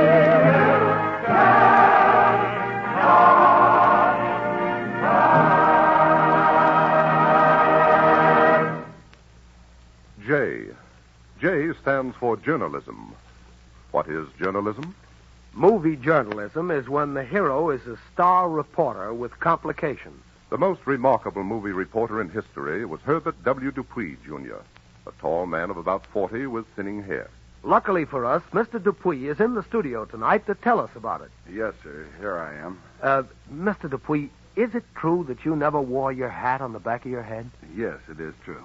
And you didn't have a cigarette hanging from your lower lip while you typed your big story? Never. They never called you Scoops, Dupuy? No, sir. They never held the presses for me either. You mean to say a city editor never said to you, Dupuy, this story will blow the town apart? Nope. What's more, I can type with 10 fingers. Is that so? And I was never in love with a girl reporter on a rival paper either. Dupuy, I admire you. Can I personally buy you a drink after this show? I never drink anything but milk with the chill taken off. You're a wonder, Dupuy. Can I shake your hand? You bet. Put her there. Put her there. Put her there. Put her there. K. K stands for kiss. What is a kiss? Kisses is where movies have it all over radio. Because in movies you can see what you're doing and you don't have to rely on your good ear. There are two main kinds of kisses in pictures, animal and vegetable. The icebreaker, or first kiss, is the more important. Next is the clinch, or vegetable kiss, called so because it is the result of long cultivation. Clinches are more or less a formality in happy endings, and therefore nobody pays much attention to them, and some people even walk out on them in order to catch the bus. But the icebreaker, or first kiss, that's a different dish. There are three principal ways in which the first kiss is executed. First, the shy way, which is proper when the boy is Gary Cooper or Jimmy Stewart, a wholesome American type. He fidgets with his hat or his necktie and sort of beats around the bush. Figure 17. Well, you see, Miss Bemis, Nancy, I was wondering if maybe I could... Yes, Mr. Smith. Well, could I walk you home again tomorrow night If what? if you care, just a little bit. But I do care. Just a little bit. You do? Yes, John. Oh, gee. Then he sort of leans from the shoulders and nibbles at her, very pure-like. Next is the impulsive first kiss, when the hero has been under perfect control up to now, but suddenly she looks so beautiful to him that he just plain has to grab her. He keeps her crushed in his arms as long as the Hayes office will permit. It is mostly this type of kiss which young men in the audience make editorial comments upon. The third type is the one-word or reunion kiss. This occurs when the hero and heroine have been separated by Nazis or fate or an earthquake or something. And after they spend 3 reels looking for each other, they are finally reunited. They confront each other in an agony of relief and pent-up emotion and say only one word. Eugenia. Cordell. M. M stands for musical number. What is a musical number? A musical number is when the boy and girl ride out into the desert, followed by Andre Castellanos and a posse of unseen musicians. The boy and girl begin to sing, and lucky for them, the hidden posse has brought along the right song, which they also know the right key and tempo of by a stroke of happy coincidence. Next letter. N. N stands for name.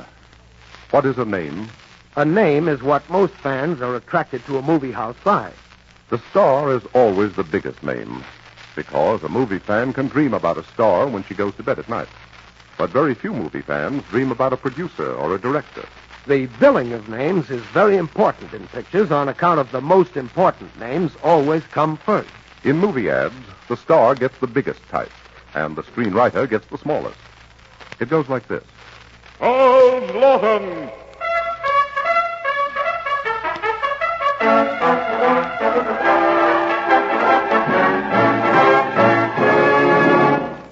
With Armand Peters, Sarita de Cordova, Frida Fader, Catherine Key, Chuck Lewin, and Terence Kumquat.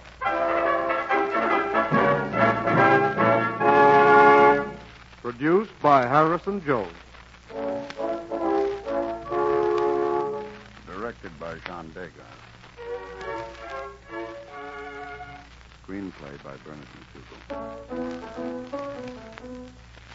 Based on an idea by William Shakespeare.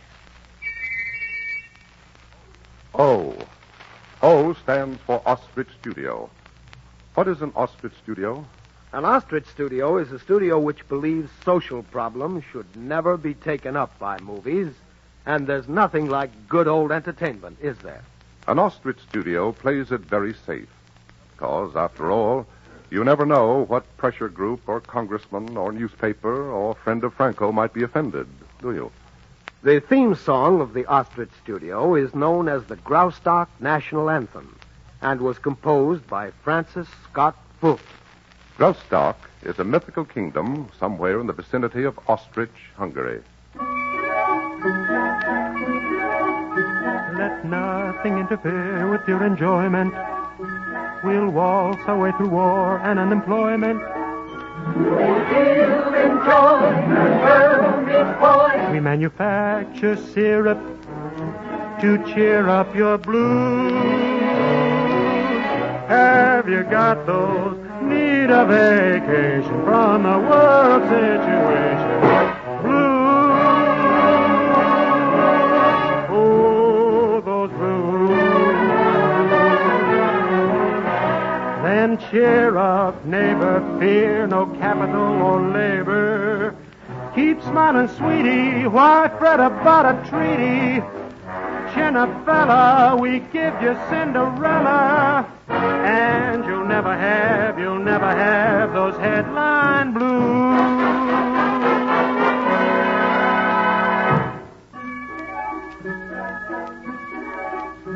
Let nothing interfere with entertainment. The screen was not for sadness or for painment. We'll cuddle you and kiss you and dodge every issue. We manufacture syrup to cheer up your blues. Have you got those? Need a vacation from the serious consideration. Blues. Oh, the blues. Keep grinning, oh, you kiddos.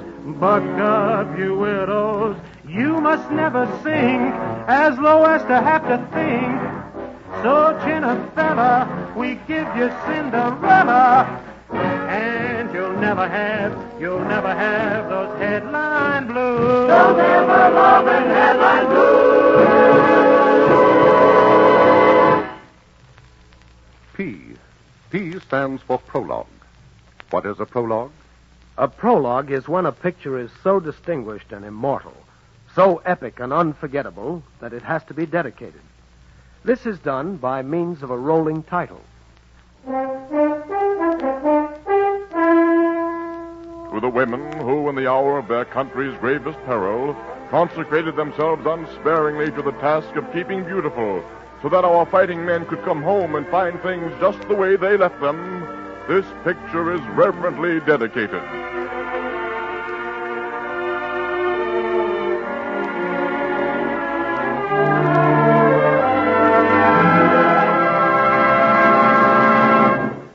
R. R stands for recalcitrant. What is a recalcitrant? A recalcitrant is a character who just hasn't got the old teen spirit. Recalcitrants are very common in war pictures, where they appear in the form of sullen soldiers on important missions. Figure 14 shows a typical recalcitrant being good and recalcitrant. Have a cigarette canister? Nah. You don't smoke? None of your business. I'm here to take orders, and I don't want to get pally with nobody.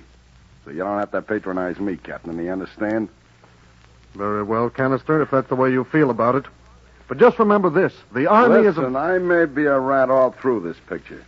But when the motors conk out and the pilot gets shot in the last reel, who's going to bring the plane in? You are. And then what are you going to say? I'm going to say, Canister, now you're true Army. Well, then, all right. T. T stands for Titanic. What is Titanic? Titanic is the great comparative adjective of motion pictures. By consulting Figure 16, you will see that the scale ranges upward from the lousy picture, technically known as micro-Titanic, to the ultimate zenith. And between the two, there are 13 gradations. The scale is as follows. Micro-Titanic. Mini-Titanic. Sub-Titanic. Demi-Titanic. Neo-Titanic. Mid-Titanic. Titanic. Sesqui-Titanic. Super-Titanic. Super-Colosso-Titanic. Megalo-Titanic. Titanic-Titanic. Titanic. Tetra-Titanic. A David O. Selznick production.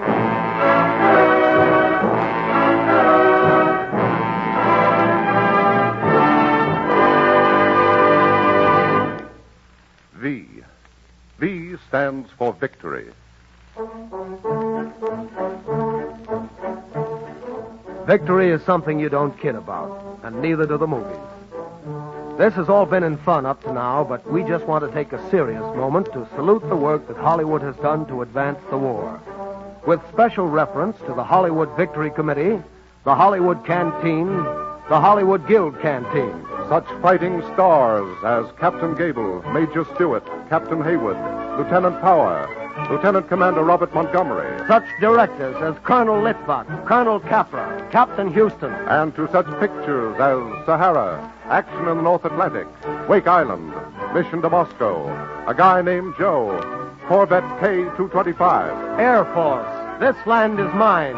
Hangmen Also Die. Watch on the Rhine, so proudly we hail. Y. Y stands for youth. Youth What is youth?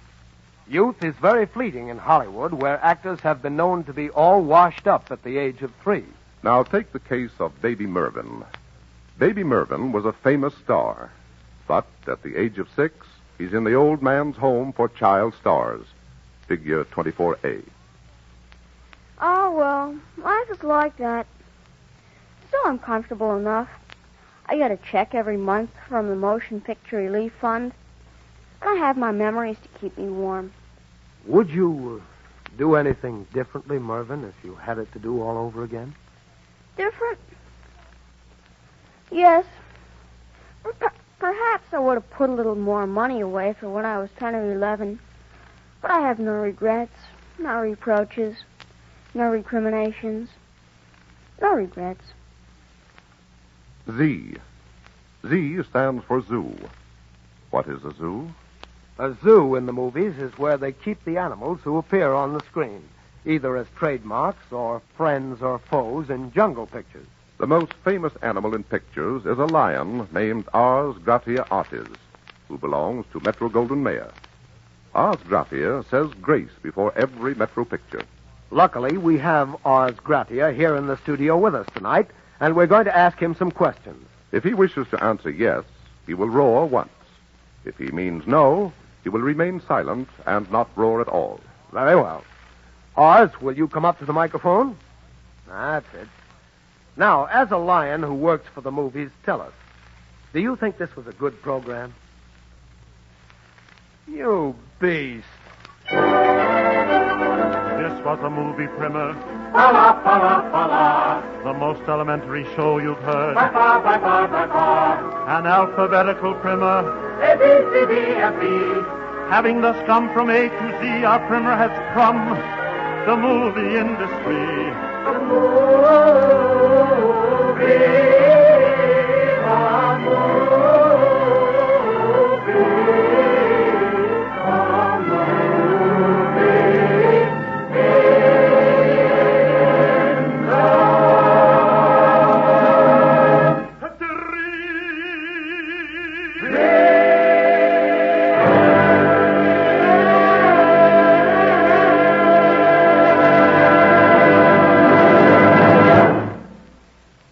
You have been listening to Columbia's presentation of Movie Primer, written, directed, and produced by Norman Corwin, with an original musical score composed and conducted by Lynn Murray. The whole project aided and abetted by Everett Sloan, Minerva Pius, Frank Gallup, Ted DeCorsia, Peter Donald, Tony Marvin, Hester Sondergaard, and Donna Keith. This was the first of a new series of broadcasts entitled Columbia Presents Corwin, to be heard each Tuesday night at this time for the next 26 weeks. Next week, Columbia presents Norman Corwin's tribute to our Czechoslovak ally, The Long Name None Could Spell, again with music by Lynn Murray. President Eduard Benish of Czechoslovakia will be heard on the program speaking from London.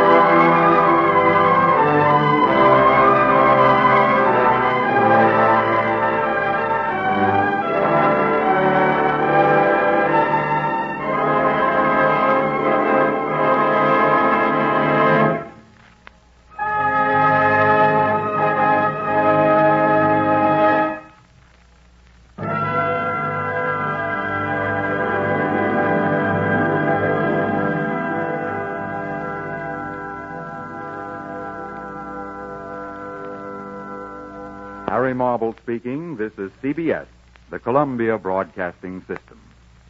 The Columbia Broadcasting System. The Columbia Broadcasting System. The Columbia Broadcasting System.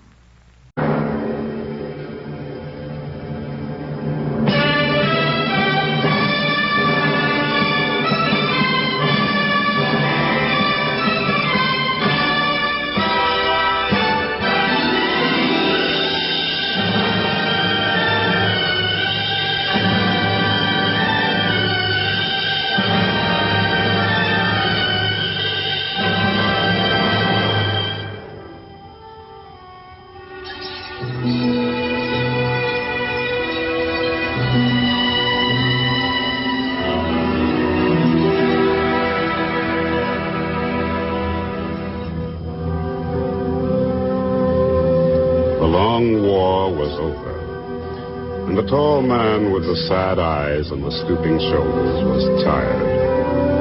And so one night he did what everybody likes to do sometimes when they're tired. He went to a show. He went down to Ford's Theater in Washington Town, and he sat in a box. And it was the number one box because he was a pretty big man. Well, the play went on. And along about the middle of the evening, something happened that wasn't on the program. I guess you all know what that was. The news spread pretty fast. They carry the news from Washington that Abraham Lincoln's time had come. John Wilkes Booth shot Lincoln dead with a postal bullet.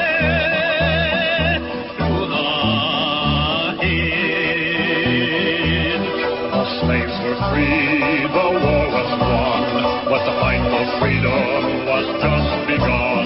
There were still slaves, the hungry and poor, men who were not free to speak. Freedom's a thing that has no ending. It needs to be careful, it needs defending. A great long job for many hands. Carrying freedom across the land. A job for all the people carrying freedom across the land. A job for Lincoln's people. And you know who Lincoln's people were. A Brooklyn blacksmith, a Pittsburgh preacher, a small-town tailor, a backwoods teacher. An old storekeeper shaking his head, handing over a loaf of bread. A buffalo hunter telling a story out of the Oregon Territory. They were his people, he was their man. You couldn't quite tell where the people left off and where Abe Lincoln began.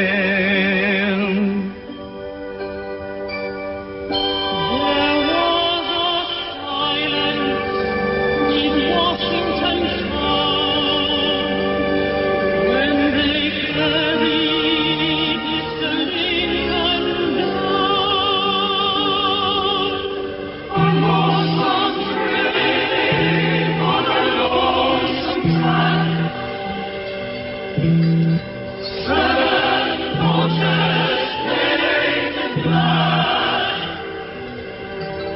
Mr. Lincoln's funeral train, traveling the long road from Washington to Baltimore, Baltimore to Philadelphia, Philadelphia to New York.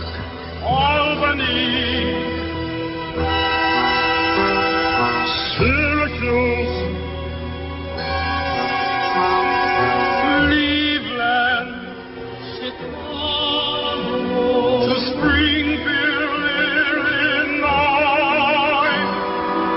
So train, a quiet train, carrying Lincoln home again.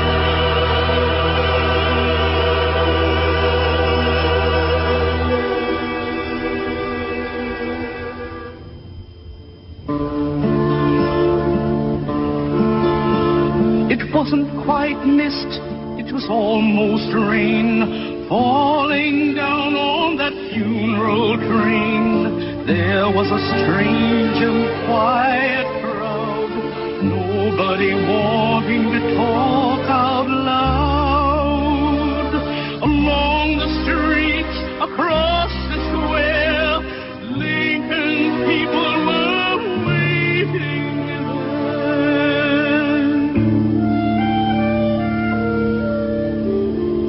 A young sergeant stood in the road and said, You'd think they'd have warned him. I mean, even a rattlesnake warns you. And an old man answered, This must have been a cop ahead.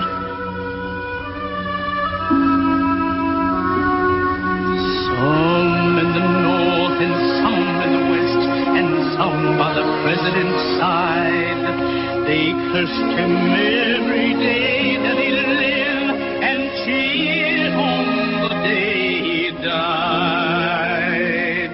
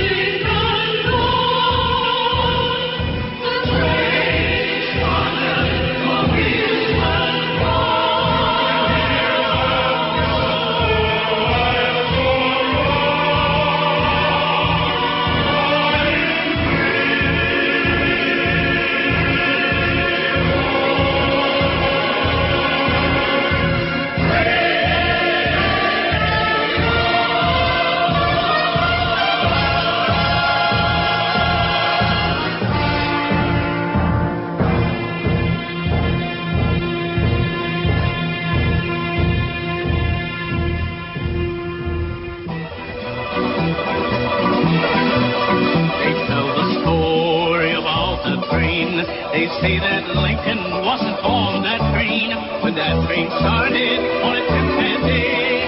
Lincoln was in Alabama, miles away. Yes, sir, down in Alabama, in an old wooden church. Didn't have no paint, didn't have no floor, didn't have no glass in the windows. Just a pulpit and some wooden benches.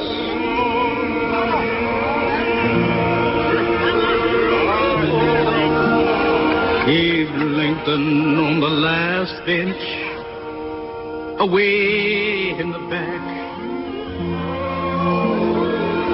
listening to the sun, listening to the singing.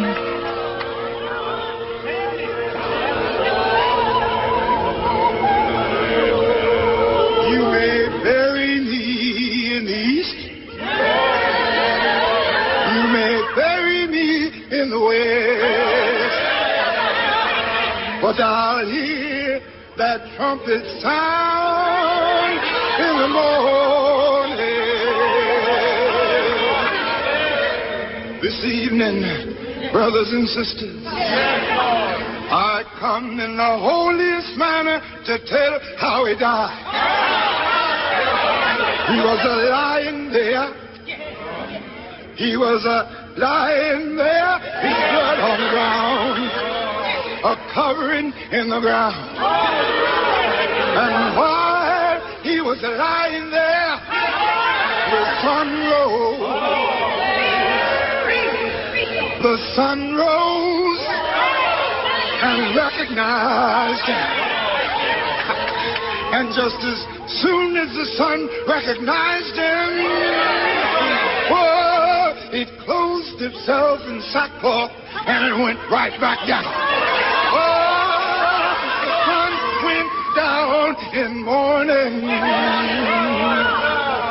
And 7 angels leaped over the battlements of glory, and they come on down to get him. And as soon as the angels come near to him, good God Almighty, he stood up. Oh, he rose up. He rose on up. He rose up. And he walked down among us. Praise God. He walked back down among his people. Oh, I want to tell you, he's living right here, right now. We got a new land, my dear friends, we got a new land. Ain't no riding boss with no whip. Don't have no backbiter. Liars can't go. Cheaters can't go.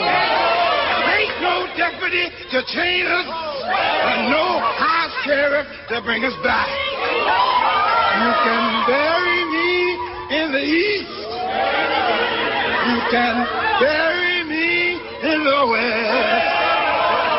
But I'll hear that trumpet sound in the morning.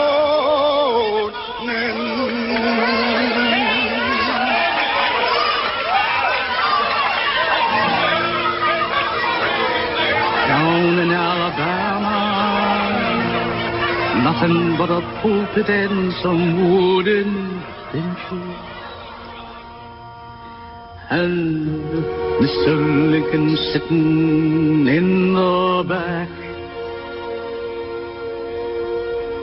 away in the back.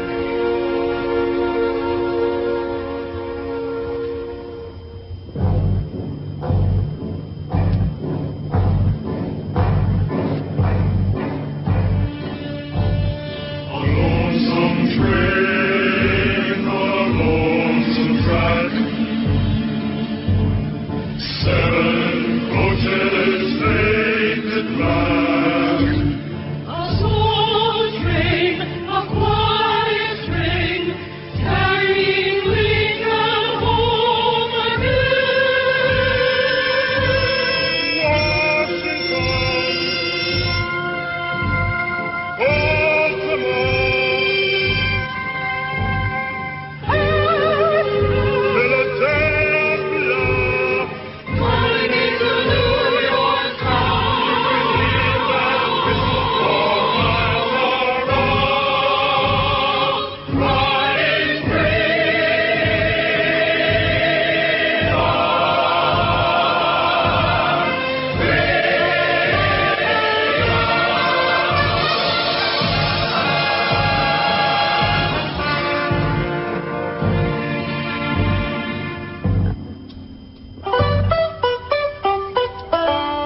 From Washington to New York, people lined the tracks. A strange crowd, a quiet crowd, nobody wanting to talk out loud. At lonely country crossroads, there were farmers and their wives and kids standing around for hours. In Philadelphia, a line of mourners ran 3 miles. An old old lady stood by the coffin and said, Mr. Lincoln, are you dead? Are you really dead? And some wanted him dead for a long, long time. A cotton speculator turned away from the coffin, saying, All right, boys, the drinks are on me. For there was those who cursed the Union, those who wanted the people apart, while the sound of freedom still echoed, stronger and stronger the people's heart. I've heard it said that when that train pulled into New York town, Mr. Lincoln wasn't around.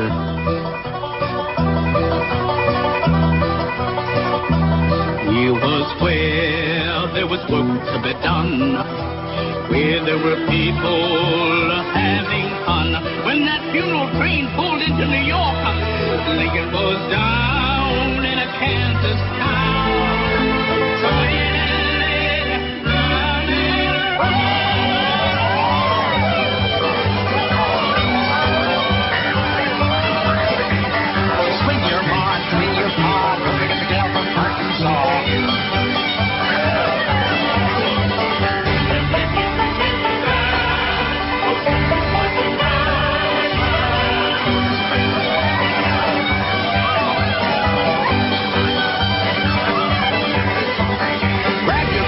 Circle 4.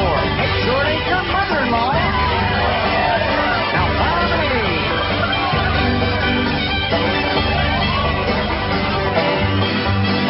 Every people you can see, they were once a lightning free. The men were falling out of prayer. They fought for the right to live. Pretty little gal, around she goes. When you're ready for a do-see-do. First to the right and then to the left, then to the gal that you love best.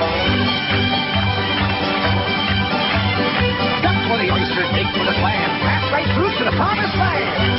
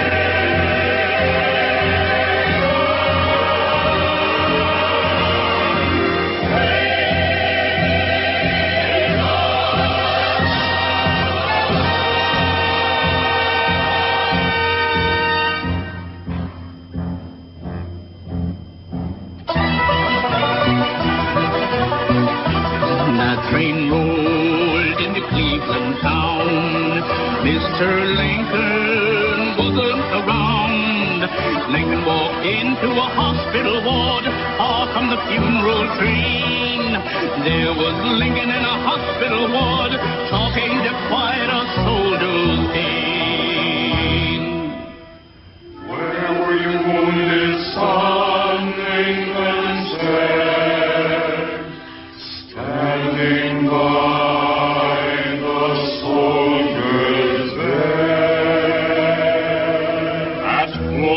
Sir, and Chancellorsville, I was shot when we stormed the hill. I've been worried since Chancellor's bill about killing, sir. It's wrong to kill. Lincoln said, that's been bothering me. How to make the war and the world agree. Quiet and tall by the side of the bed, there is a reason, Lincoln said. Until all men are equal and all are free, there will be no peace.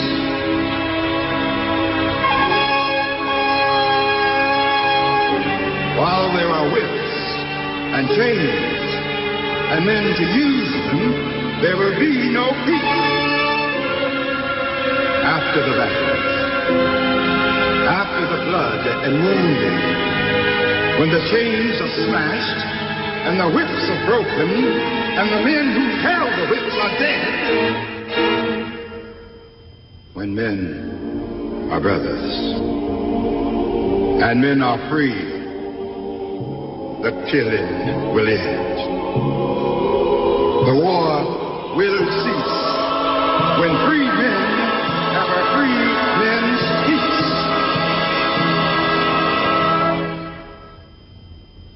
I'll be going home soon, the soldier said. Lincoln returned from the side of the bed.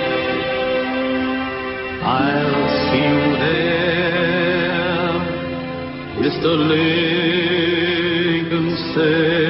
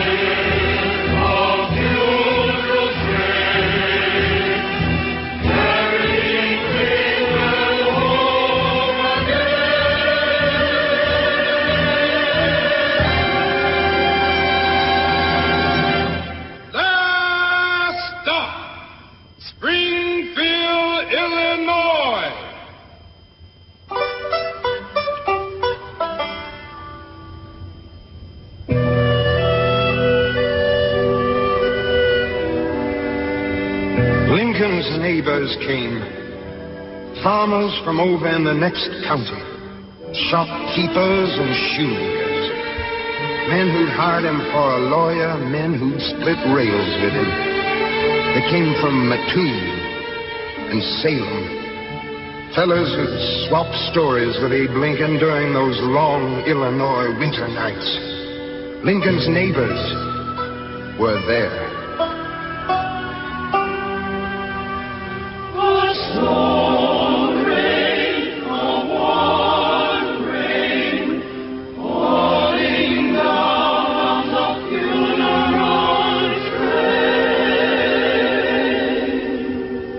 When that train pulled into Springfield, you know where Lincoln was. He was standing with his friends in the back of the crowd. Yes, sir! Standing wearing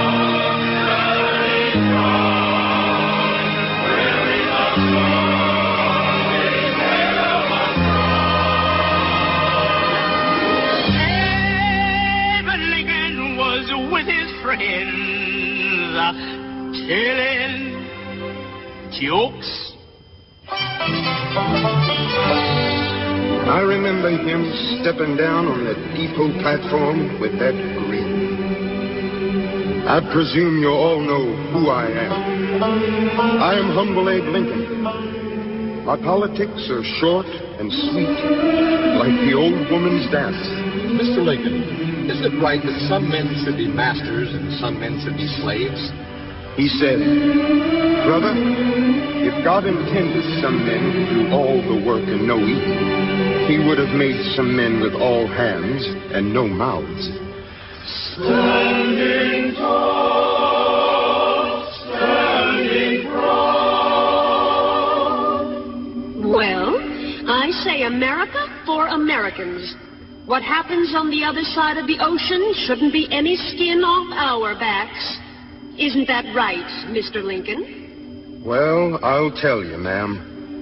It seems to me the strongest bond of human sympathy, outside your family, of course, should be the one uniting all working people of all nations, tongues, and kindreds. Wearing a sword instead of a strong. Somehow, I wouldn't expect the President of the United States to be such a common man. I think God must have loved the common people. He made so many of them. Wearing a sword instead of a strong. Mr. Lincoln, how does it feel to be president? Old Abe saying, "Well, now, it feels sort of like the fellow they run out of town on a rail. If it wasn't for the honor of it, I'd just as soon walk." They were his people. He was their man. You couldn't quite tell where the people left off and where Abe Lincoln began. A lonesome train on a lonesome track. 7 coaches painted black.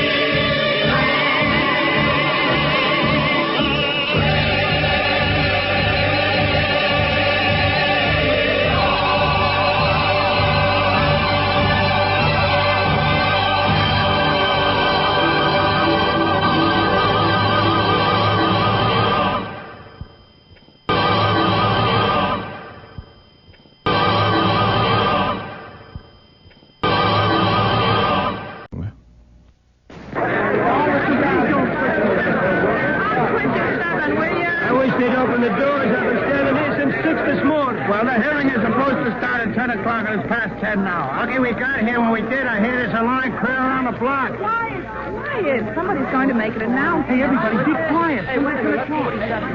Hey, stop. Columbia presents Corwin. So what? Yeah, so what? Tonight, in the 9th of his series of programs for CBS, Norman Corwin brings you his production of The Cliche Expert by Frank Sullivan. Cliche Expert by Frank Sullivan, with a distinguished actor of stage, screen, and radio, Roland Young, in the title role. And Betty Comden and Adolph Green as star witnesses. Bob Trout will serve as courtroom reporter and commentator. Will the spectators kindly file in quietly and take their seats? Leave your cameras at the door, please.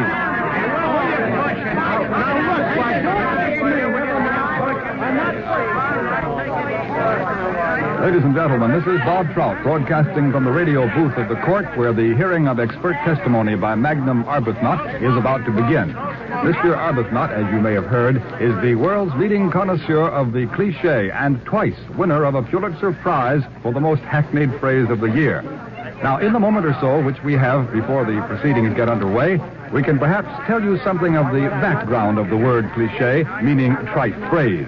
This term comes from the French verb cliché, meaning to stereotype, and in order further to explain its meaning to you, we have invited Pierre Pourboire, the famous French cliché expert and disciple of Arbuthnot, to say a few words before the session gets underway. Here is Monsieur Pourboire. Bonjour, messieurs, mesdames. Le mot cliché à l'origine signifiait matrice, fait de papier mâché, employé pour les rapprochements mécaniques. Aujourd'hui, il est couramment employé pour désigner une phrase ou un terme banal. Il est donc devenu le synonyme pour une expression rebattue. Thank you very much, Monsieur Pourboire, for your enlightening comment. Ladies and gentlemen, a copy of Monsieur Pourboire's talk may be had by writing to him in care of your local post office. And now I see that Judge Mostel has entered the courtroom, and the hearing is ready to begin. Of course, as you've probably read in the newspapers, Mr. Arbuthnot is too keen a man to be questioned by any single interrogator, so he'll be quizzed by a battery of leading attorneys who will take turns questioning him on a variety of subjects, including cliches of women, wine, and song. Mr. Arbuthnot is already on the witness stand now. The clerk of the court is about to swear him in, so we transfer you to our microphone suspended directly over the witness's head. You solemnly swear that the testimony you will give the court is the cliché, the whole cliché, and nothing but the cliché? I do. Mr. Todd, the first interrogator, has left the counsel table and has advanced to question Mr. Arbuthnot. Your name is Magnum J. Arbuthnot? It is. You are a qualified expert in the use of the cliché? I am. As an expert in the use of the cliché, are you prepared to testify here today regarding its application in topics of sex, love, matrimony, and so on? I am. Very good. Now, Mr. Arbuthnot, what is love? Love is blind. Good. What does love do? Love makes the world go round. Whom does a young man fall in love with? With the only girl in the world. Whom does a young woman fall in love with? With the only boy in the world. Good. Now, what do they fall in love at? At? What do you mean at? Well, don't ask me. You're supposed to be the cliché expert, not I. Again, what do they fall in love at? Oh, let me think. Oh, yes, of course, first sight. Correct. Now, who loves a lover? Who loves a lover? Yes, don't stall, Mr. Arbuthnot. All the world loves a lover. Describe the only girl in the world. Her eyes are like stars, her teeth are like pearls, her lips are ruby, her cheek is damask, and her form divine. Haven't you forgotten something? Eyes, teeth, lips, cheek, form. No, sir, I don't think so. Her hair? Oh, certainly, how stupid of me, yes. She has hair like spun gold. Very good, Mr. Arbuthnot. Now, will you describe the only man? He's a square shooter who plays the game. There's something fine about him that rings true. When he meets the girl of his choice, the future mother of his children, he can look her in the eye. How? Without flinching. Now, Mr. Arbuthnot, when the only man falls in love madly with the only girl, what does he do? He walks on air. Yes, I know, but what does he do? I mean, what is it he pops? Oh, excuse me. He pops the question, of course. Then what do they plight? They plight their troth. And what happens after that? They get married. And where are marriages made? Marriages are made in heaven. What happens after the marriage? Oh, they settle down, raise a family, and live happily ever afterwards, unless... Unless what? Unless he's a fool for a pretty face. And if he is? Then they come to the parting of the ways. Mr. Arbuthnot, very enlightening. Thank you very much. But I'm not through yet, Mr. Todd. No? No, there's another side to it. There is? What side? The seamy side. There are, you know, men who are wolves in sheep clothing, and there are also lovely women who stoop to folly. My goodness. Describe these men you speak of, please. They are snakes in the grass who do not place woman on a pedestal. They are cads who kiss and tell. They are fiends in human form who would rob a woman of her most priceless possession. What is that? Her honor. What does a woman do when a snake in the grass tries to rob her of her honor? She defends her honor. How? By repulsing his advances and scorning his embraces. How does she do that? By saying, "Sir, I believe you forget yourself." Or, "Please take your arm away." Or, "I'll kindly thank you to remember I'm a lady." Or, "Let's not spoil it all." Suppose she doesn't say any of those things. In that case, she takes the first false step. Where does the first false step take her? Down the primrose path. Where does it lead? To a life of shame. What is a life of shame? A life of shame is a fate worse than death. Mr. Arbuthnot, your explanation of the correct application of a cliché in these matters has been most instructive. And I know that all cliché users will know exactly how to respond hereafter when during a conversation, I think what you want to say is when sex rears its ugly head, isn't it? Thank you, Mr. Arbuthnot. Thank you very much. Thank you, Mr. Todd. That is all for this line of inquiry, if you please, Your Honor. Very well. There will be a brief recess before we resume with the inquiry on gastronomy. Court is recessed. This is Bob Trout again, and for the benefit of those who tuned in late, we are broadcasting the public hearing of testimony by M.J. Arbuthnot, the world's leading clichetician. He's just testified concerning matters relating to love and sex, and at the moment he's chatting amiably with counsel and casting his eyes around the courtroom. Now and then he recognizes somebody among the distinguished assembly and nods in her direction. Now, I understand from the order of things that he'll next be questioned on astronomy. And for this reason, we have with us here Professor Herschel Azimuth, who will comment on what we're likely to hear in the examination soon to follow. Professor Azimuth. I'm frank to say that I have no idea of just what tack Mr. Arbuthnot is going to take concerning cliches of astronomy.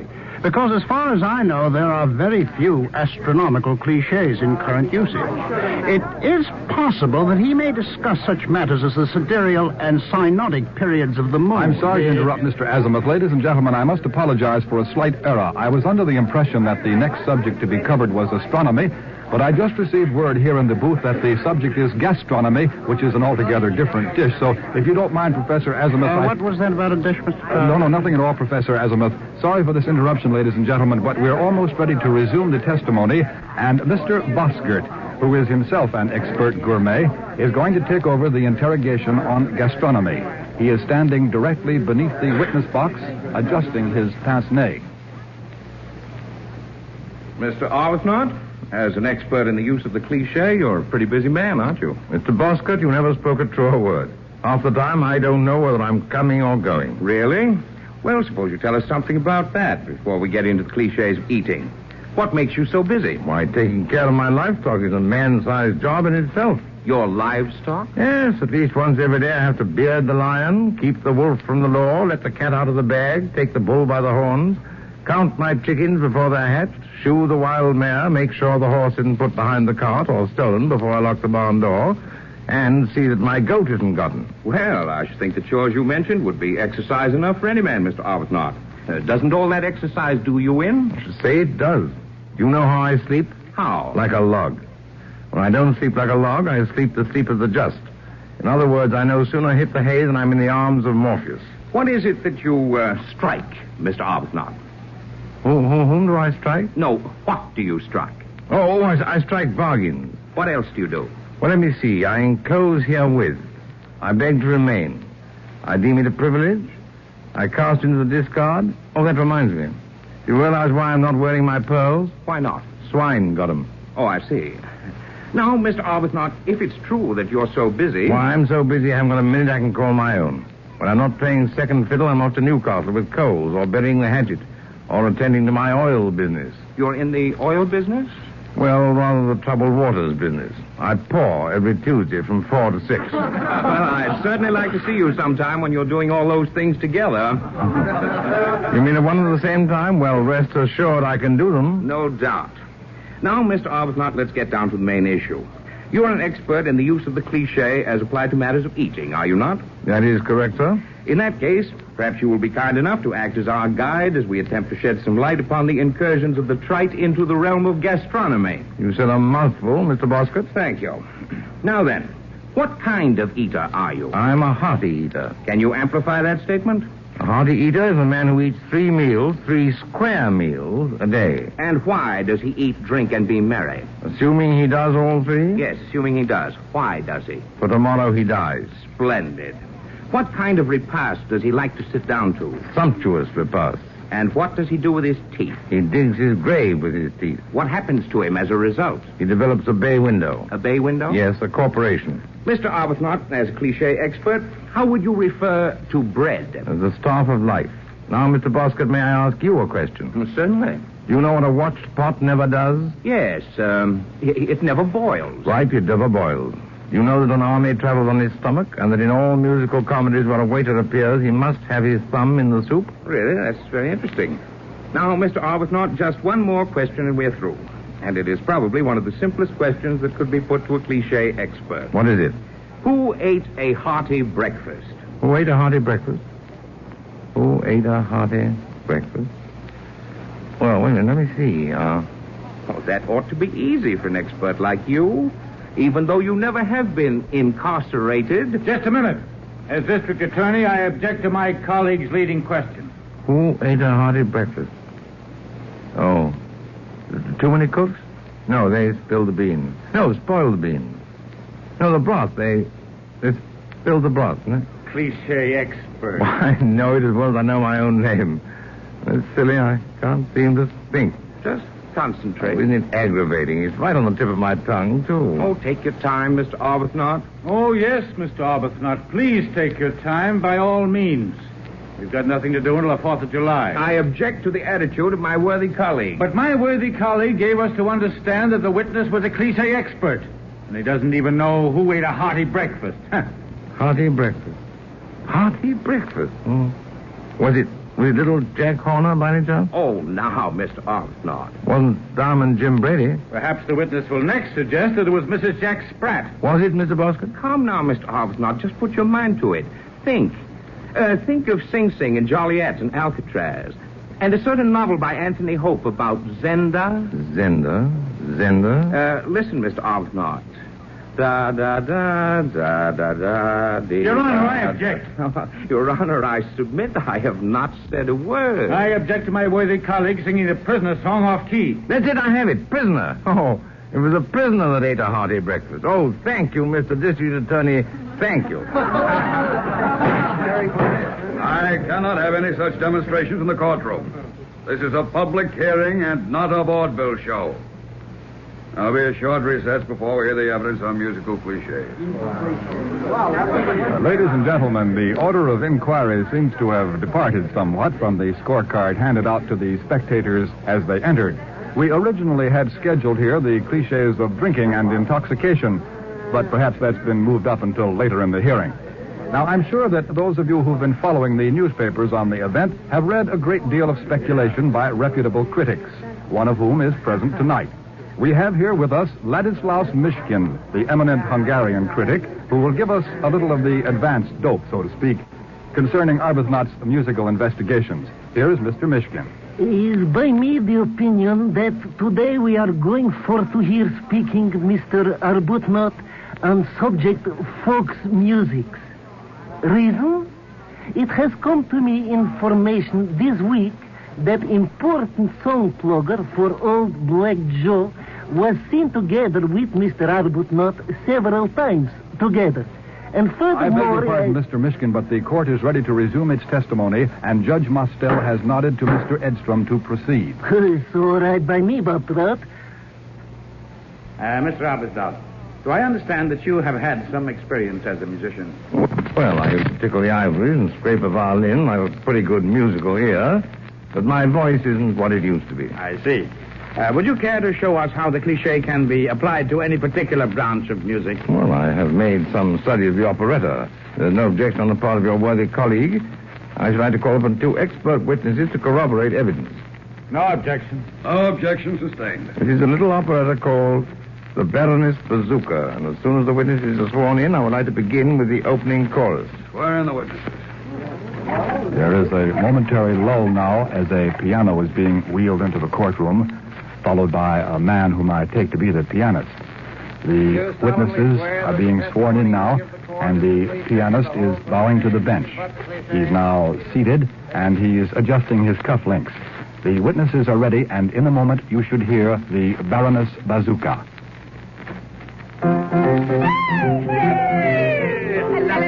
Opening chorus, la la la la la, opening chorus, where the peasants gambling on the green. Opening chorus, la la la la la la la la la la la la, where the peasants gambling on the green. On the green, on the green, and I got a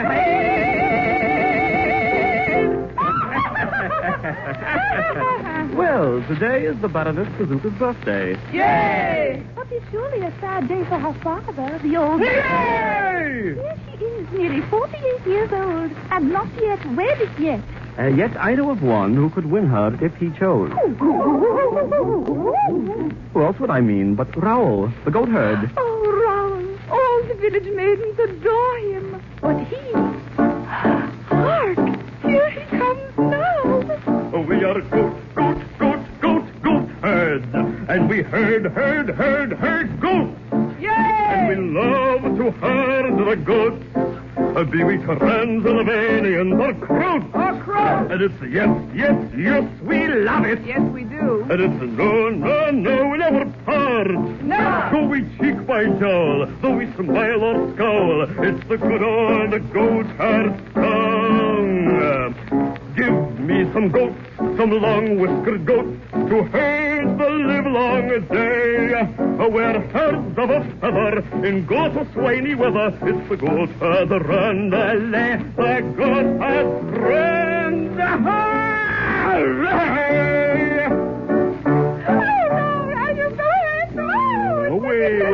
Away, women, away. I have no time for idle frippery. I have my work. Women don't interest me. Not even the Baroness Bazooka herself? Aye, not even she. We're but simple folk and we tend our goats. And she's but a wench. Ha! I wouldn't look at her twice for all her beauty. And would you not now? And who may you be? I am the Baroness Bazooka. Oh, the Baroness disguised as a peasant. Oh, I am a traitor. No, silly boy. You amuse me. I like your mettle. Come here, goatherd. Oh, Baroness. Say no more. Today is the Strawberry Rash Festival, and you shall be my partner for the day. Let the festivities proceed. Here is where we're going to a waltz, Your Honor. Ah, Baroness, you've given me the most wonderful day of my life. I would that it might last forever. Ah, but it must end. Pleasures are but fleeting. Albert Baroness. Yes? If you were you. You were you. And if I were I. I were I. That is the cue for the song, If You Were You and I Were Me. I mean, for the song of the same name. If I were you, and you were me, what a wonderful world this would be, with the queen of my dreams by my side. If you were you, yes, and I were me, we would raise an immense family, and our hearts would not part till we died. If the birds were the trees, and the flowers really were bees, would you still love me, dear, as you do? We would rule all of the world free.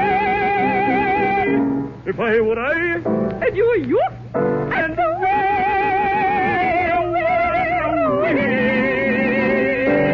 Ah, Baroness, won't you could be mine just for a day, just for an hour? Baroness, I love you. What? You a common goatherd? Dare to presume to begin to assume there might be room in my bosom for a common goatherd? Your Honor, I rise to object to the line this hearing is taken. I submit that this so-called operetta is a burlesque and not a cliche, and has no place in this courtroom. Come up to the bench a moment. Yes, Your Honor.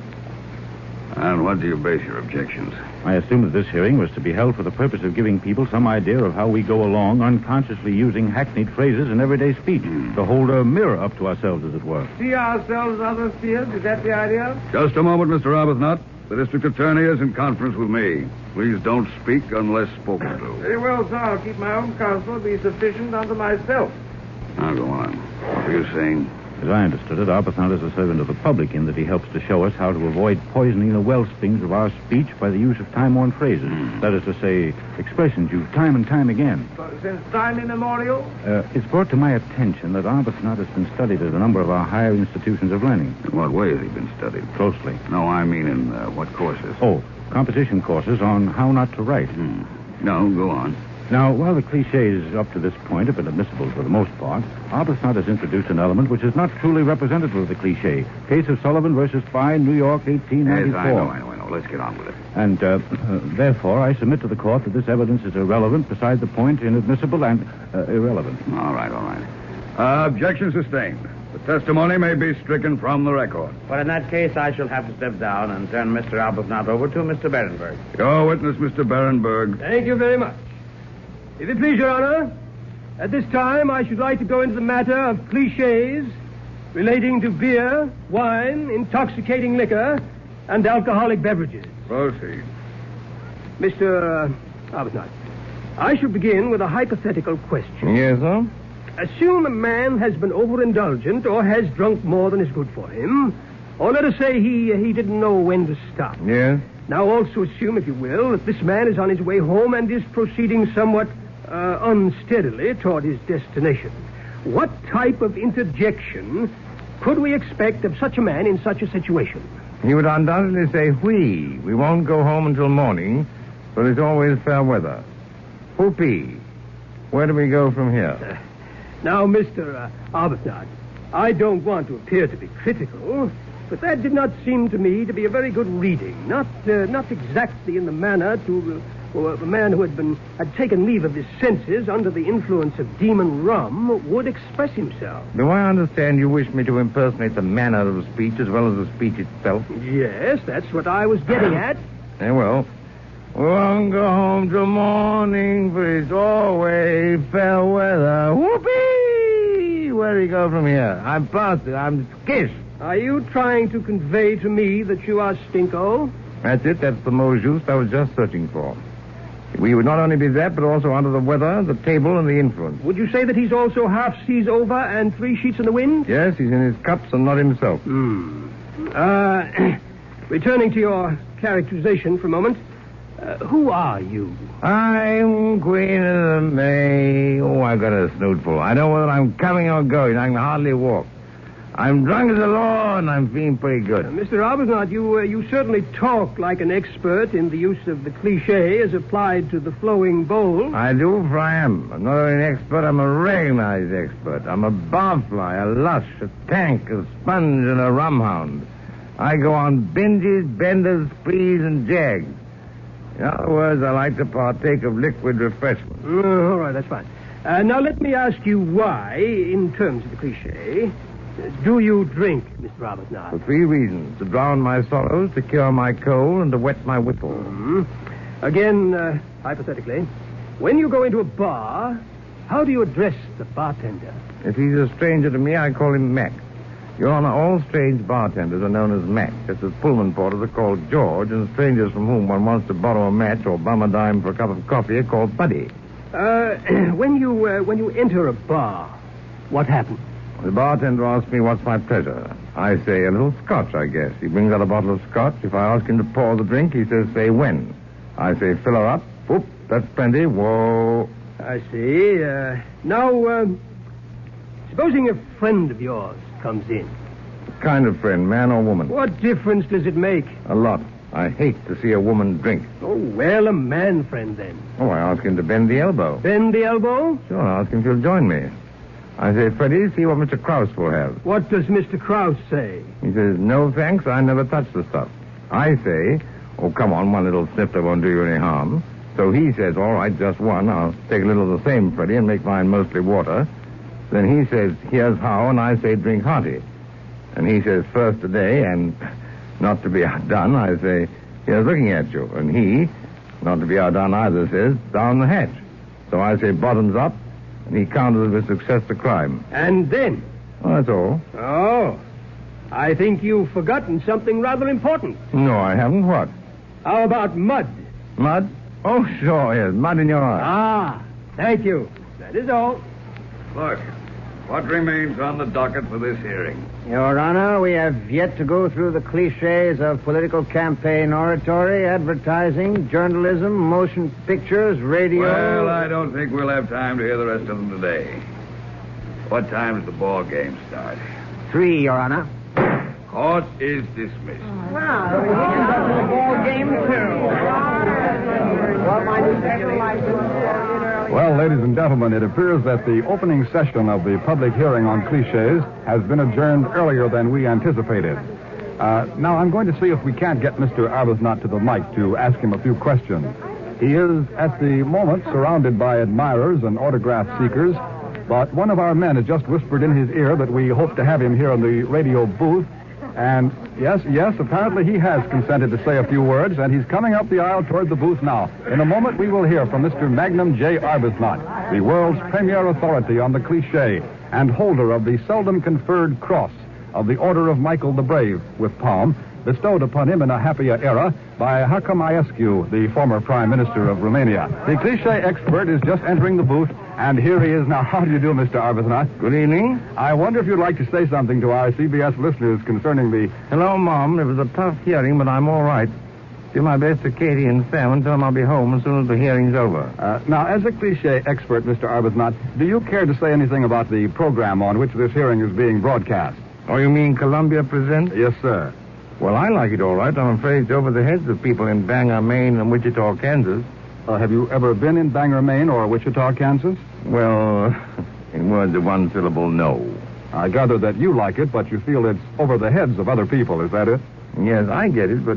Well, I'll take my grandmother, for instance. Oh, how is your grandmother? Well, thank you, but you must remember that the average mental age of the listening public is... Well, there's some dispute about that, I think, Mr. Arbuthnot. In the meantime, do you care to make any statement on this? Another thing, Mr. Trout. I've been listening to this series. I noticed you very often end your programs the same way. How's that? Something like this.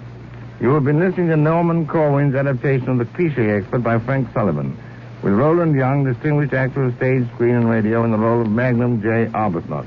Yes, that is right. That's right, all right. Now, what's your point? Why do you have to say distinguished actor of stage, screen, and radio? I listened in last week, and Canada Lee was distinguished. The week before that, Frederick March was distinguished. How can there be any distinction of everyone so distinguished? Well, you see, Mr. Arbuthnot, it's a phrase which is more or less commonly used in radio. Exactly. It's a cliche. It's what I'm talking about. That's what I'm here for. Well, of course, you understand. Now, what else do you have on that slip of paper? It says the Baroness Bazooka was written and performed by Betty Comden and Adolph Green of the Reviewers, and the orchestral music was composed and conducted by Lynn Murray. What orchestral music? Oh, I'm sorry. That's next week. What's next week? Next week at this time, Columbia presents Cromer. Who? It's the name of a town in England, and also the name of a broadcast which Corwin wrote when he went to Britain for CBS in 1942. What distinguished actor is going to star in Cromer? Joseph Julian, distinguished actor of radio, who originally narrated the series from London. And one more thing. You mean, and that's not all? Yes, and that's not all. Cromer is to be the first of a trilogy of broadcasts on cities. Trilogy? Yes, 3 broadcasts. Oh, a trio, you mean?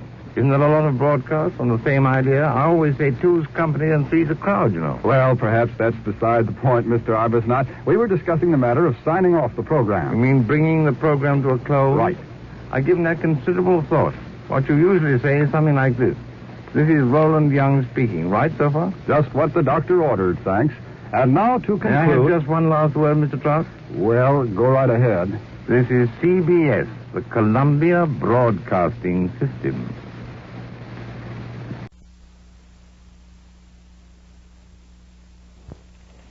Columbia presents Corwin.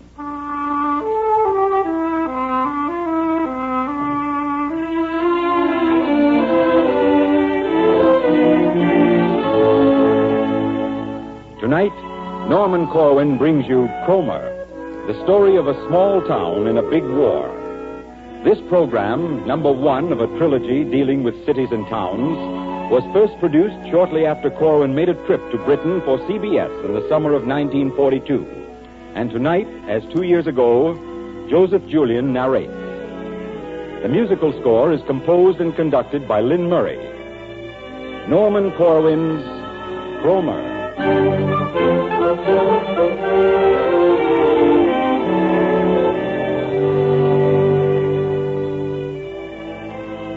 A town is like a person.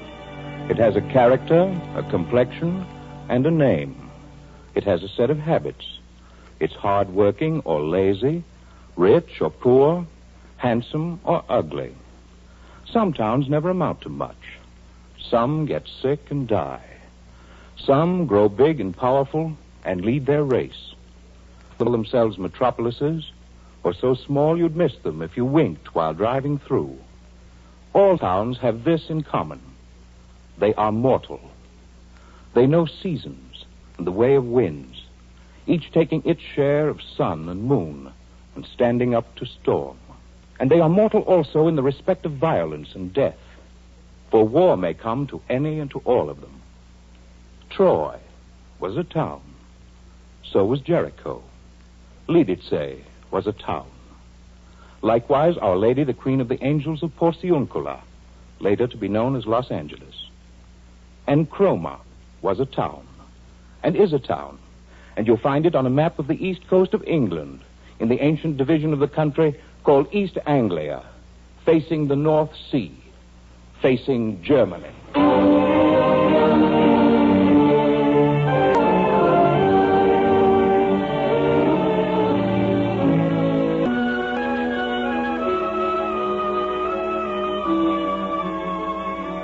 I set out by train for Cromer one sunny September morning, leaving from a station in the east end of London. Incidentally, you spell it with a C, not a K. C-R-O-M-E-R, Cromer. The things you notice on a train ride in a front line you wear. Small talk overheard, the beard on the man sitting opposite, the pattern of the holes punched in your ticket by the conductor. Change at Cambridge for Cromer. Yes, I know, thank you. Little differences in railway manners, such as etchings on the walls of the compartments, and the fact that when the steward comes through to announce lunch, he doesn't yell, "First call for lunch," but says, "Those requiring lunch will please go forward to the dining coach." a lot of unimportant things stick in your mind. In The Smoker, for example, I overheard two officers, a Canadian and an Englishman, talking very earnestly. Do you suppose they were discussing the war, or the Commonwealth of Nations, or sports, women, horses, books? Not at all. They were saying, "But what does Coca-Cola taste like? Coca?" Well, no, it's sort of hard to describe. Does it taste like ginger? It's more like molasses. No, that's not right either. What's the other drink like? The other? Well, I don't really know how to describe that either. Does it have a peppermint taste to it? No. It's about the same, almost. I think. things like that you notice. They make up a journey. Also, towns and cities and fields freshly plowed, aircraft overhead. And, of course, you notice the weather, which changes every 15 minutes like morning radio programs. When I got to Cromer, it was raining. I checked in at the police station, which is considered good form for all visitors. Otherwise, you're liable to be pinched. May I see your passport? Handed the officer the original passport, which the State Department of the United States of America gave me as a farewell present when I left for England. He fanned through it, studying all the visas and rubber stampings. Now, if I may see your national identity card, that's all I'll trouble you for. No trouble at all. Nothing like making sure, is there? If you lived 45 minutes flying time from a Nazi airdrome, you'd want to make sure who was poking his nose into your business, too.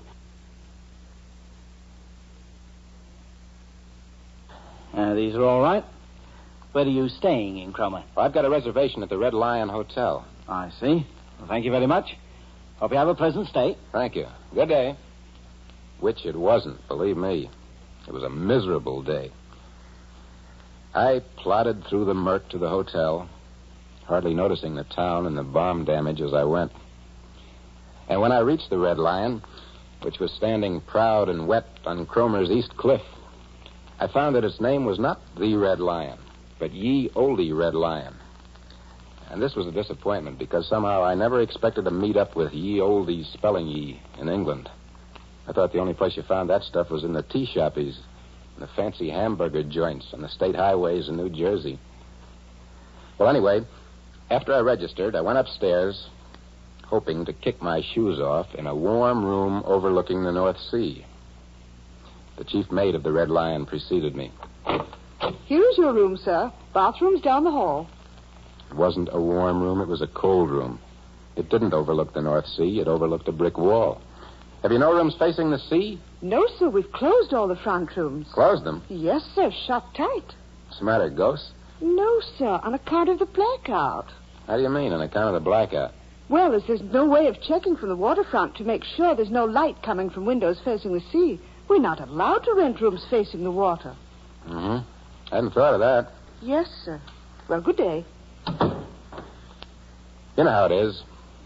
You get in the place, and right away you want to see what it looks like. I put on a raincoat and went out of the Red Lion into the gray day.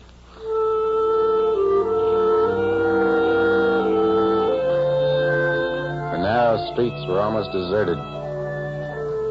The buildings of the town seemed huddled together for warmth. The Hotel de Paris dripped sadly, as though grieving for the city whose name it bore.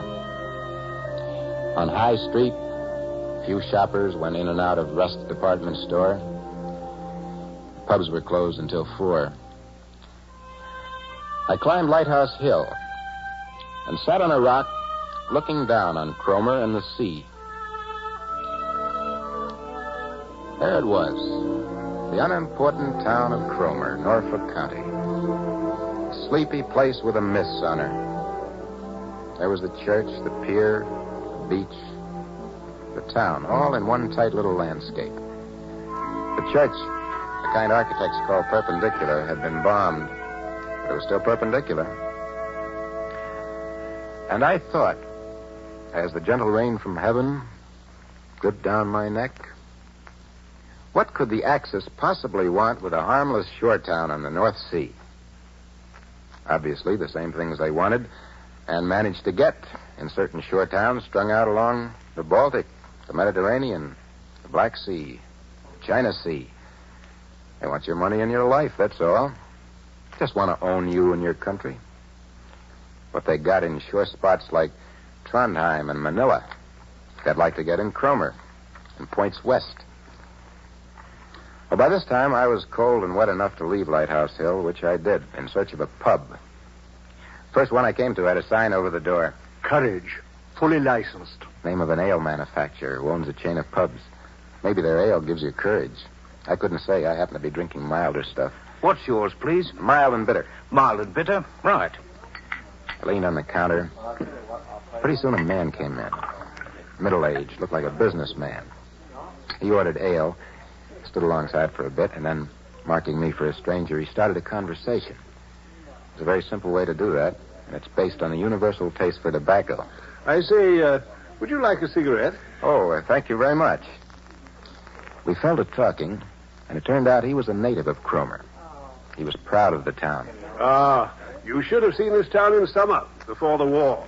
Wasn't a season went by we didn't handle 75,000 people here, including transients. That's so? Oh, yes, yes. Our 8 biggest hotels used to be jam-packed from June to September. The autumn rain kept beating down on the roof as he talked. Made it hard to imagine Cromer ever having been a busy and sunlit town. But he revived it, gave it life, lighting up that dim pub with his account of concerts on the pier and the pavilion crowded with funmakers, and the putting greens and the bowling lawns doing business far into the night. And excellent bathing here, too. You know, one of the best things about Cromer is the fact that there's no objection to sunbathing. Provided it's done decently, of course. Any fishing and boating? Oh, yes, good catches of whiting and flatfish. You see, we're not far from the Norfolk Broads. Who are they? Who? What about the weather here? I threw him on the defensive. I didn't mean the question that way. We're actually the driest part of England. You know, as a matter of fact, the late Empress of Austria used to come here for her health. You mean the late Empress of the late Austria? Yes, rather. Fill them up again, gentlemen. Yes, please. Here, let me. No, this is mine. Oh, well, thank you very much. For another round, this went on. The story of Happy Cromer before the rise of the fascists. And then I asked him what the war had done to the town. And he told me. He told me 100 little stories of how life had changed here. How some of the men of Cromer had gone away to fight and had been killed. Some had stayed at home and been killed. How the town's fishing and crabbing industry had been ruined. 7 of its 8 hotels shut down. How the people stood up through the bombings. How they organized to take on their share of the war. Then he lowered a glass of ale and said to me, It's been a big job for a little town. We took our beating just like London and Coventry and Swansea and all the rest. And I think we've done pretty well, considering. He looked at his watch and decided it was time to leave. I left with him. The proprietor waved a friendly dish rag at us. Well, good night, gentlemen. God bless. Good night, Good night. For a couple of minutes, in the gathering dusk, we walked without speaking. Cromer was still after the rain.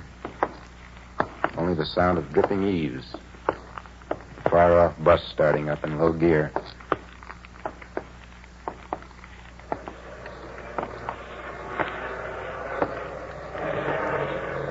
What's that, a Wellington? Let me see.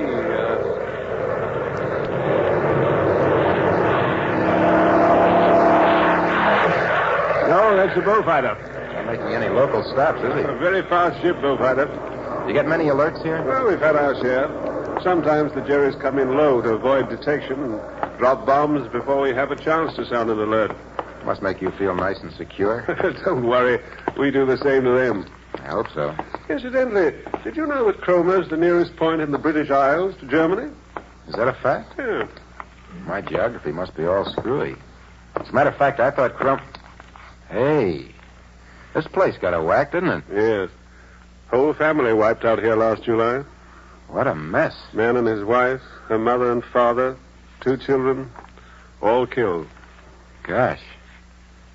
I'd seen acres and acres of bomb damage in London, but they were all tidied up like the ruins of Pompeii by the time I got there. This was my first close-up of a house, just as it had been left by a high-explosive bomb. Would you like to walk on the ruins? Well, if it's all right to do so, I... Certainly. Come on.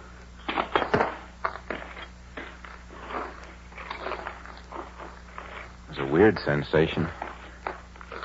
Walking over this debris in which a family had been murdered. There was a torn black slipper, woman's, leg of a table, picture frame, pie-shaped fragment of crockery plate, the head of a doll.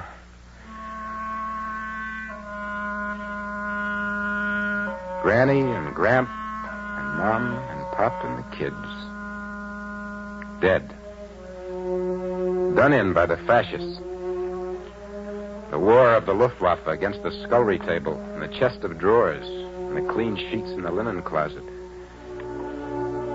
Little Pamela, who played with a doll, wants to be remembered of Fritz Tyson, the industrialist who backed Hitler because he wanted to keep the people down.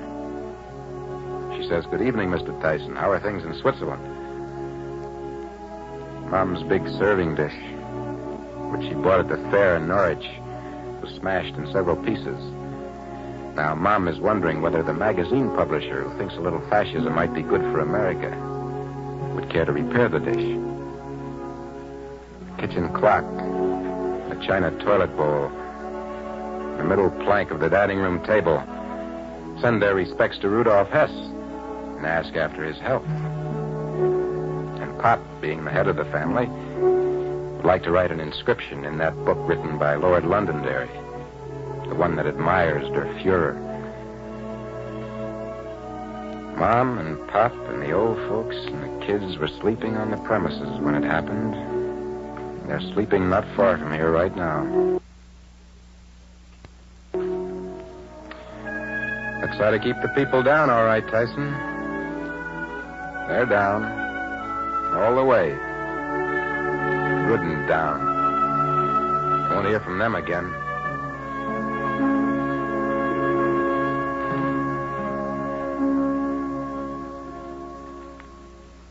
was dark. A few stars were showing through broken clouds. Weather was clearing. Said goodbye to my friend and went back to the hotel for dinner.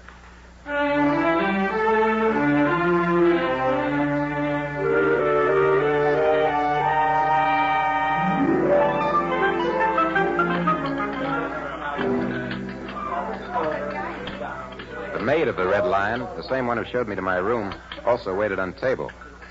Every time she served anything, she said, "Thank you." I was intrigued by the effect when she distributed rolls to a group of 6 men sitting at a table. Thank you. Thank you. Thank you. Thank you. Thank you. Thank you. She thanked her way through a 3-course meal, which left me still hungry.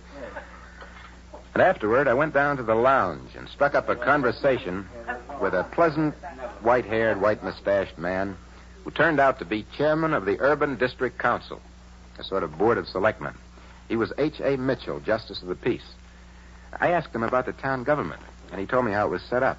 As for me, I'm a member of the Labour Party. Is this a Labour town? Oh, no, Conservative. In fact, a Tory stronghold. Well, how is it you were elected? Nobody can quite figure that out. Maybe just because they like you. Well, they didn't always like me. I remember the time when a Cromer crowd knocked me down and set my hat on fire. Why did they do that? They were so bitter about my representing Labour. Good heavens. But I've been elected twice since then, so you could say we're progressing, couldn't you? Sure could. After they'd burnt my hat, I used to bring it around every election and display it under a sign which said, Tory argument. Well, personally, I think the Tories have burnt all their hats behind them. I don't know. They've learned some manners. Why, there was a man tried 7 times to get on the council here, and he was defeated each time. Finally, he was invited to become a member. I asked Mitchell whether the town figured in any special war activity. Well, I was asked by the United Nations to hold a little service here on United Nations Day. And did you? Oh, yes. I could just see the United Nations asking the chairman of the Cromer Council to hold a service. There'd be a round-robin letter signed by the leaders of 30 nations. In the White House in Washington, Steve Early would remind the president... Frank, don't forget to send a message to H.I. Mitchell about that service in Cromer. While in the Kremlin, Joe Stalin would sign a note. Вас приветствуем, товарищ Mitchell. And Churchill would ask his secretary... Get Mitchell on the phone and tell him there's a pile of petitions from our allies waiting for him here. And why not? Isn't Cromer on the side of the United Nations? Belonging to them? Its future tied up with theirs? Its men fallen for the same good reason? All honor to Mitchell for saying it the way he did. Well, the gathering in the lounge broke up, and I went along to bed. As I undressed, I heard a plane coming over. I remembered we were 45 minutes from a Nazi airdrome, and sometimes the Hun dropped bombs before an alert could be sounded. But having been 3 months in England, this troubled me the way it must have worried H.A. Mitchell. And I slept like a rock on the Norfolk coast.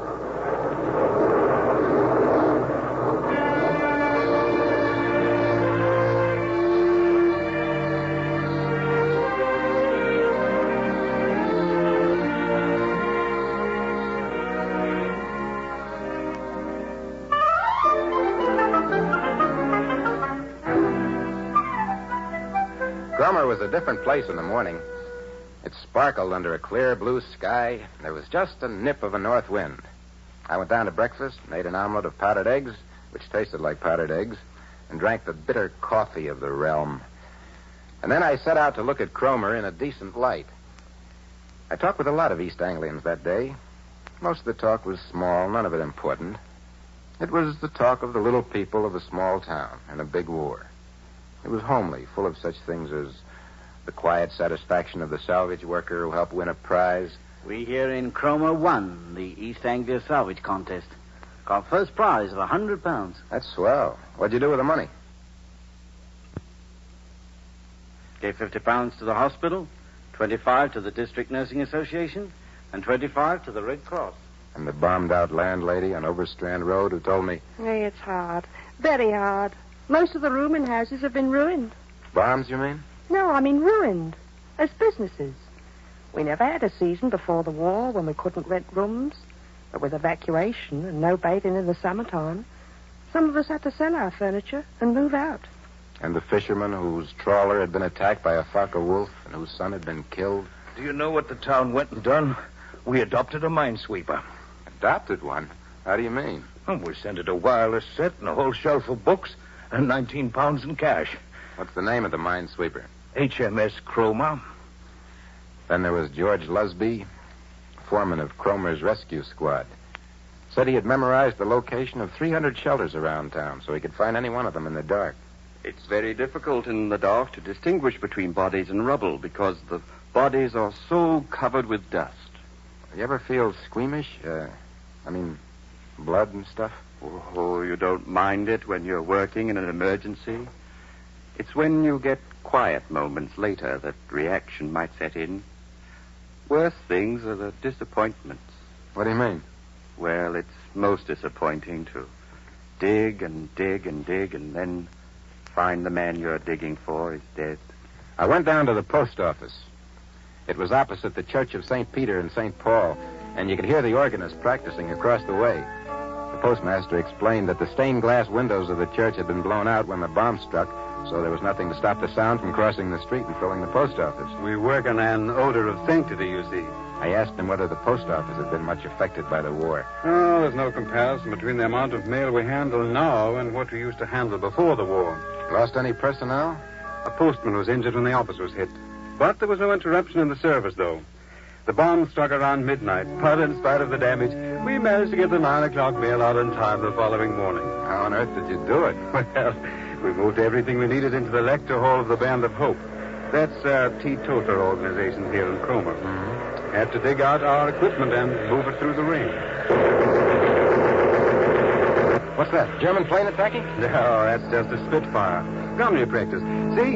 You can see the plane ahead of them, towing the target sleeve. I watched this for a while to the accompaniment of Ye Holy Angels Bright from the church organ, and then I left to keep an appointment.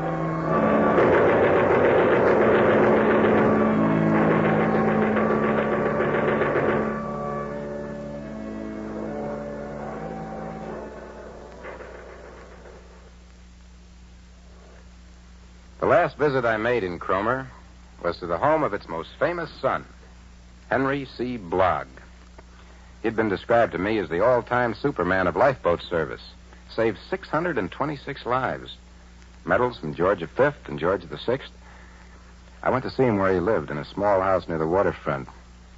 He was in his 70s, but still husky. His handshake was firm, his eyes were sharp. I asked him a foolish question, how it felt to be awarded so many medals. You have to pack up and go to London to get the medals. They don't let you escape. Where do you keep your medals, Mr. Blogg? I don't see them here anywhere. My old lady's got them. He looked around quickly to see whether his wife had heard that. Yes, London always seems a devil of a long way to go for a medal. I coaxed him into telling me of some of his exploits. He told about the night when 8 ships were wrecked off Cromer. About another time when he deliberately ran his lifeboat onto the deck of a wrecked freighter in the midst of a gale, because that was the only way he could rescue 16 men aboard. Once he mentioned lazy winds. I asked him what a lazy wind was. A lazy wind is a wind that's too lazy to go around you. So it goes through you. Reluctantly, he showed me his medals. 2 kings gave me these gold ones. Imagine that. Life-saving is only a sideline with me. I make my living fishing, renting beach huts. Uh-huh. I don't believe lifeboat crews should get paid. Why? Wouldn't get as good results. He was very firm about that. I figured he should know. After all, any man who saves 626 lives has earned the right to refuse to accept money for it. I said goodbye to Mr. Blogg and headed back to the Red Lion.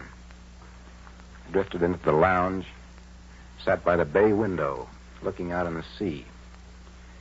There was a copy of the Norwich News on the table, with headlines of a raid elsewhere in East Anglia that morning.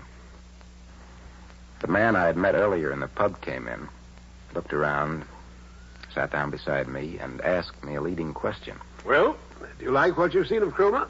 Yes, thank you very much. Good many things have changed here, you know. That's so? Changes are nothing compared to what we'll see when the war's over. You think so? Got to be changes. We've got to do better about getting along with other people.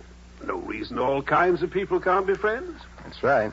We all of us had a lot of silly ideas before the war. Wouldn't you agree? Don't you think there'll be changes? Everywhere. Right here. Here in Cromer? Sure, why not?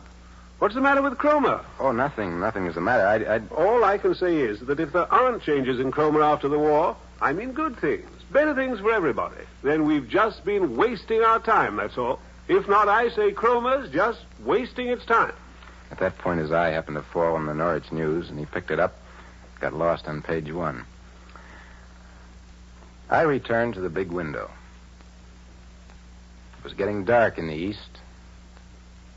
The European night, with all its menace and secret movement, was even now over the country of the enemy. About a half mile offshore, some cargo ships rode at anchor. And my thoughts rode at anchor, too. I thought of the faces I'd seen that day. The faces of our allies in the little town of Cromer. And I thought of what they'd said to me. Cromer won the East Anglia salvage contest. Oh, you don't mind working in an emergency. It's when you get quiet moments later that reaction might set in. 2 kings gave me those gold medals. Better things for everybody. If not, Cromer's just wasting its time. I drew a bead on the first star of the evening, which had just risen on the horizon. And gazing at it, I wondered about the biggest salvage contest of all time, and who would win it. I wondered whether, when the world gets quiet moments later, a new brand of reaction might set in, and whether anything was being planned ahead to avoid that.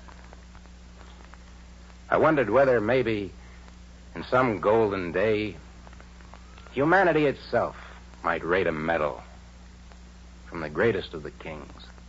Sorry, I've got to do the blackout. Excuse me. I don't know what it was that made me ask the maid, but I turned to her in sort of a trance and said, "You don't think Cromer's wasting its time, do you?" She looked at me greatly puzzled, moved away saying, No. I don't suppose it is. And I've thought about it since. And the more I think of it, the more I'm sure that Cromer's not wasting its time.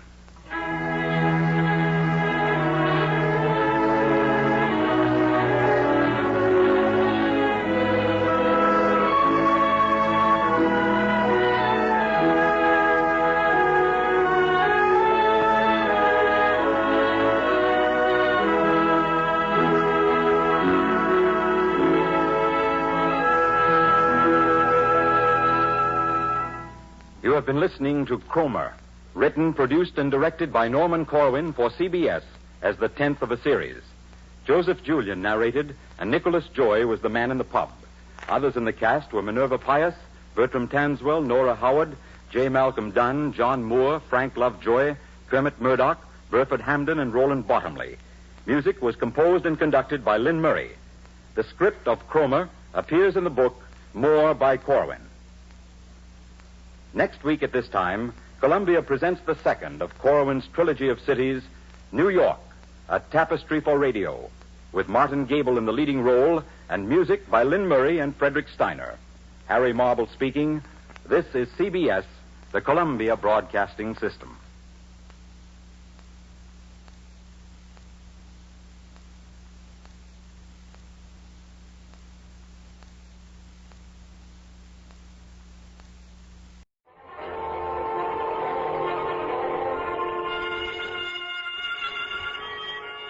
Tonight, in the fourth of a limited series of 8 broadcasts for CBS, Norman Corwin is privileged to bring you Orson Welles as narrator of one of the most widely requested of all Corwin's programs, New York, a tapestry for radio.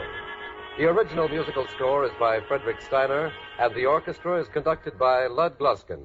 Orson Welles in New York. The time on the four-faced Paramount clock says in quadruplicate that it is 10 o'clock. And so good evening to you. And by this time tomorrow, may the enemies of all free men's cities be more desperate and damned than ever.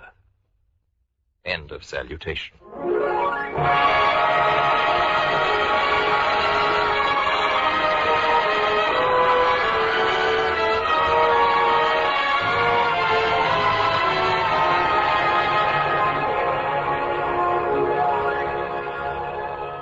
Let us acknowledge that you have a handsome profile, City of New York, and get that over with. Long ago, you were voted the city most likely to succeed. And tonight, the 12th generation of Americans salutes you with special reference to the populace, which takes you for its lawful address. The Manhattanese, Brooklynese, Astorians, Jamaicans, Bronxites, who think the rest of the world is all right to visit, but who wouldn't want to live any place but here. This tapestry, being dimensioned by a half hour of your time and the arbitrary limits of the city, has for its warp the avenues, and for its weft the crosstown streets. The shuttle, traveling back and forth, as you'd expect, between Grand Central and Times Square. As for loom, that's what ships do on the horizons of the city practically continuously. Regarding individual threads, you will have to follow them by listening acutely. For there will be excursions and motifs, snatches of native song and speech, time signals, bulletins, reflections, and footsteps, to say nothing of the retirement of batters at first base, and of ballerinas from ballet at the age of 40. However, the main design is in the middle. The people of the city are the main design. The names in the directories, but for the grace of whom the place becomes an empty mesa and a pincushion of stone, a petrified island of forgotten dividends and cobwebs in the elevator shafts. What that design is, you citizens of sister cities, you hearers on the plains and uplands, sit still and listen.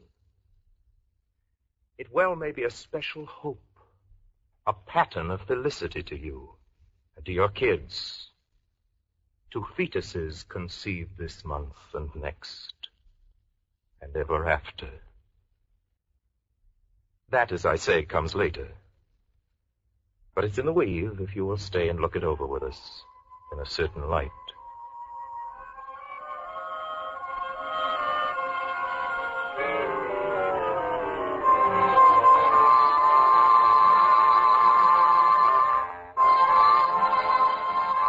Hey, Peggy, look who just come out of that store. Tyrone Power in a uniform. So what do you want me to do? Break a leg? Pick any street in the city from 1 to 241 and take it over to the laboratory for an X-ray. You will find, on developing both the film and yourself, that the corpus wears a top hat, though its toes stick out. That there are present all the elemental backbone virtues of the species. That sin and sickness appear as shadows on the plate. Nothing extraordinary about that, is there, Doctor? And that all the typical figurations of love, hate, fear, passion, tribulation, joy, grief, are clearly marked and evident. Oh, Shorty, what's cooking? What's cooking? Nothing's cooking. And what do you hear from your boy? Who, Manny? Yeah, Manny. What I hear from Manny? He's in the South Pacific. That's what I hear from Manny. Has he been in any fighting? Has he been in any fighting? You see this handkerchief? Yeah. So I'm blowing my nose in it. So what? So it comes from a dead Jap officer. That's what. Do not underestimate these people, for they are you. Do not hate them because the Yankees keep on winning forever. There will come a team out of Cleveland one day, or Boston. Do not mistrust them because of their accent, for we ourselves might be incomprehensible in Oxford. So I says to him, sure, I'll miss you. Like poison, I'll miss you, I says to him. If you want to see how much I'll miss you, just stick your finger in the pond at Central Park and then pull it out and look at the hole. One feature you will notice straight away is the congestion from German Yorkville to outlying Latin quarters. Lebensraum is nil. This is true as well of the areas of Ritz and Pâté de Foie Gras, for even on those avenues where finger bowls with lilies in them must precede the coffee, Have a spot of brandy, Edgar? the next-door neighbor breathe down your incinerator shaft. You can't get the real truth about it in an almanac. The guidebooks can only go so far. They're candid enough about how the local girl made good. But just where in the index is the guy who jumped out of a window because he couldn't take it? Take somebody your size, New York. The wind off the river may be an authority on conditions in New Jersey, or even in Ohio. But what does it know about a meeting of stockholders at 1 Wall Street at 3 this afternoon? Surplus and capital stock, gentlemen. What knowledge of the shish kebab, stuffed grape, and cabbage leaves available in the Syrian district? How can the Congressional Limited, which goes only as far as the Penn Station, know about the beauty of the women? About the politics of Williamsburg? Go fight City Hall. That's what I says to him. He got no answer. How can you tell from seat number 5 on the plane from Pittsburgh what goes on here? Put your nose to the cold window and look out over the starboard wing. Already you're within the city, though it's still 10 minutes to LaGuardia. There's the harbor, crinkled under the influences of a bland wind. The statue of Our Lady of the Freedoms, a green speck in the blue bay. The downtown cluster of real estate standing cool and reasonable above the vapors. What can you tell from such an altitude of the clip joints and the subway jams and clinics, of cabbages in wholesale market and of kings in exile, of time and of the river, of star performances at Haydn's Planetarium? Do you know anything of the historic nature of these parts? George Gershwin slept here. Of flower salesmen brightening the night? Get your gardenias! Get your fresh gardenias! Of exports and imports of the If you port? wish a very fine cacciatore, a latticini, a fumagata, just to come to Via della Chioppa, 1275 Bleecker Street, Greenwich Village. Of the telephone exchanges? The Indians with feathers? Algonquin 4. And fat old Dutchmen? 99959. And Spanish gold? Eldorado 5, please. And Englishmen at I'm play? calling Bowling Green, 99970. Salute au monde, oh Whitman! Whitman of Manhattan, the sun. We ask of you a sentiment about this place. A line that we can quote for our broadcast. A great city is that which has the greatest men and women. We thank you.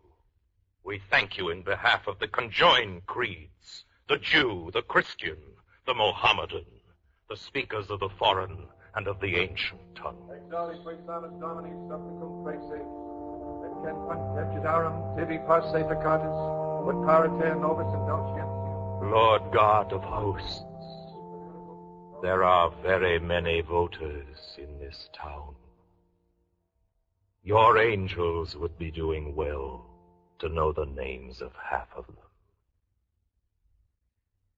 It is beyond the power of certified public accountants to follow all the comings and goings of the people, to and fro and up and down, especially on weekends and around October 1st.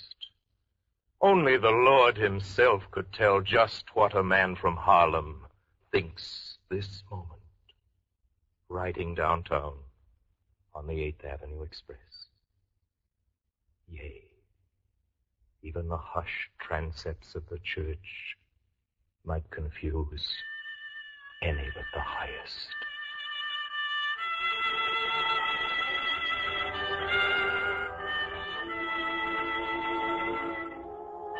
Good night, Dad. Will you call me in the morning? You mean I can't come in for a while? No, my mother's sleeping in the front room. Well, let's stay here on the steps a while, huh? But I have to punch a clock on Canal Street at 9 in the morning. Well, how about me? I have to be back at camp. Well, all right, Ted. Just for a little while. Yes. But you get lipstick all over. I'll take that chance. The season of spring is a return from a winter in South America, and has already had certain intimacies with the trees of the public and private parks, as well as the flowers and grasses thereof.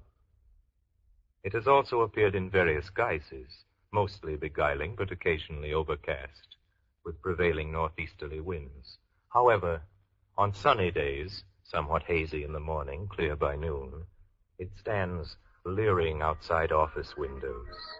It fishes for pennies in the gratings of subways, and is generally pleased with itself, all the way from Canarsie Marshes to the Yonkers line.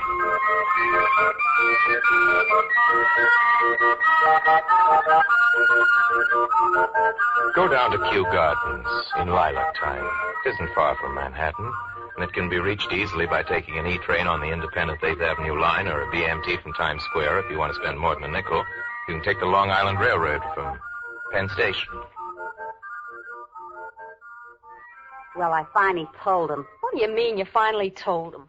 He says I only develop an interest in an individual if he happens to be socially conscious. Believe me, that's some nerve. Personally, I think it's a compliment. It's a privilege to be socially conscious. Certainly. After all, it's a very important time in history. Of course. History's being made every day. So I said to him, I told him, Harry, you should read more. Come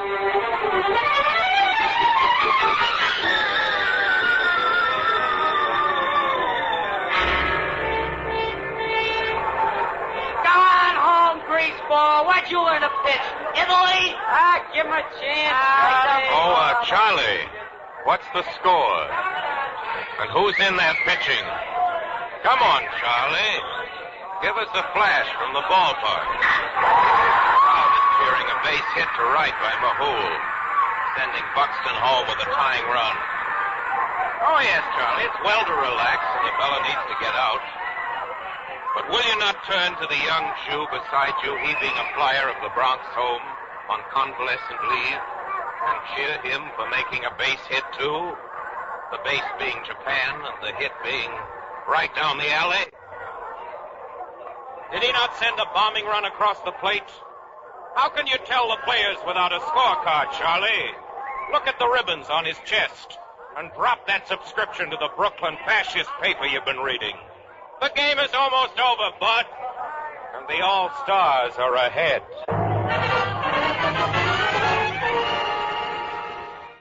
Let's take a short break. Orson Welles will return in Norman Corwin's New York, a Tapestry for Radio, right after these messages.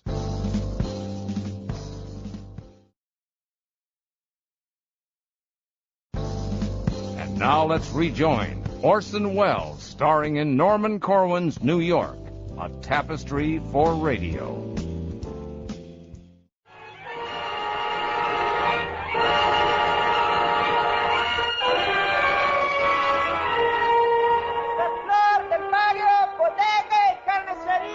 Groceries and meat to you in Spanish Harlem.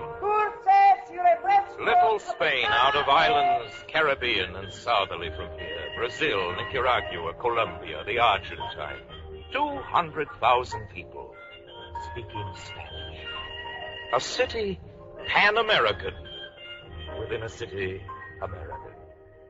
And further up the line,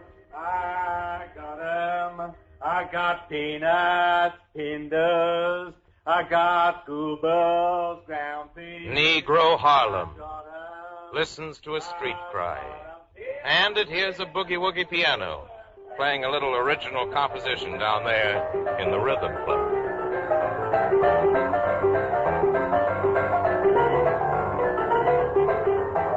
But it ain't just song and honeysuckle, neighbor. It's a place of homes and shucks. And it contains the biggest Negro concentration in the world. And if you take the trouble to go down and interview the older docks and slips along the island, they will, if they like you, point out the ghosts of rusty, weathered piers where once fat, crowded slave ships put in from profitable hunting grounds of Africa. How many wars ago? Off these same Manhattan shores tonight, the warships of the reunited states ride at anchor, and men of Harlem are aboard.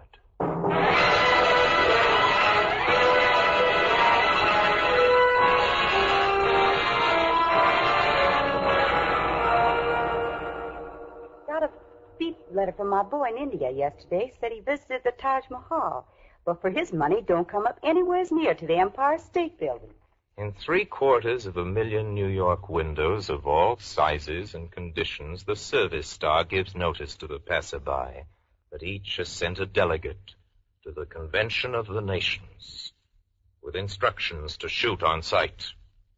Fire and blood are first on the agenda, and participating in the various contests, east side, west side, all around the world, is the Swede from Bruckner Avenue. Hey, will you tell Holder to send me a picture of the baby? Here I got a kid 2 years old, and I ain't even seen him yet. And the muscular Greek corporal from 25th Street. Look, when you go back, will you tell them what we like is Dinah Shore records and a transcription of a Fred Allen show? Personally, I'd appreciate a couple of snappy pin-up girls and a good hot dish of stifado. And Captain Mahoney of Flatbush, moral stockholder of the Brooklyn Dodgers. We'll bomb you once again, Japan. You wish you had have stood in bed. We'll give it to you on the lam. 2-ton shillelaghs on your head. Head. Oh, G.I. Joe of Manhattan, the sun. Your father came to the city on a big white ship, or a dirty tramp, or a cattle boat. The ship had a name.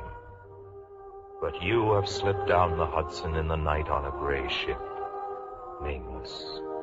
The hour likewise, anonymous. The compass bearing, sealed inside an envelope. The city of immigrants has emigrated to the wars. The borscht and the pastrami, the fine kuchen and the smorgasbord patiently await the last communique.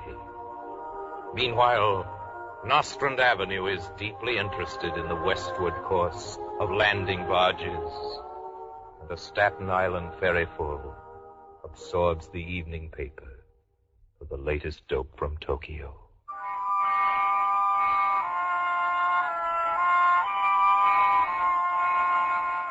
Americans on this wavelength, can you make out the bright green threads among the lesser colors in this tapestry? The interwoven hopes of those who turn the turnstiles? The dreams held by commuters to the well-kept lawns of Scarsdale and Greenwich? Tune in on Sunnyside. Canvass the gas house and the garment districts. Take a poll of visions on Park Avenue, Hell's Kitchen, and the Bulb. You'll see they aren't so far apart. Just hold the hopes up to a light, one at a time. From Lenox Avenue, for instance. I just want my boy to come home, that's all, on his own 2 feet. And with a war won so's it'll stay one. From Tallman Street near J. I'd like to see my way clear to be able to afford a bathtub in this house. From West New Brighton. Wouldn't it be grand to be able to fly in from Westport every morning in a helicopter? From 9th Street and Avenue D above the garage. The whole city.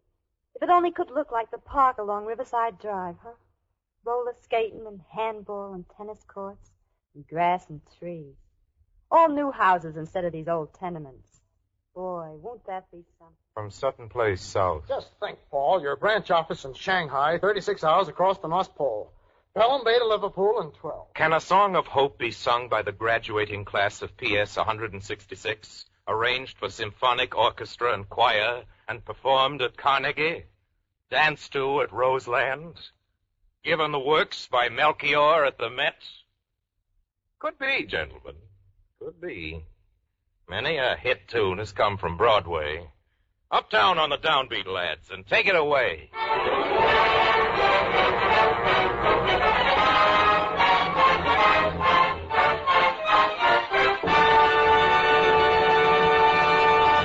City of Ginsburg and Garibaldi, Kozlovsky and Lopez. What are you doing on St. Patrick's Day? Marching, of course, down Fifth Avenue. And what are you doing on San Gennaro's Day? Dancing, of course, along Mulberry Street.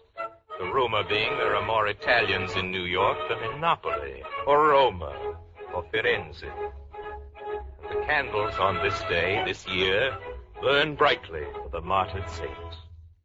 And though the sweetmeats would be sweeter far if Frankie and Pasquale were home from Okinawa, they taste pretty good as they are. Blessed be the Virgin Mary.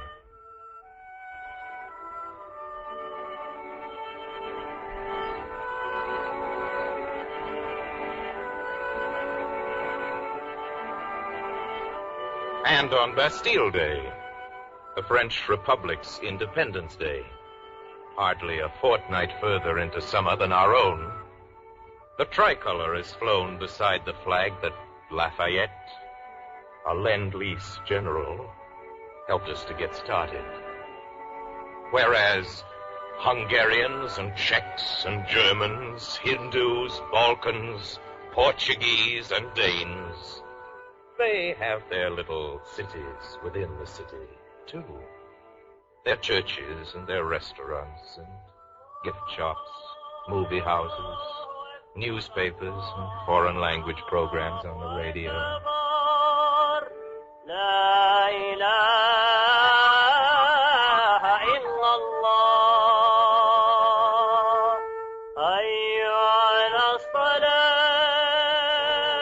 Is there by any chance on the island tonight a visiting fireman from Kansas City who knows somebody in Washington with connections in London? If so, would he kindly take a message to the peace conference, the one that G.I. Joseph of 82nd Street is at the moment still fighting to arrange, and see that there is smuggled in among the representatives the mere hint of the barest memorandum of a notion, something for their scratch pads to be scrawled upon and doodled over during deepest thought, a mark, a democratic imprint, a U.S. figuration, a Yankee doodle. This is what it is. Here, in the tall city with the British name, the people of all nations, checkering the numbered streets, having come from Warsaw, having come from Plymouth, Kleinvardijn and Chongqing, having come from Africa and Oslo and Caracas, having worked and played and voted, loved and listened to the radio, fought in the wars and paid for them as well, having kept their customs and their languages, played their own sweet music on the fiddle and accordion, did, nevertheless, find time to rear and populate the greatest city in the world, and make of it a symbol celebrated up and down the longitudes. You see, it can be done. Yea, make a note of it. It can be done.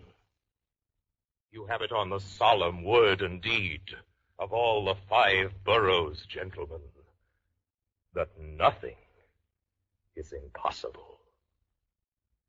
Do but consult the main design and see, in miniature, the nations living side by side so effortlessly. No one calls it peace. Yea, block to block and house to house and door to door, they get along. With scraps betimes, a little botheration such as happens in the best of families, but never anything a court or free election can't take care of.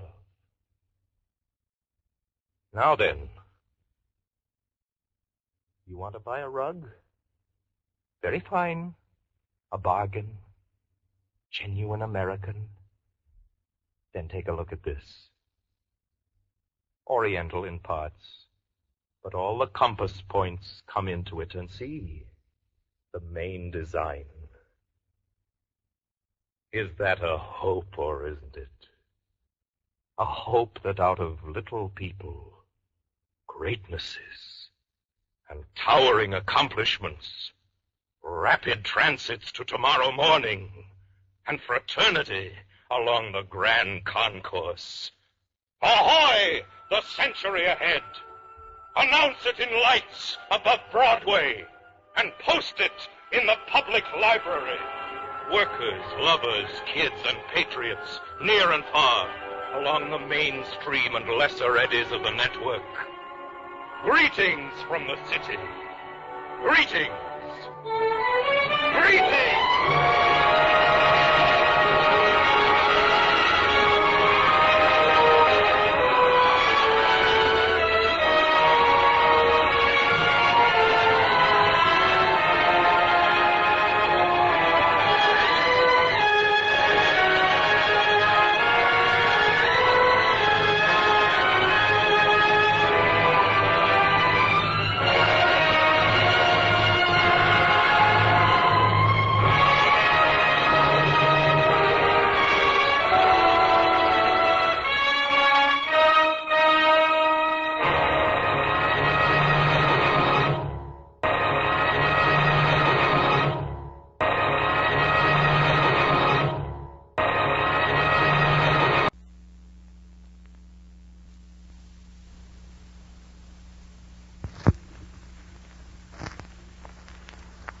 Nice break for Doug Adams, huh?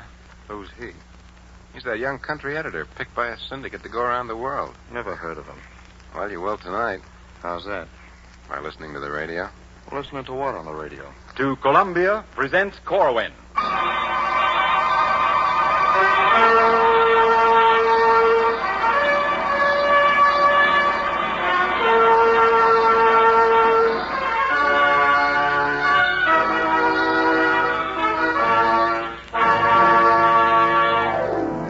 Tonight, Norman Corwin brings you Tel Aviv, third of a trilogy of programs about cities, and 12th in his current series of broadcasts for CBS.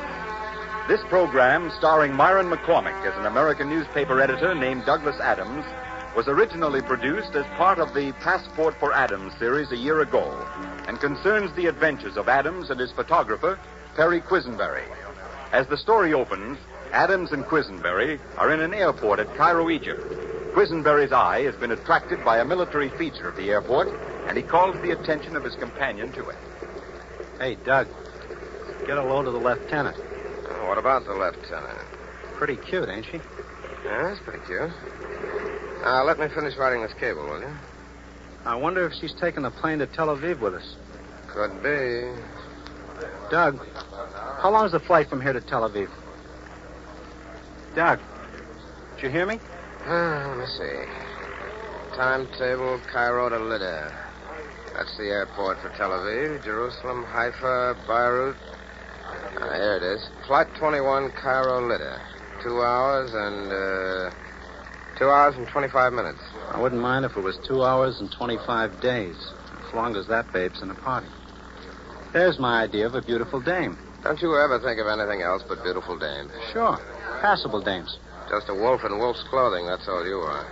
Why don't you fall in love with a girl sometime? My dear Adams, can I help it if my interests are purely basic in nature? Passengers on Flight 21 for Lida, Haifa, and Beirut. Departure has been delayed 1 hour. Flight 21 will leave at approximately 13:30. Well, an hour to kill, eh? In that case, I think I'll lose no further time striking up an acquaintance. Hey, wait a minute, Romeo. Come here, sit down. Now, look, leave us not pull my coattail, will you? Sit down. Why don't you spend this hour striking up an acquaintance with the Hebrew language? Seeing as how we're going to a Jewish city, you'll get along better with Tel Aviv if you take some time with his handbook. I know plenty Hebrew. Aleph, Beis, Vez, Gimel, Daled, Kibbutz, Shlemiel, Ganef, Kosher, Gefilte fish, Yehudi Menuhin. Splendid. You have a wonderful command of Pidgin Yiddish, which has so little to do with the Hebrew language it won't hurt you to spend an hour with this booklet. Why can't I read it later? Won't do you any harm to get a general idea of the city before you get in trouble there. As you undoubtedly will. All right. If it'll make you happy, I'll read the thing. Got to do homework yet. Good pictures ain't enough. Got to be a linguist. Well, let's see now. Let me count the words in this cable. Consult Syndic, USA, filing 3000, ex-Tel Aviv, wedding night. Hey, Doug. Yeah? Ain't the Jews supposed to be one of the oldest racial groups in the world, if not the oldest? Yes, why? Then how does it happen the only all-Jewish city in the world is just 35 years old? Well, that's a long story, Quiz. You see, it's like this.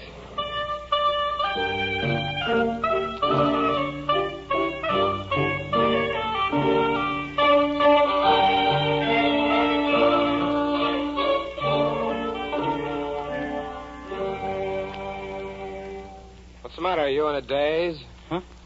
Oh, no, I'm fine. Well, then put down your bag and take off your hat. You're here. You've arrived. I was just thinking about something. Well, I hope you're out of the trances before Christmas. Nice room, ain't it? Yeah. Pull the blinds, will you, while I hang up these coats? Okay. Hey, look at this, Doug. What is it? Practically all of Tel Aviv from this window. Hey, this is a swell view. Did you ever see bluer water than that? Now look at that beach, will you? Blue and white. You don't have to fall out of the window, son. Well, look at them white houses against that blue sky. Doug, if you saw that in a painting, you wouldn't believe it. Sure I would. Depends on the painter. Oh, boy, it's like a Technicolor picture. Pentachrome, B101. Everything blue and white. Primitive colors. You know, it's kind of symphonic in a way, if you know what I mean. I've never seen you in such a froth, Quiz. What's come over you? Huh? Why? What's the matter? There's a different look in your eyes ever since we landed at Lida. What's going on here? Why? Come on out with it, Quisenberry. Out with what?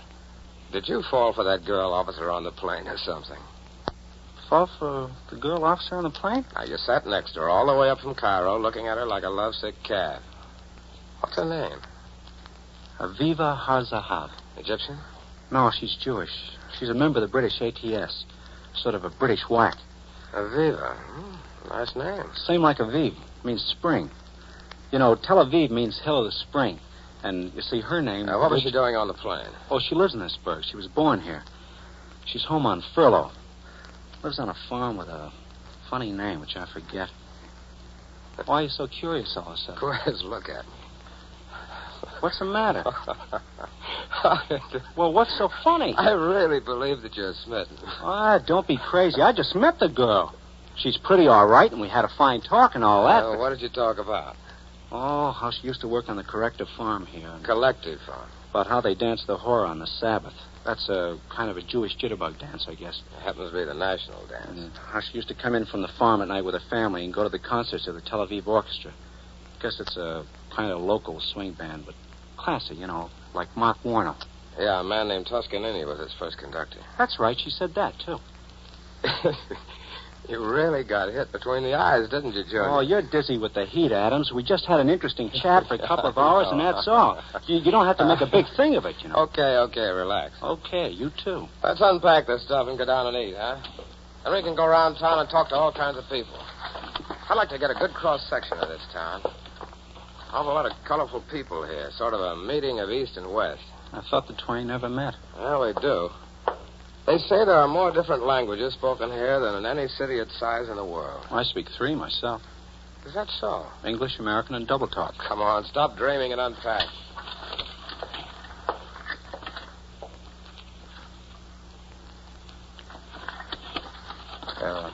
Hey, Doug. What? Can I ask you something? Sure. What's on your mind? Did you fall in love with your wife the first time you met her?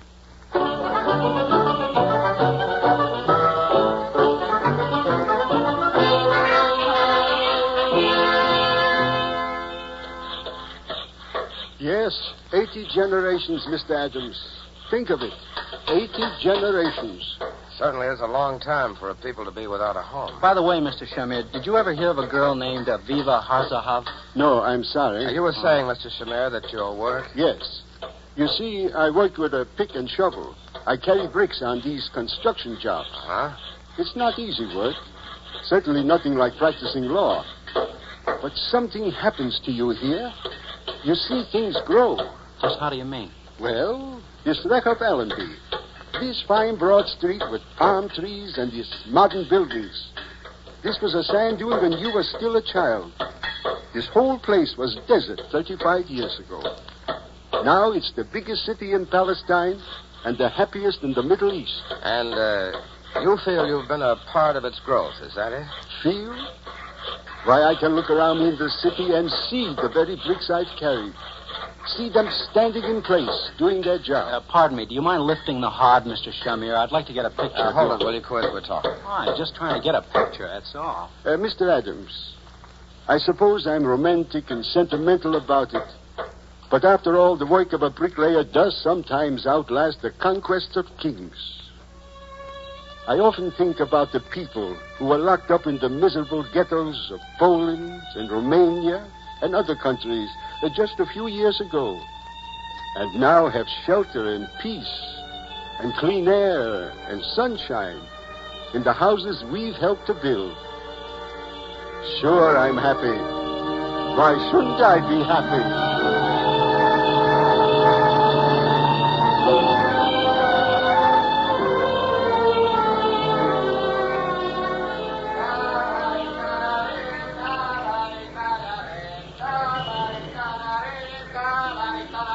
Did I hear straight? Is that guy selling papers or singing opera?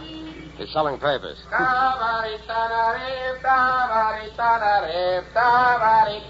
boy, let's have a paper. It's the Davar, Palestine Labor Daily. Hey, good makeup on this front page. Printed all in Hebrew? Sure, what do you expect? Hey, look, pictures of the fighting in Italy. No little Abner or Joe Palooka? Let's see, I guess this is the editorial page. Sport page. Hey! What is... Hey! Hey, what the heck's the picture you doing in there? Hey, look! Look, there's my picture of Liberia with Hebrew captions. Hey, we're international celebrities, you know that? All right, Consolidated certainly gets around with that syndicate. Why, of all the unexpected... Hold on, chum. Do you see what I see across the street, or is that a desert mirage? What? A soda fountain selling cold orangeade and frosted milkshakes. Well, so it is. The first thing like that since we left the States. Tel Aviv, I love you.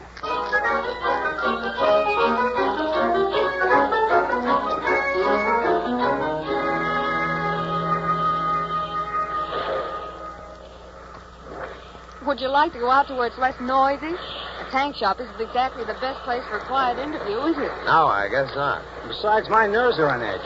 I almost got run over by a Jeep on my way here. If I knew any Hebrew swear words, I'd have told the monkey driving that thing where But that was an American soldier. He'd never have understood the Hebrew cuss word. That's just the point. He was bigger than me. Well, here we are. Let's step inside the office. Well, that's much better. Now, you were asking about these shops, Mr. Adams. Oh, yes.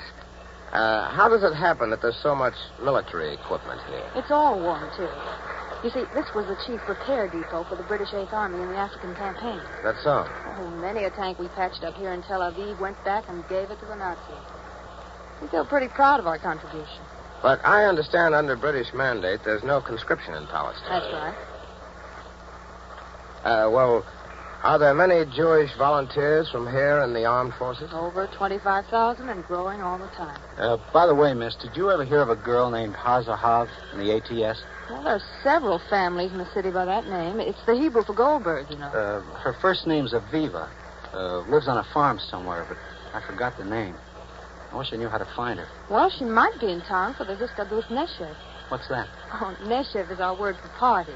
They hold it on the Sabbath. When does the Sabbath start? Friday at sundown. See a lot of folk dancing there. This Neshev sounds like it ought to be plenty photogenic, huh, Doug? Don't you think we ought to cover it come the Sabbath? Okay, Quiz, okay. Now tell me, Miss Kretinsky, what's the feeling in Tel Aviv about the war in general? I mean about the basic issues, Atlantic Charter, the movement toward world collaboration. Mr. Adams, you say you're stopping at the Gare Tremont? Yes.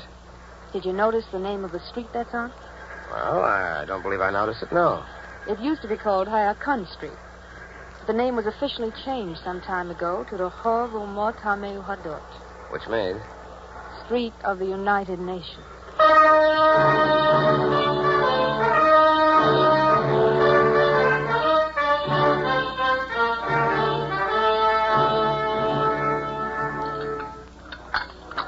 What did you say your name was, Sergeant? O'Shaughnessy. Patrick X. O'Shaughnessy, South Chicago, Illinois. And I take it you're with the Air Forces. Yeah. We got an airdrome out near the Lowenthal farm. Matter of fact, our mess hall's in Lowenthal's old barn. Ever meet a farmer named Hazahav? I can't say I did. Shalom, gentlemen. Yes, sir. What'll it be, gentlemen? We've already ordered. We gave it to the other waiter. All right, fine. Tell him to step on it, will you? I'm starved. Very good. Tell me, Sergeant, how do you like it here? I like it fine. You like the people? Yeah. Well, not many Irish here, but I like the Jewish people fine. There's a non-denominational church they put up here for all the different soldiers. And you want to know something? What? There's no anti-Semitism here. What about anti-Gentilism? Any of that? Hey, as a matter of fact, you know, I wondered about that the first week I was here. But there ain't no such thing. No sign saying white Semites only? No, nothing like that. What about people saying some of my best friends are Gentiles? No, never heard such a thing. And you want to know something else? What? There's a concentration camp for Nazis out in Sorona. That's just outside of town. And these Nazis were the worst kind of fifth columnists before the war. Stooge in a truck, that Rebs and all like that. And when the war came, they were chucked into the clink, see? There's a Jewish one. Nazi prisoners are not whipped and tortured by the Jews. Nah, I seen them. And people stand around laughing and insulting them? Civilized country. Yeah, if I was these Jews in Tel Aviv, I'd shoot them Nazis down like dogs. Every one of them. Take it easy, Quiz. The Nazis, but where it counts the most. You know something The battle. You know something I find out being here 6 months? That anti-Semitism stuff you run across in some places back home in the States is nothing but a racket. Ignorant people get sucked in just the way they did in Germany when they fell for Hitler. Oldest rackets in the world, making a scapegoat out of a minority. There was a time when Christie angled by lions. You said it. James making with the trumpet? Oh, that's the old guard comes around every Friday night. They observe Sunday on Saturday. Saturday on Sunday. Considering that the Hebrews had their Sabbath in practice a long time before we did. You mean it's the Sabbath right now? Sure, it begins sundown Friday. All the shops have to... Tonight they got that big Neshev on, ain't it? Yeah, that's right, Mac. Well, so long, you guys. I ain't very hungry. I'm on my way to a folk dance. Hey, Quiz, come back here.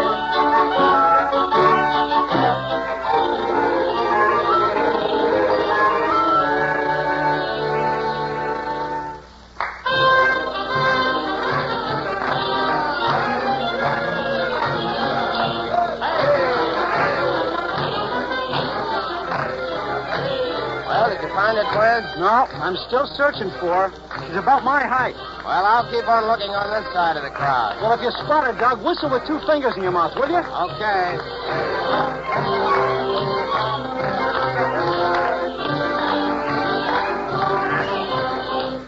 Mr. Quinnsbury. Viva. Oh, Viva, say, I'm glad to see you. I've been looking all over. Mr. Quinnsbury, let's join the dance. Quisenberry. Come on, you'll like it. You really will. Well, I can't dance this dance. It's too strenuous. Oh, that's all right. You'll learn. Well, wait a minute, but I...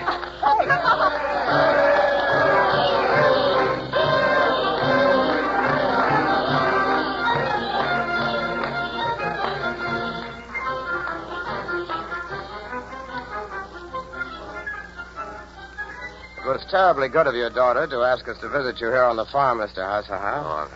I always wanted to see a collective farm. It has been a great pleasure to show you around, Mr. Adams. Not often we have a privilege of this sort. Why don't you take off your coat and be comfortable? Well, Yes, please do, Mr. Adams. Well, thank you, Mrs. Hasselhoff. I think I will, if you don't mind. Would you care for a drink of wine from Jewish grapes grown at Yagia Kapayim? I would indeed. Is Yagia Kapayim another collective like this?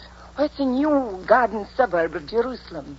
The name in Hebrew means the labor of thine hands, after one of the Psalms of David. A very beautiful name. Here you are, Mr. Adams. Oh, thank you very much. Where's Quiz gone? He's sitting on the porch with Aviva. I'll take some wine after that. Oh, I'll do it, darling. It won't be long before dinner, Mr. Adams. I hope you won't mind waiting. Oh, no, don't worry about that. We have 300 for dinner every night, you know. As many of you as that? Yes. And after dinner tonight, there's a general meeting, which all but the children attend. They go to bed. I hope you have better luck getting yours to bed than I have with mine. Oh, you have children, have you? 2, a boy and a girl. Would you like to see their pictures? Very much indeed. Oh, did I hear you say you had pictures of your children? I'd love to see them. Oh, dear, I find I've left them at the hotel. Oh, that's too bad. How old are they? 5 and 8. But don't get me started talking about my kids. I'm the typical father, you know. Mr. Hasselhoff, do I understand that this was completely barren soil when your collective started? My friend, when we came here, there was nothing but wasteland. Not even water. Sometimes only a bucket a day for 50 people. And we had to fetch that bucket of water from miles away and pay dearly for it.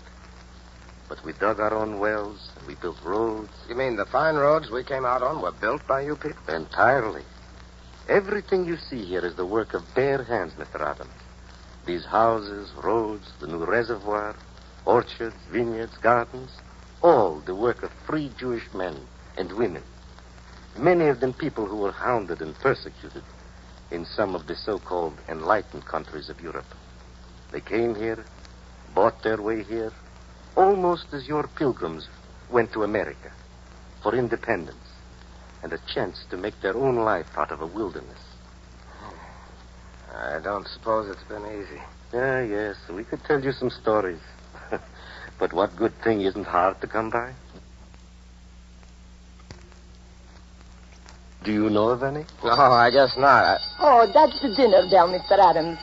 Aryeh, will you get Mr. Adams' coat from the closet? Mr. Adams, another sip of wine before we go to the mess hall. Huh? Oh, no, thanks. This is fine, thanks. Are we all ready to go to dinner, Mother? Yes, Aviva. Well, Miss Hasselhoff, has Quiz been telling you all about America? No, as a matter of fact, we were discussing poetry mainly. Doug, did you know they have holidays here to celebrate the birthdays of poets? Yes. Did Quiz tell you about the great American poets? Whitman and Sandburg? And... No, but he read me some poetry. Oh? Longfellow? No, Quisenberry.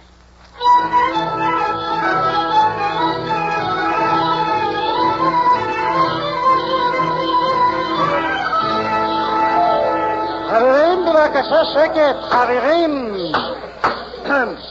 במקום האספה הערב החלטנו לוותר על העניינים העומדים על הפרק כדי לקבל את מאורחינו הנכבדים, מר אדמס ומר קוויזנברג, מהקונסולידטד סינדיקט של ארצות הברית. הנה הוא חברנו ישי המאירי, מנהיג הקבוצה, אשר יציג את אורחינו לפניכם. Shalom, Chaverim.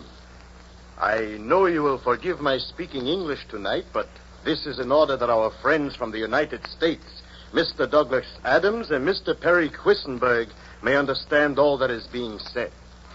As our good secretary has just told you, we are going to dispense with the business at hand to welcome Messrs. Adams and Quisenberg to your farm. However, I would just like to announce at this time that on Monday, May the 29th, there will be an important meeting of the Histadrut, the General Labor Federation, to discuss the program of collaborating with a Jewish agency in the training of pilots and mechanics for the RAF. And now I'm going to extend the privilege of introducing our guests to Chaver Aya HaZahav, who has been host to them since they arrived earlier in the day. Toda Rabba. Haverim and Haverot. Mr. Adams is an American newspaper editor on an assignment to visit the Allied countries to tell his own readers back home how he finds the people of the United Nations. All of you have read his articles, which by a most happy coincidence have been running in the Davar. And I know that you have as many questions to ask of Haverim, Adams, and Quisenberry as they have been asking Tel Aviv the past week. But with his leave, I should like to call upon Mr. Adams to speak to us now for as long as he wishes, and to say anything that is in his mind to say, whether about what he has seen in his voyaging, or what he has seen here, or what he hopes to see. Mr. Douglas Adams of Centerville, United States of America.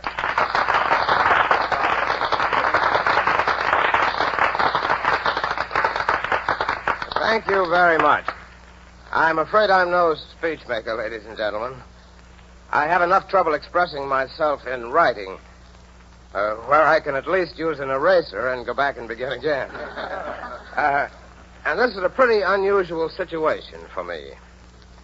But if you don't mind, why, I guess I won't mind either. Mr. Quisenberry and I have been in Tel Aviv and its vicinity for about a week now. And I can tell you that we've been much impressed by both big things and little things. Now, maybe those are one and the same. I guess they are.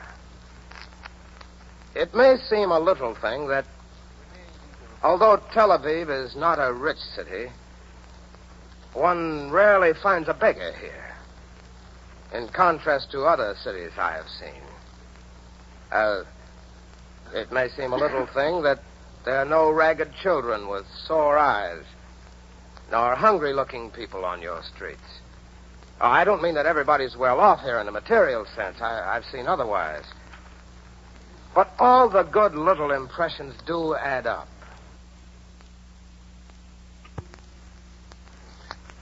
And when you put them together with the big things, the pride and industry of your people, your fine cultural life, we attended the Habima and Ohel theaters, for instance, and your excellent agriculture. I guess you all know about that. Well, all in all, the picture becomes one of infinite hope. And I begin to understand why the people here are so happy. Happy in spite of the war being close to you here. In spite of bombs having been dropped on your city. And having lost many of your friends. In spite of large political problems, which I know are going to take patience and hard work to straighten out. But above all, this city seems to me a living example of what can happen when the human spirit, which, believe me, is the same in Centerville as it is in Tel Aviv, is just given a chance to flourish, like any other of God's living things. When people are given a chance to live the way they were intended to live, in a home of their own, living by the labor of their hands, and raising children to be useful citizens of the better world which we all hope is in the making. Thank you for everything.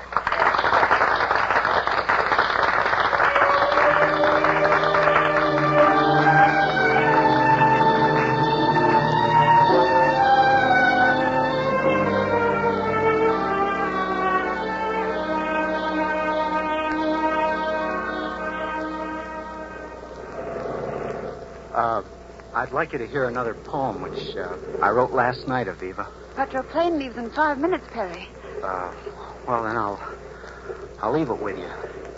It's entitled Viva a Viva. Oh. And it's kind of a love poem.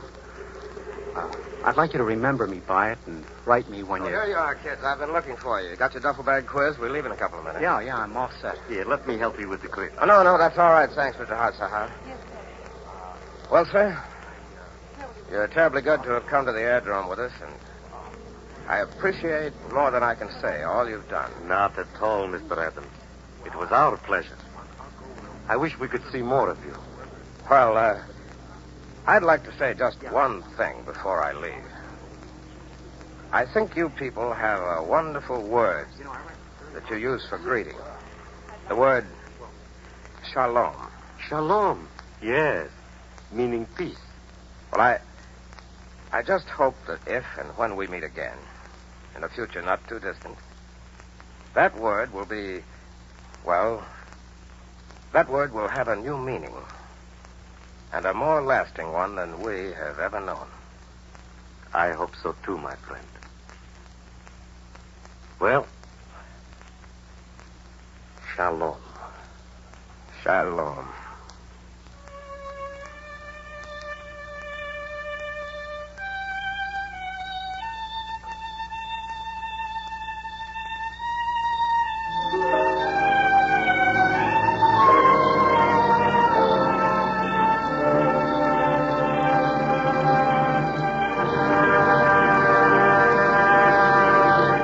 You have been listening to Tel Aviv, written, directed, and produced by Norman Corwin as the 12th of his series for CBS. Myron McCormick appeared in the role of Doug Adams, and Paul Mann was Quisenberry. Others in the cast were Joan Alexander, Olive Deering, Margaret Foster, Maurice Franklin, Robert Harris, Joseph Julian, Mordecai Kosover, and Martin Wolfson. The musical score was derived from compositions by Lucien Moravec and Michael Ganissen, and conducted by Bernard Herrmann. Columbia is pleased to announce that next week at this time, in response to requests from listeners, Frederick March will appear again with the original cast in Norman Corwin's Untitled. Bernard Herrmann will, as in the first performance, conduct his own score. Remember the date, Memorial Day, 10 p.m. Eastern Wartime. Harry Marble speaking. This is CBS, the Columbia Broadcasting System. KMX, Columbia.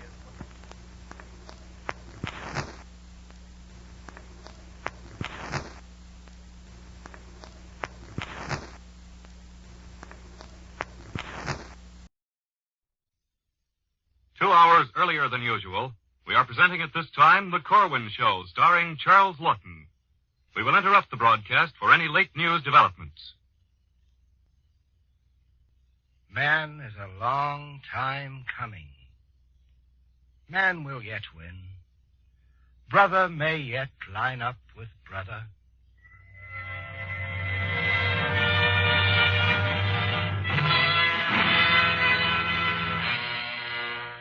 Columbia presents Corwin.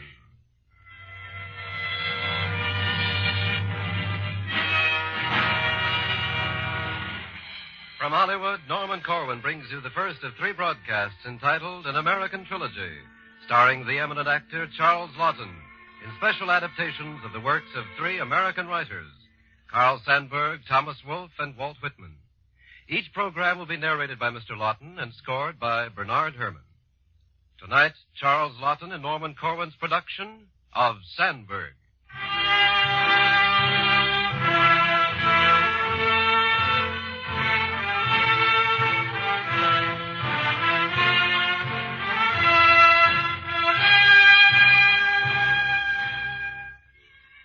Nothing we can part with, nothing we can say goodbye to, nothing of material and practical contribution is to be mentioned for comparison with the pouring out of the blood of our picked and chosen youth on altars dedicated to national existence and the rainbow hopes of the four freedoms. Death carries majesty. The dust of vanished youth can be sacred. The phantom of a good fighting man can come back asking, how goes the flag I fought for? Has any man's dream of a better world been helped?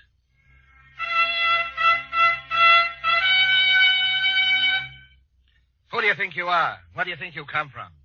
From toenails to the hair of your head, you're mixed of the earth, of the air. Listen to the laboratory man tell you what you are, what you're made of, man. Listen while he takes you apart. Weighing 150 pounds, you hold 3,500 cubic feet of gas, oxygen, hydrogen, nitrogen. From the 22 pounds and 10 ounces of carbon in you is the filling for 9,000 lead pencils. In your blood are 50 grains of iron, and in the rest of your frame, enough iron to make a spike that would hold your weight. You're a walking drugstore. And a cosmos. And a phantasmagoria treading a lonesome valley. One of the people. One of the people. Seeing sun, fog, zero weather. Seeing fire, flood, famine. Having meditations. One of the people. Yes, the people. A seething of saints and sinners, toilers, loafers, oxen, apes, the one and only source of armies, navies, work gangs, the living, flowing breath of the history of nations, the little family of man hugging the little ball of earth. The root holds of the earth nourish the majestic people.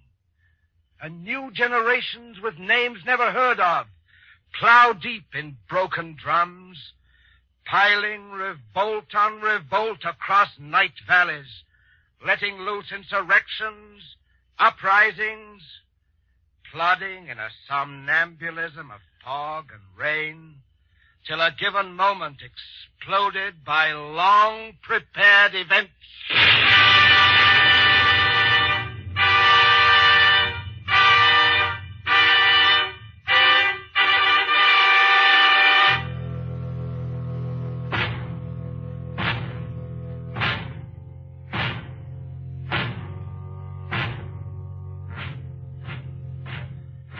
You can drum on immense drums the monotonous daily motions of the people.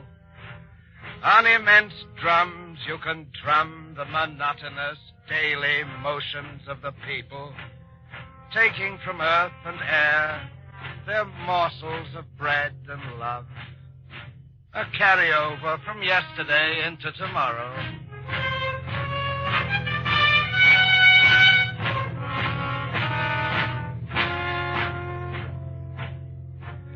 You can blow on great brass horns the awful clamors of war and revolution, when swarming anonymous shadow shapes obliterate old names, big names, and cross out what was and offer what is on a fresh blank page.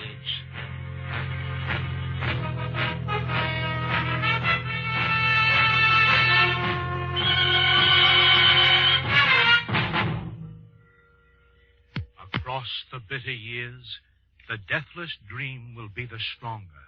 The dream of equity will win.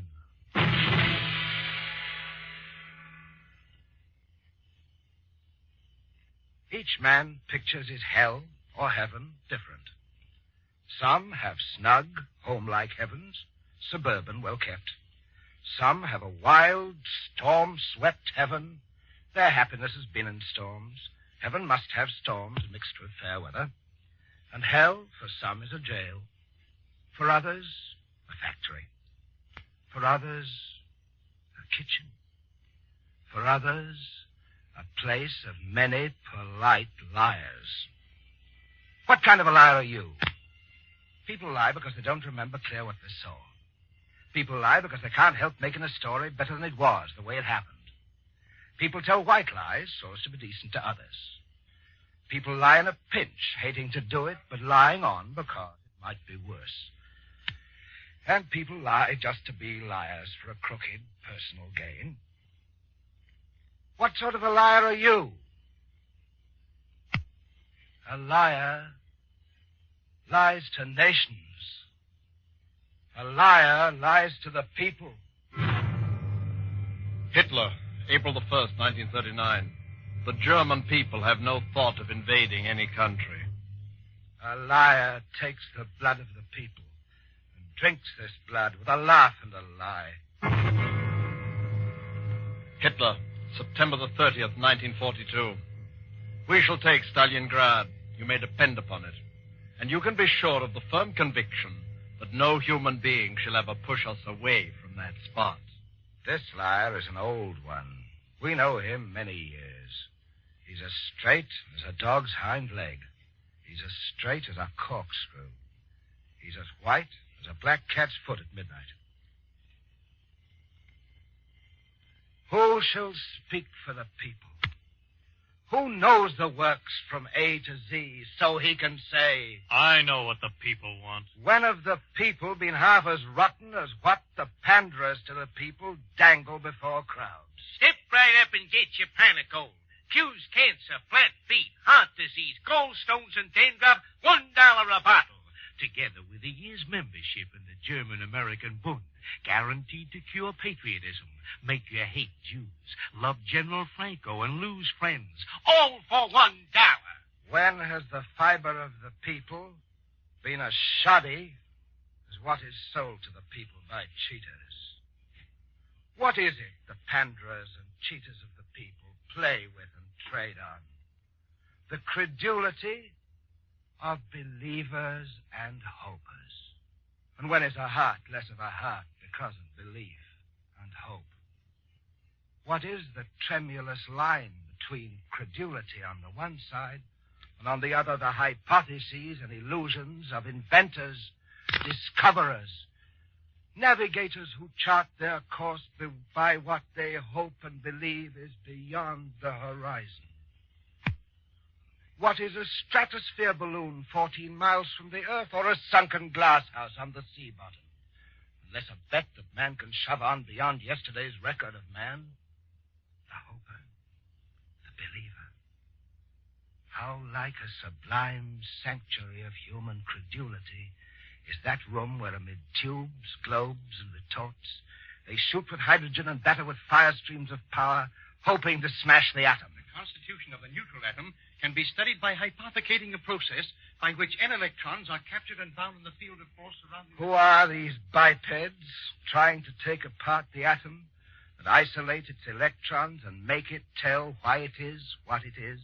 Believers and hopers. Let the work of their fathers and elder brothers be canceled this instant, and what would happen? Nothing. Only every tool, bus, car, bulb, print, film, instrument, depending for its life on electrodynamic power, would stop and stand dumb and silent. Believers and hopers.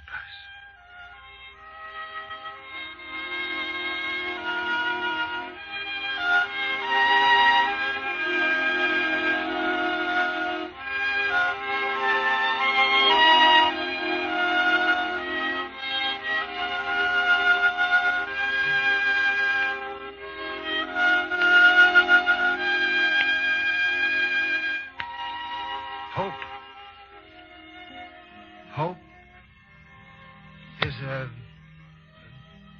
tattered flag and a dream out of time. The evening star inviolable over the coal mines. The shimmer of northern lights across a bitter winter night. The blue hills beyond the smoke of the steelworks. 10-cent crocus bulb blooming in a used car salesroom. The horseshoe over the door. The luck piece in the pocket. The kiss. And the comforting laugh. Hope is an echo. Hope ties itself yonder. Yonder.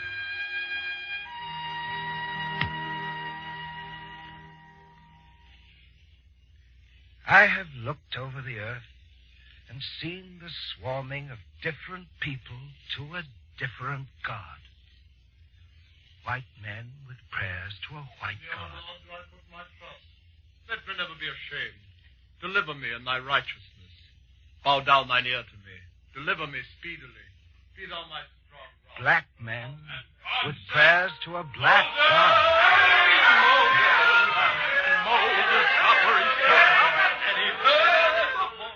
Yellow faces before altars to a yellow-faced God.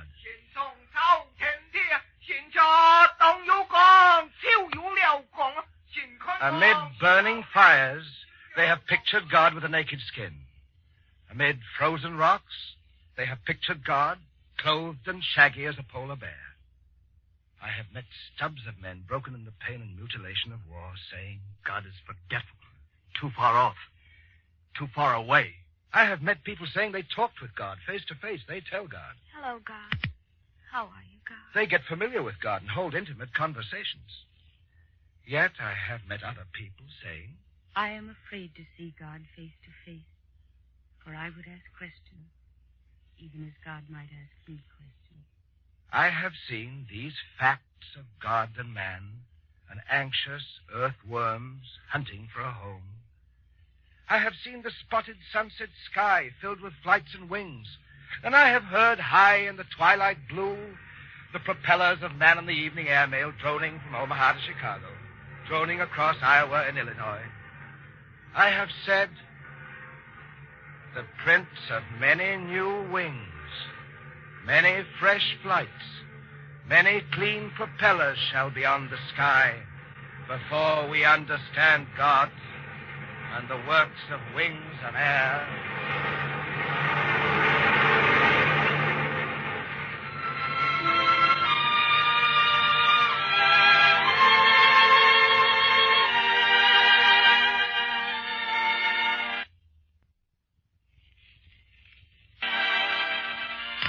In the casual drift of routine, in the day-by-day run of mine, in the play of careless circumstance, the anecdotes emerge. Alive with people, in words, errands, motives, and silhouettes. Taller than the immediate moment, the anecdotes emerge. Is it far to the next town? It seems farther than it is, but you'll find that it ain't. Sergeant, if a private calls you a darn fool, what would you do? I'd throw him in the guardhouse. If he just thinks you're a darn fool and doesn't say it, then what? Nothing. We'll let it go at that. Get off this estate. What for? Because it's mine. Where did you get it? From my father. Where did he get it? From his father. And where did he get it? He fought for it. Well, I'll fight you for it. Which way to the post office, boy? I don't know. You don't know much, do you? Nope, but I ain't lost. What do you know? The number 42, which I picked as a winner, won the raffle. Did you guess the number 42, or did you have a system? I had a system. What was it? I took up the old family album, and there on page 7 was my grandmother and grandfather, both on page 7. And I said to myself, this is easy. For 7 times 7 is the number that'll win. And 7 times 7 is 42. I see. What was the last thing Paul Revere said to his horse on the famous ride? Whoa. Too bad you have to work in this kind of a soup parlor, waiter. I work here, customer, but I don't eat here. Isn't that an iceberg on the horizon, Captain? Yes, madam. What if we get into a collision with it? The iceberg, madam, will move right along as though nothing had happened. No, I tell you no. No, I tell you no. No, I tell you no. Pardon me, but what are you yelling for? I'm a yes man taking a vacation. No, I tell you no. Have you a criminal lawyer in this burg? We think so, but we haven't been able to prove it on him.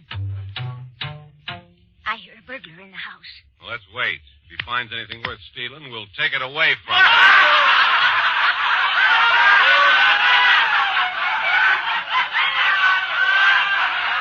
The anecdotes emerge. Alive with people in words, errands, motives. Taller than the immediate moment. The people laugh. The people sing. The gang in its working clothes. The picnic bunch in its best bib and tucker. Hicks from the sticks and big town hicks. They sing whatever they want to. And it may be the old rugged cross, or the old gray mare, or a late hit. They are hip by the hit songs. It's only a hit when it hits them. They soon drop it like a hot potato, or they hold on to it for keeps. And whenever they keep changing a song with tunes twisted 40 ways and new verses you never heard of, at last, then, it's a folk song. Many long years ago, many long years ago, many long years ago. He was in Cincinnati, she in Burlington. He was in a gang of postal telegraph linemen. She was a pot wrestler in a boarding house. She wrote him. The crying is lonely. He answered. The same here. The winter went by, and he came back, and they married. And he went away again where rainstorms knocked down telegraph poles and wires dropped with frozen sleet. And again she wrote him. The crying is lonely. And again he answered. The same here. Their 5 children are in the public schools. He votes and is a taxpayer. They are known among those who know them as honest American citizens living honest lives. Many things that bother other people never bother them. They have their 5 children, and they're a couple. A pair of birds that call to each other and satisfy. As sure as he goes away, she writes him. The crying is lonely. And he flashes back the old answer. The same here. It's a long time since he was a gang lineman at Cincinnati, and she was a pot wrestler in a Burlington boarding house. Yet they never get tired of each other. They're a couple.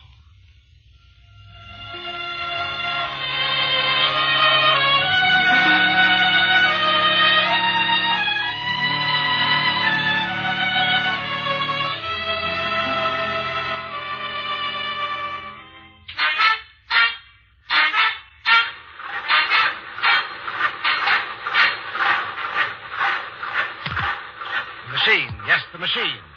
Never wastes anybody's time. Never watches the foreman. Never talks back. Never says what is right or wrong. The machine, yes, the machine, cuts your production cost. A man is a man, and what can you do with him? A man is a man, and what can you do with him? But a machine. Now you take a machine, no kids, no woman, never hungry, never thirsty.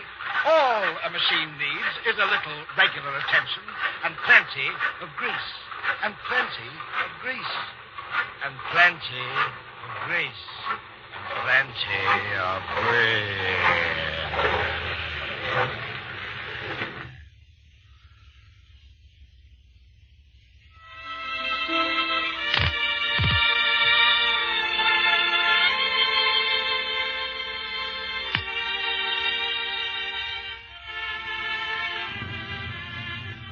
A father sees a son nearing manhood. What shall he tell that son? Life is hard.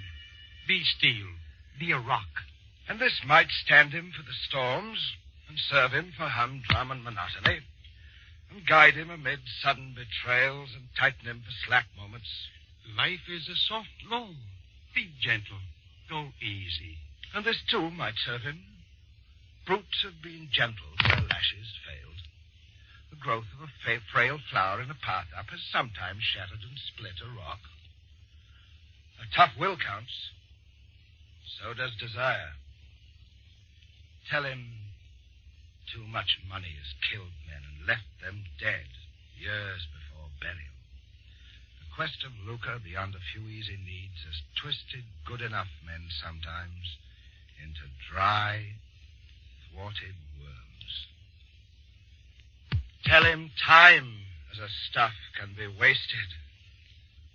Tell him to be a fool every so often and to have no shame over having been a fool, yet learning something out of every folly, hoping to repeat none of the cheap follies, thus arriving at intimate understanding of a world numbering many fools. Tell him to be alone often and get at himself. And above all, tell himself no lies about himself, whatever the white lies and protective fronts he may use amongst other people.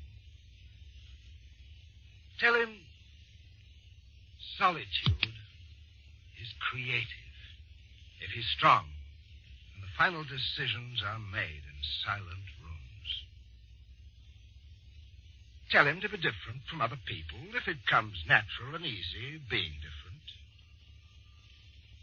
Let him have lazy days seeking his deeper motives. Let him seek deep for where he's a born natural. Then he may understand Shakespeare and the Wright brothers, Pasteur, Pavlov, Michael Faraday, and free imaginations bringing changes into a world resenting change. He'll be lonely enough to have time for the work he knows as his own.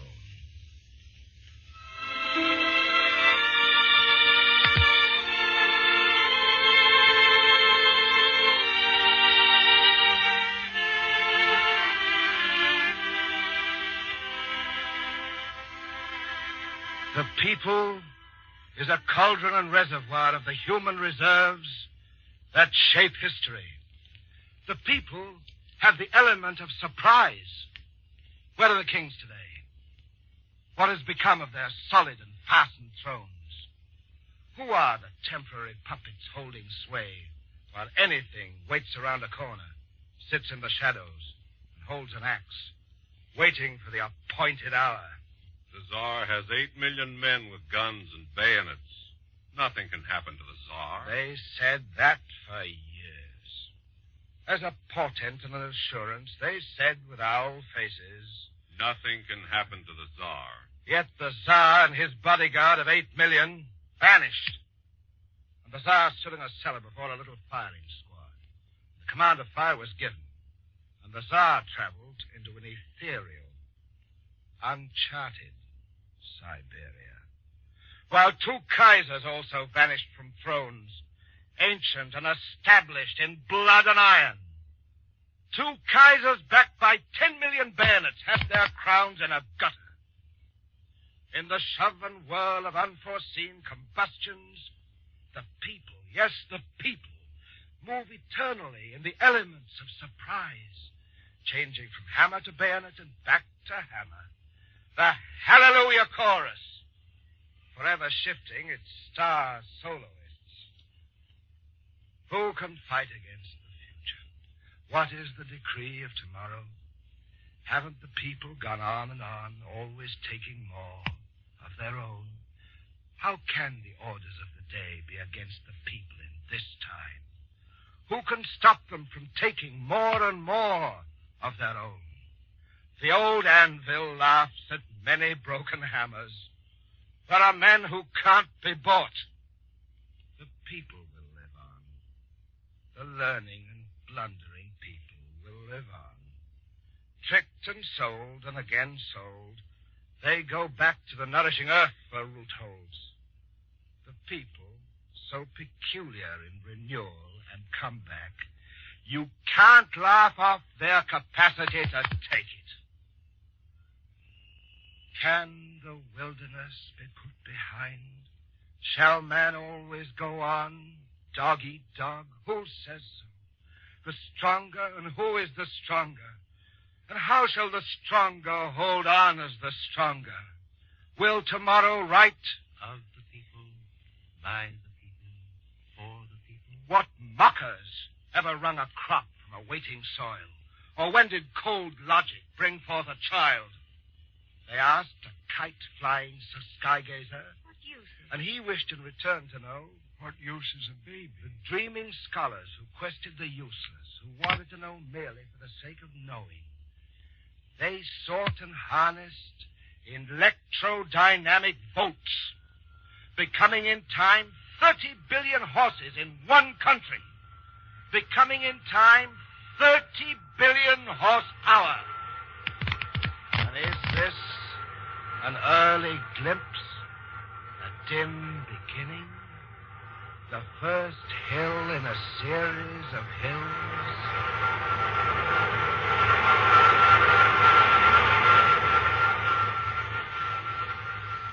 What comes after the spectrum? With what will the test tubes be shaken tomorrow? For what will the acetylene torch and pneumatic chisel be scrapped? What will the international partnerships of the world laboratories track down next? What new fuels, amalgams, alloys, seeds, crossbreeds, unforeseen shortcuts to power? Whose guess is better than anybody else's on whether the breed of firebringers is run out? Whether light rays, death rays, laugh rays, are now for us only in a dim beginning. Whither away? And where do we go from here? Across the bitter years and the howling winters, the deathless dream will be the stronger. The dream of equity will come.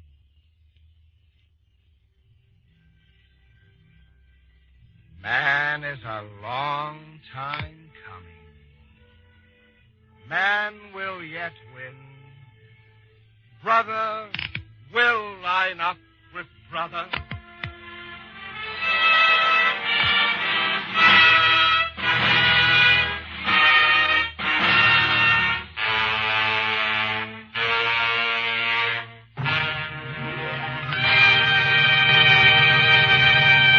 You have been listening to Charles Lawton and Norman Corwin's adaptation and production of Sandburg, first of an American trilogy based on the works of three great modern writers.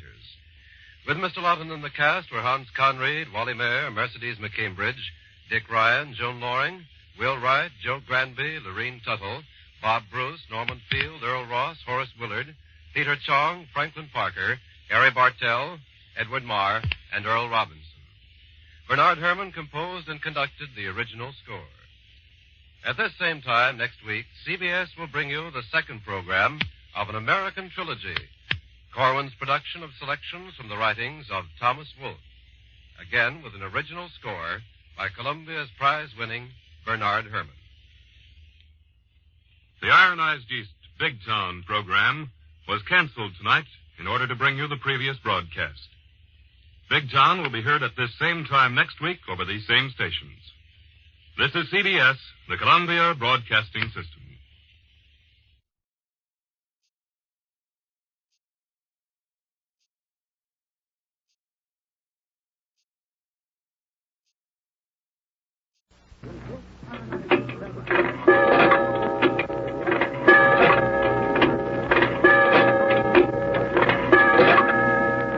What's that, operator?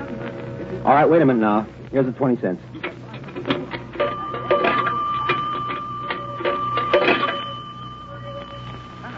Hello, Pa? This is Eddie. I'm at camp. I say I'm at the camp. Yeah. I've been waiting in line 2 hours to make this call, Pa. Huh? I'm fine, Pa. How are you? Am I okay and Beanie? Ah, that's good. Look, Pa, listen. Here's why I'm calling. I'm going to be home over the 4th. Yeah. 2-day pass. No. By train. I'll get in around dinner time. Yeah. Look, Pa, a lot of guys are waiting to make calls, so I better hang up. Uh-huh. Okay, I see you Monday night. Bye.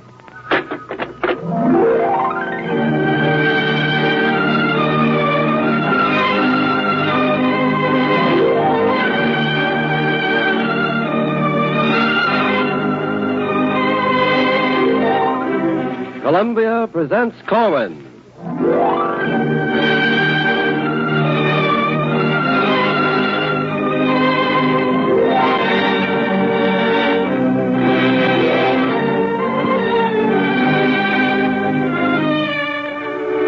From Hollywood, Norman Corwin brings you the rising young Warner Brothers star, Dane Clark, in a new play for radio entitled Home for the Fourth. The musical score is composed and conducted by Bernard Herrmann. Dane Clark in Norman Corwin's Home for the Fourth.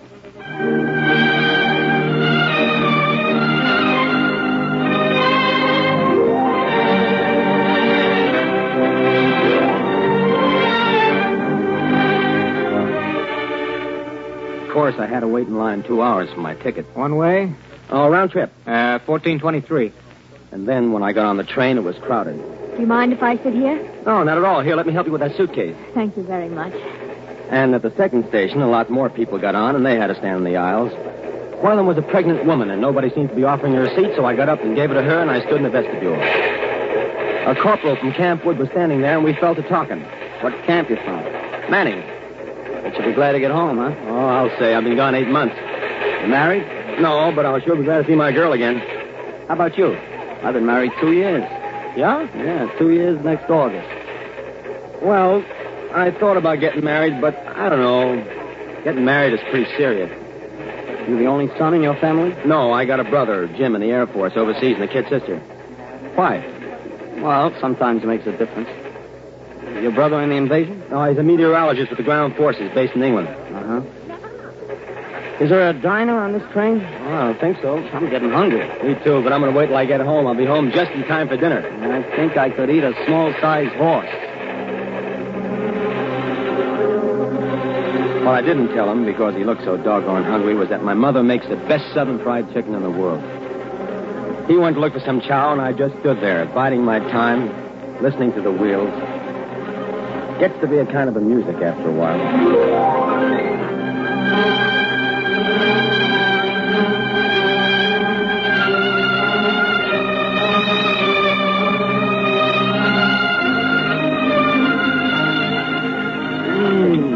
Very well. Oh.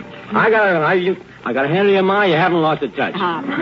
Well, look at all the practice I've had. Been making chicken this way for 24 years. It wasn't so good in the experimental stages, though.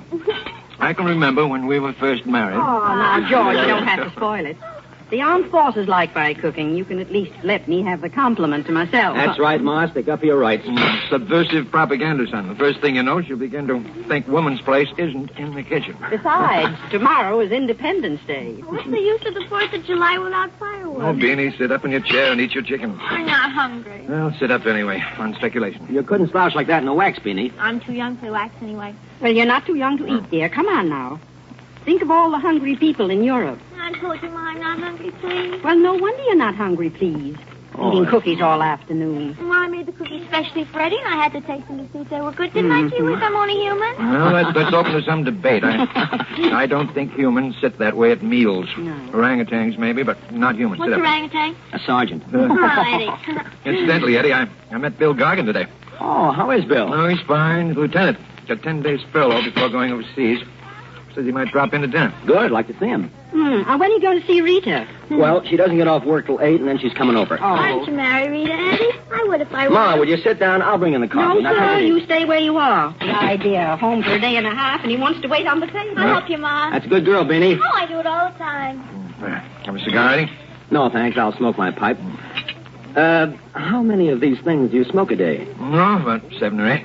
That's too many. Don't like to see you smoke so much. Yes, Father. Okay, son. See that you cut down. Good. Well, how do you think things are going in the invasion, Ed? Oh, I think they're going fine now. This new offensive that started in the west with the taking of Minsk and our secured beachhead in Sandburg, I don't see how it can last past the Great work, Ed. Great work. They're certainly doing a grand job. There's a sergeant in my company who's had some people come back George, from overseas. did you hear from Mr. McCausland? No, I'm expecting a wire from him tonight. It's canceled, dear. You spill the cream, Beanie. Well, why'd you fill it so full, Ma? Say, Pa, what did Jim say in his letter? No, it's a fine letter. Show it to you after dinner. Gee, it's a swell letter. Jim sent home a picture of him standing with a British girl in uniform. I'm glad your brother Jim isn't in the fighting in Normandy. I'll bet he's not glad. Well, he's doing his part. They need good meteorologists at the bases in England. 2 or 3? Thousands of them. No, I mean how many lumps of sugar? 1. Say, take a look at the little finger, will you? Very fancy. Where did you learn to drink tea like that, Beanie? The movies? Libby de Havilland drinks tea like that? The phone. Oh, that's probably your telegram. No, I think it's Rita for me. Well, maybe it's Olivia de Havilland for me. No, huh? it's probably for me. It's probably for me. Wait a minute. Hello? Yeah, this is me. Hey, it's me. Oh. Yeah. You know who's home? Next door. Sally, do I remember Sally? This is good for at least half the night. Half the... Beanie, please limit your call to 5 hours. Now, you used to be just as bad on the phone with Rita. Yes, but Rita didn't live next door. More coffee, Edward? No, thanks, Mom. You, Dad? Yes, thanks. All right. Hey, get a load of that edifying phone conversation, will you? That's all Hey, of it. listen. She's a lot of phony baloney, that's what she is, and you can tell I said so, too. Well, she was Miss Kitty's pet all last year. She used to bring her apples. Yeah, and one day she brought her a cantaloupe. It turned out to be rotten. She always goes. Incidentally, What? what do you think about my marrying Rita before I'm sent overseas? Well, son, do you love her? Well, sure I do.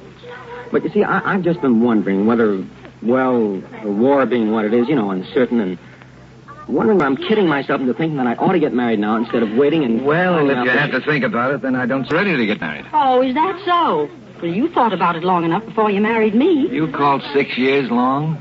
Edward, if you want to get married, then I say... Oh, that's probably Reed at the door. Well, maybe my telegram. No, I'll go.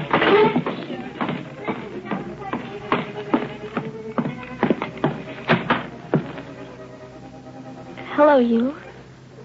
Rita. You're looking well, Edward. So are you. Ask me in, darling. Oh, come here. You're full of lipstick. It's all right. Mark of honor. Here's my handkerchief. All off? Yes. Let's go inside.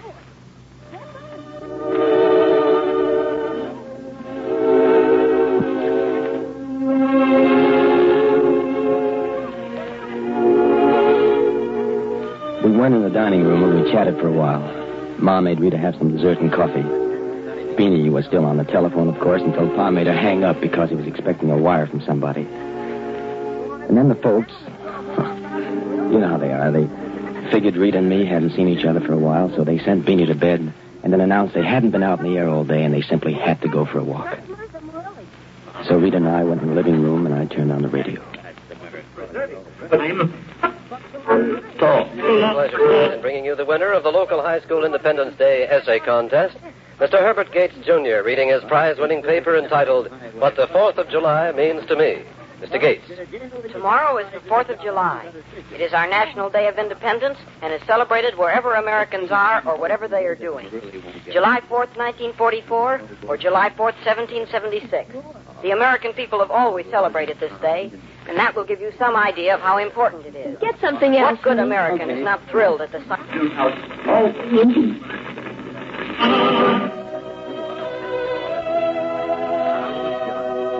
that better? Yes. I sure miss the radio at camp. I don't get a chance to hear it much either with my job the way it is. I suppose. Did you by any chance hear the Lonesome Train a couple of months ago? No? What's that? A new song about Lincoln. No, I didn't hear it. It was pretty good. It's too bad you missed it. Yeah. Did you miss me? What do you think? What do I think? Yes. I think that you're more wonderful than I imagined. Imagined? Yes. You want to know something? I used to think about you. I used to imagine you every day. Every night. I'd take your picture out when I was alone. I'd look at it. I didn't pin it up on the wall because I almost didn't want to share it with anybody.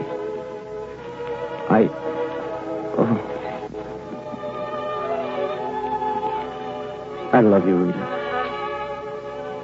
Do you really? Of course I do. Are you as mad to be with me as I am to see you? Yes, sure. And you still want to marry me? Yes. Then why don't we get married before you go overseas? Well, it's like I said before. What did you say before? Well, now supposing I go away and I get shot up, so you've got an invalid husband on your hand. Suppose I'm killed, then you're a widow. All right, suppose I'm lost or something. I'm reported missing. Ed, that's silly. You know I love you enough to face up to anything that might happen. Darling, is it that you're afraid to marry me? Oh. Is it that you're not sure you love me? Don't be afraid to tell me if that's how you feel. No, that's silly. I do love you. Only... Well, it's only that I'm kind of hipped on the subject, I guess. I've just got the kind of a conscience that simply won't let me... Oh, no, don't look like that, darling. I'm all right. Sweetheart, let's not talk about it, huh? Let's just be glad to be together. It's so long since I've seen you. Yes. Yes, of course it is.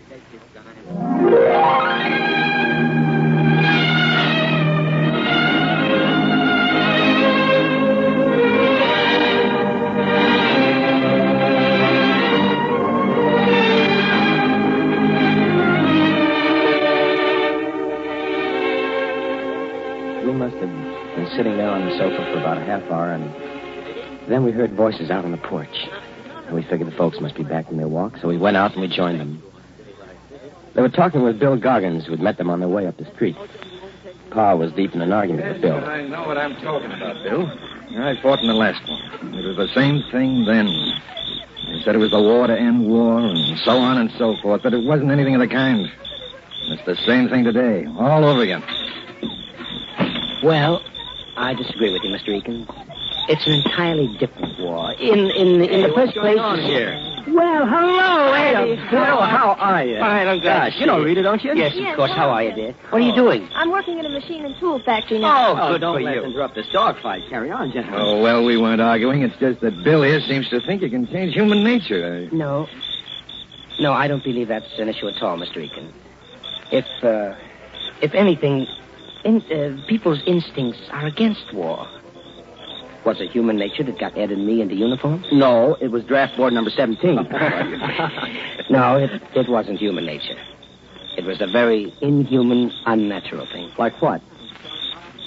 It was fascism, Ed. That's right, Bill. Why, sure. After all, peace and not war is so much a part of human nature that, well, most of us just refuse to believe that the fascists deliberately intended to make war.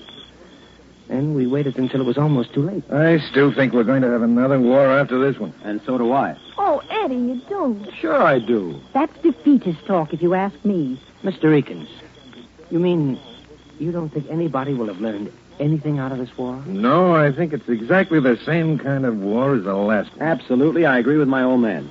Well, your old lady doesn't agree with your old man. I think we've made a lot of progress. Good for you. Such as what? Well, the Atlantic Charter and the Tehran Conference. I'll bet you don't even know what they stand for. How much do you want to bet, Oh, never mind. When you talk that way, you probably know. Well, what do they stand for? The Tehran Agreement called for the Big Three to continue cooperating after the war. Well, I ought to know that one. I lectured to the East Side Women's Club about it. It says that Britain, Russia, and we are planning for the day when all the people in the world can live free lives, free from tyranny and... well, if I remember the wording, according to each one's varying desires and his own conscience. Isn't that right, Mrs. Eakins? Correct. Oh, that all sounds fine, but I tell you it's idealistic. It's visionary. Well, what do you think? Look, none of the boys, Bill, that I know in the Army go for that idealism stuff, at least not in my outfit. Well, they do in my outfit. Listen, Bill, I've talked with a lot of the boys, including some who've been overseas, and the one thing they want to know is when do they get home? Sure, just as in the last war. Even our letters from Jim are full of it. Oh, soldiers in every war have wanted to go home. Certainly, if you want an example of human nature, that's one, to want to go home. But there's a big difference in this war. Oh, you hear of men wanting to come home, sure, but you don't hear of any desertions on account of it as you did in other wars. The American soldier knows he's got to win before he gets home, or else his home won't be worth coming back to. So what's that got to do with the Tehran Conference? What's that got to do with it? Yeah. Everything. What do you suppose our men are fighting for anyway? Oh, ideals, I suppose. Oh, chicken in every Hottentot pot. Oh, that's a fine ideal for a young American. Look, we're fighting to get it over with, and that's all. Look, I don't begin to understand your attitude about idealism. You and your father seem to think that it's a little embarrassing to be found dead or alive with an ideal. Sure, the Tehran Agreement's visionary.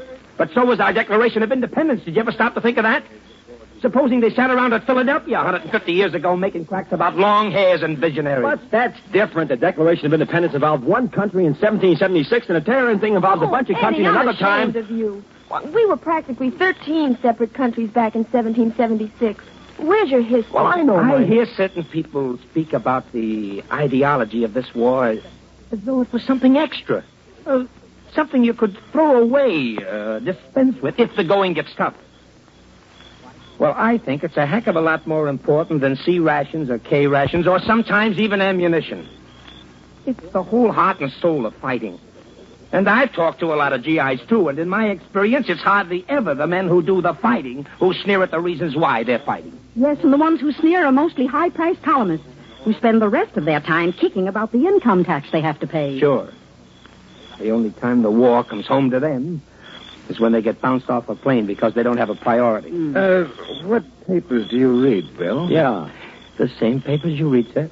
And I don't have to read the editorials to form my opinions. Just the main headlines and the text of the speeches and the communiques. I've been doing that right along. So have I, ever since Spain. Well, with me ever since Manchuria. Well, that's all very well, and I still say men are fighting to get back to where we were before the stinking war. That's all they're fighting for, and I think that's enough to fight for. We're not mad at anybody.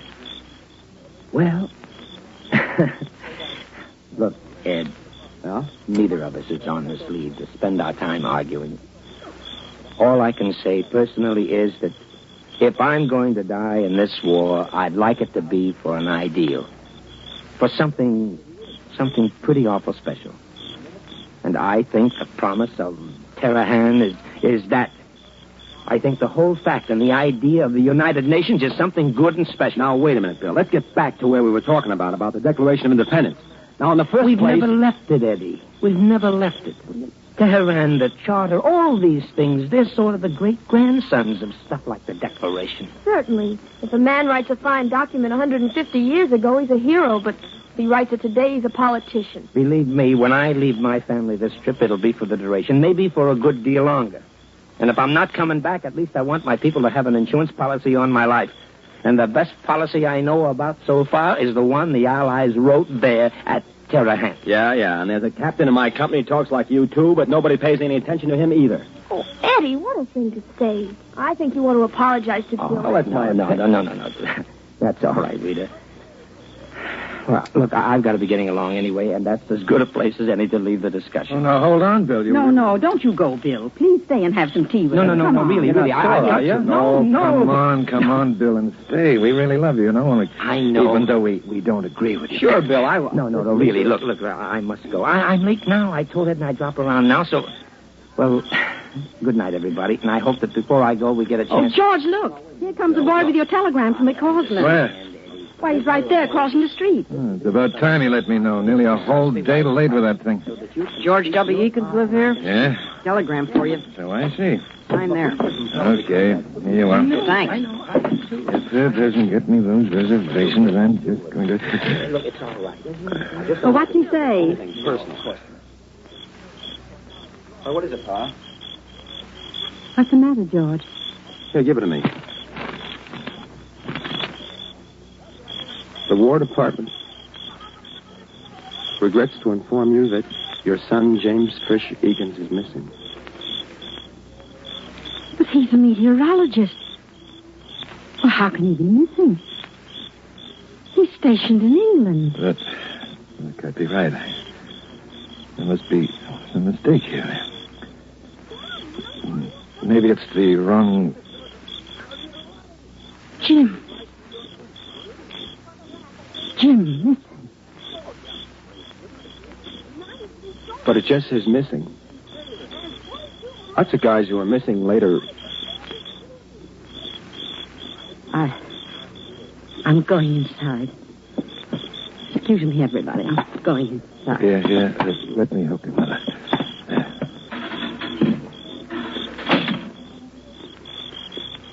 I'm sorry, Eddie. Believe me, I'm sorry. Ed, here's... No, Jim's all right.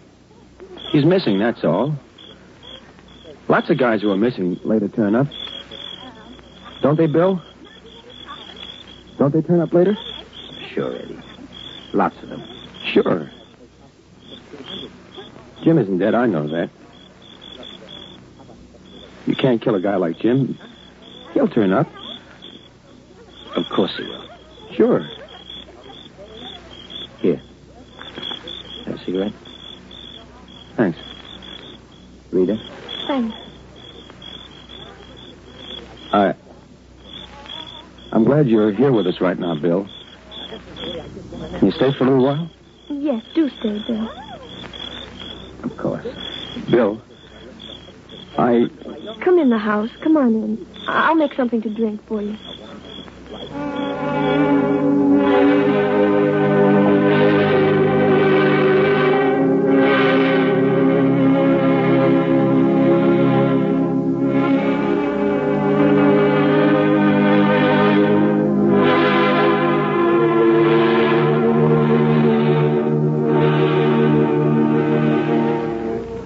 folks were feeling better when I left the house the next day. It was the saddest 4th of July we'd ever had. But the folks took it wonderfully well. After all, Jim is only missing. Many of the boys do show up after a while. Especially flyers who come down to enemy territory.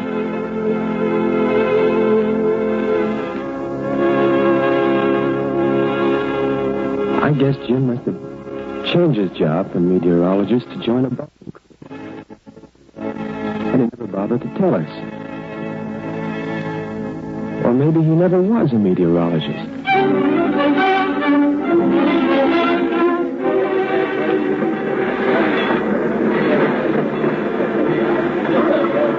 Darling, your train leaves in 5 minutes, and you'd better stand at the gate if you want to get a seat.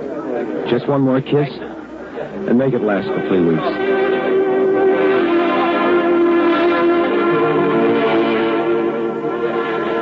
You'll come down to camp on the 30th now? Yes. I'll bring the license, too. Don't worry. Oh, yes, Mrs. Eakin. I love you. And I love you.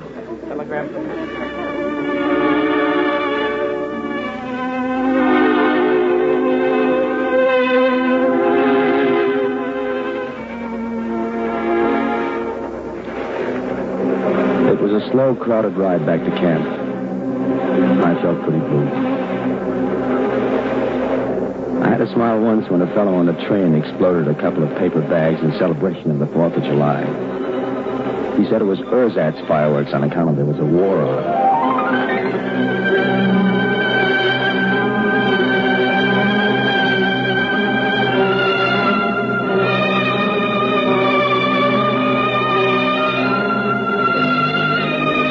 All the way back, I listened to the wheels clicking. And I kept thinking about Jim and Rita. And about what Bill Goggins said. I decided I sort of liked Bill. The more I thought about him, he's really a decent kind of a fellow with a good head on his shoulders. He's like Jim in a way. Yeah. Like Jim.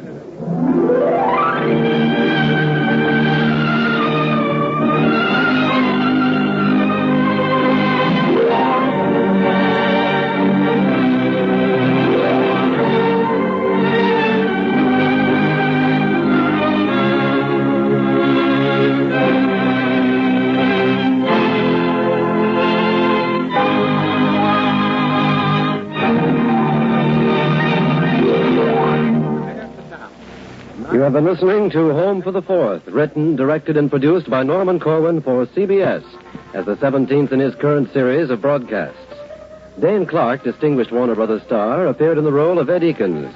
Wally Mayer was Lieutenant Bill Goggins. Betsy Kelly played Rita. Pa Eakins was played by Paul McVeigh. And Regina Wallace was heard as Ma.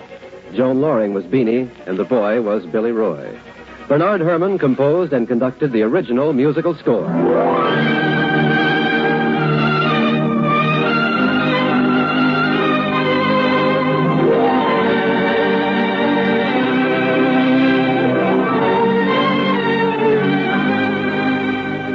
Because of Columbia's coverage of the All-Star Major League Baseball game a week from tonight, Columbia Presents Corwin will not be heard again until 2 weeks from tonight, on Tuesday, July 18th, at this same time.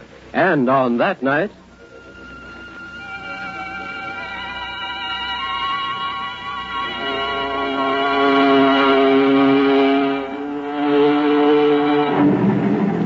The Moat Farm murder. This is Norman Corwin. I'd like to take a moment to tell you something about the program we've planned for the 18th. Last year, when I suggested to Charles Lawton that he perform the Trilogy of American Poets, which you heard earlier this month, he made a suggestion of his own. He told me that in the court records of British criminal law, there was a remarkable confession by a bungling, small-time murderer named Dougal. He said he read it on a subway train in London and was so horror-struck and fascinated that he rode 3 stations past his stop. Well, we looked up the confession in an old British periodical, and I read it. It was the most terrifying study of a murderous conscience that I'd ever encountered, and I agreed that it ought to make an unusual broadcast. So Charles Laughton will be doing an encore to his trilogy with the Moat Farm murder on this program 2 weeks from tonight. Bernard Herrmann will again compose and conduct an original score. Remember, Columbia Presents Corwin will not be heard a week from tonight, but will return on July the 18th. This is Dick Cutting speaking. This is CBS, the Columbia Broadcasting System. WBNS Columbia. S. Columbia. S. Columbia. S. Columbia. Attention, Santa Fe, train number 22, the El Capitan, for Albuquerque, Dodge City, Kansas City, and Chicago, now loading at track 5 for departure at 11:30.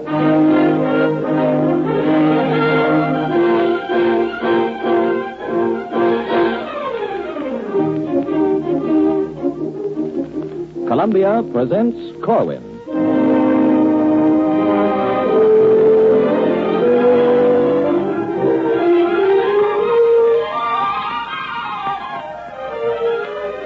Tonight, Norman Corwin brings you his latest play, El Capitan and the Corporal, co-starring the distinguished actress of radio, stage, and screen, Catherine Locke, and the internationally known radio actor, Joseph Julian. Music is by Alexander Semler. Catherine Locke and Joseph Julian in Norman Corwin's El Capitan and the Corporal.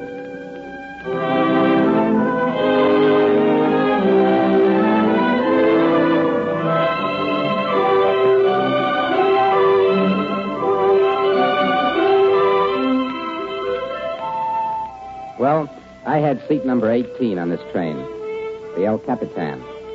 The way I figured, it wasn't quite right for 2 people to have the same seat on the same train. So I said to the man who was sitting in it when I got there, "You sure you have the right seat, sir?" He looked kind of startled and said, Why, yes. My ticket here says seat 18, and this is 18. "Well, so does mine say 18. Well, I guess the thing to do is to take it up with the conductor. So we took it up with the conductor and got it straightened out. Seems he had seat number 18 in the next car. Well, I got settled in my seat. There was a little time before the train started, and I was wondering who was going to sit next to me. You see, in all the times I've been riding on trains, I never had a pretty girl sit next to me. This time was apparently no exception, because a guy came along who must have weighed 300 pounds, and he plunked down beside me. Poor fellow had been puffing and panting because he thought he was going to miss the train. Oh, I'm winded. I'm not built for this kind of thing, as you can see. What did you do, run up the ramp? All the way from the street. I guess I couldn't have been looking where I was going. I went up the wrong track and found myself on the train for San Diego. Isn't that a silly thing to do? Oh, I don't know. It's easy to make a mistake. That ever happened to you? No, I can't say it has. Oh, look at this handkerchief. Really wet. Boy, I won't catch my breath till I get to Santa Barbara. Santa Barbara? This train doesn't go to Santa Barbara. You mean this isn't the Beaver for San Francisco? Heck no, this is the El Capitan for Chicago. Oh, dear. Oh, my Lord. Will you help me down with that bag? Yeah, sure thing. I went to help the poor guy off the train, and I started down the aisle, sort of running interference for him. But before I went 5 steps, I bumped smack into a girl. Oh. We collided so hard, she dropped her suitcase and almost fell over it. Will you please watch where you're going? Oh, I beg your pardon. She gave me a look that would wither your left arm. I said to her, "I'm just trying to help a man catch a train, that's all." She didn't answer and went by with her nose in the air. I felt like saying to her, "Don't you know there's a war on?" What's the use of arguing with a dame in a situation like that? So I tumbled off the train with this guy's suitcase. I helped him on his way. Well, I got back on the car. And who was sitting in my seat by the window but this same girl? She looked at me as though I'd just slugged her grandmother. I gave the courtesy right back to her. "I'm very sorry, miss, but you're sitting in my seat." You must be mistaken. This ticket says seat 18. But mine is 18 window. Yours is 18 aisle. In that case, I'll move. If you don't mind. I'd just like to sit in my own seat, that's all. Very well. Excuse it. I moved in and sat next to the window, and the train started. She picked up a magazine and thumbed through it. Now and then looked up out of the window as we mooched along toward Pasadena. But her glance was strictly the impersonal type. It went right past me. No local stops. And after a while, I must have got interested in the pictures in her magazine, started looking at them over her shoulder, because suddenly it struck me this girl had a very interesting profile, to say the least. I was in the middle of admiring it when... Well? Well, what? What are you looking at? Your nose. Oh. Does it meet with your approval? Sure does. I'm so relieved. After that, I kept pretty much to myself. Until we left Sandburg and started to climb through Cayon Pass. And then I volunteered to point out some of the features of interest. I didn't know too much about the country, but I made off like I was an authority and named a couple of mountain peaks that had been anonymous since the Mojave Indians were running the place. She paid no attention at all. Until I said to her, that one there is called Mount Glickstein. Now, look, who do you think you're annoying? That happens to be Mount Baldy. Oh, it is? Well, maybe you're right. It does seem unlikely they'd be naming a mountain after my commanding officer. You know, you're the least smart Alec I've ever The had. name's Cal, not Alec. Short for Callow, I presume? Short for what? Let it go. I tried not to let it go. But she buried herself in a book. And we were past Victorville before I spoke to her again. I finally said, look, I'm sorry if I was rude. After all, I didn't intend to bump into you in the aisle. I was helping that fat man off the train. Poor fellow, you know what happened to him? First he got on the train. I'm not interested. Well, all right. If you don't want to accept an apology, why then... After all, if we're going to be sitting next to each other for a couple of days... She simply stared at her book and ignored me. And I shut up, feeling pretty foolish for wasting my time on a cold potato just because she happened to have a cute profile. She probably would never have spoken to me of her own accord if it hadn't been for a little accident just before we got to Barstow. It seemed she wanted something in her suitcase, so she got up and reached for it in the rack. Excuse me. Can I help you there? No, thank you. I can manage.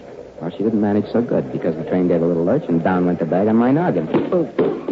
Oh, I'm sorry. I'm terribly sorry. Are you hurt? Well, actually, the bump didn't hurt much at all because the grip wasn't heavy. Yet it made such a loud noise when it dropped on my head, she must have thought I was killed. I played it for sympathy, naturally. Are you all right? Well, Here, let me... Yeah, I'm okay. I'm all right. I'm so sorry. Really, I am. What's the matter? Is it bleeding? No. The only thing I'm worried about is an old skull fracture I got 6 years ago. What? Do you think you... Does it feel... Can I do anything for you? No, I'm all right. Well, she was so scared about the idea of my having refractured my skull, which had never been fractured in the first place, and so regretful about the way she had treated me, that she just took right over it. First thing I noticed is she was massaging my scalp. Does that feel better now? Oh, much better. You have the healing touch. I'm sorry if I seem mean, but you must admit you were pretty fresh. I apologized, didn't I? Yes. I should have accepted your apology. That wasn't very nice of me. Okay, then. Are we friends? Yes, we're friends. The train stopped for a few minutes at Barstow, and we got out and walked around in the hot desert sun. Didn't take us long to get acquainted as to who we were and what we were doing.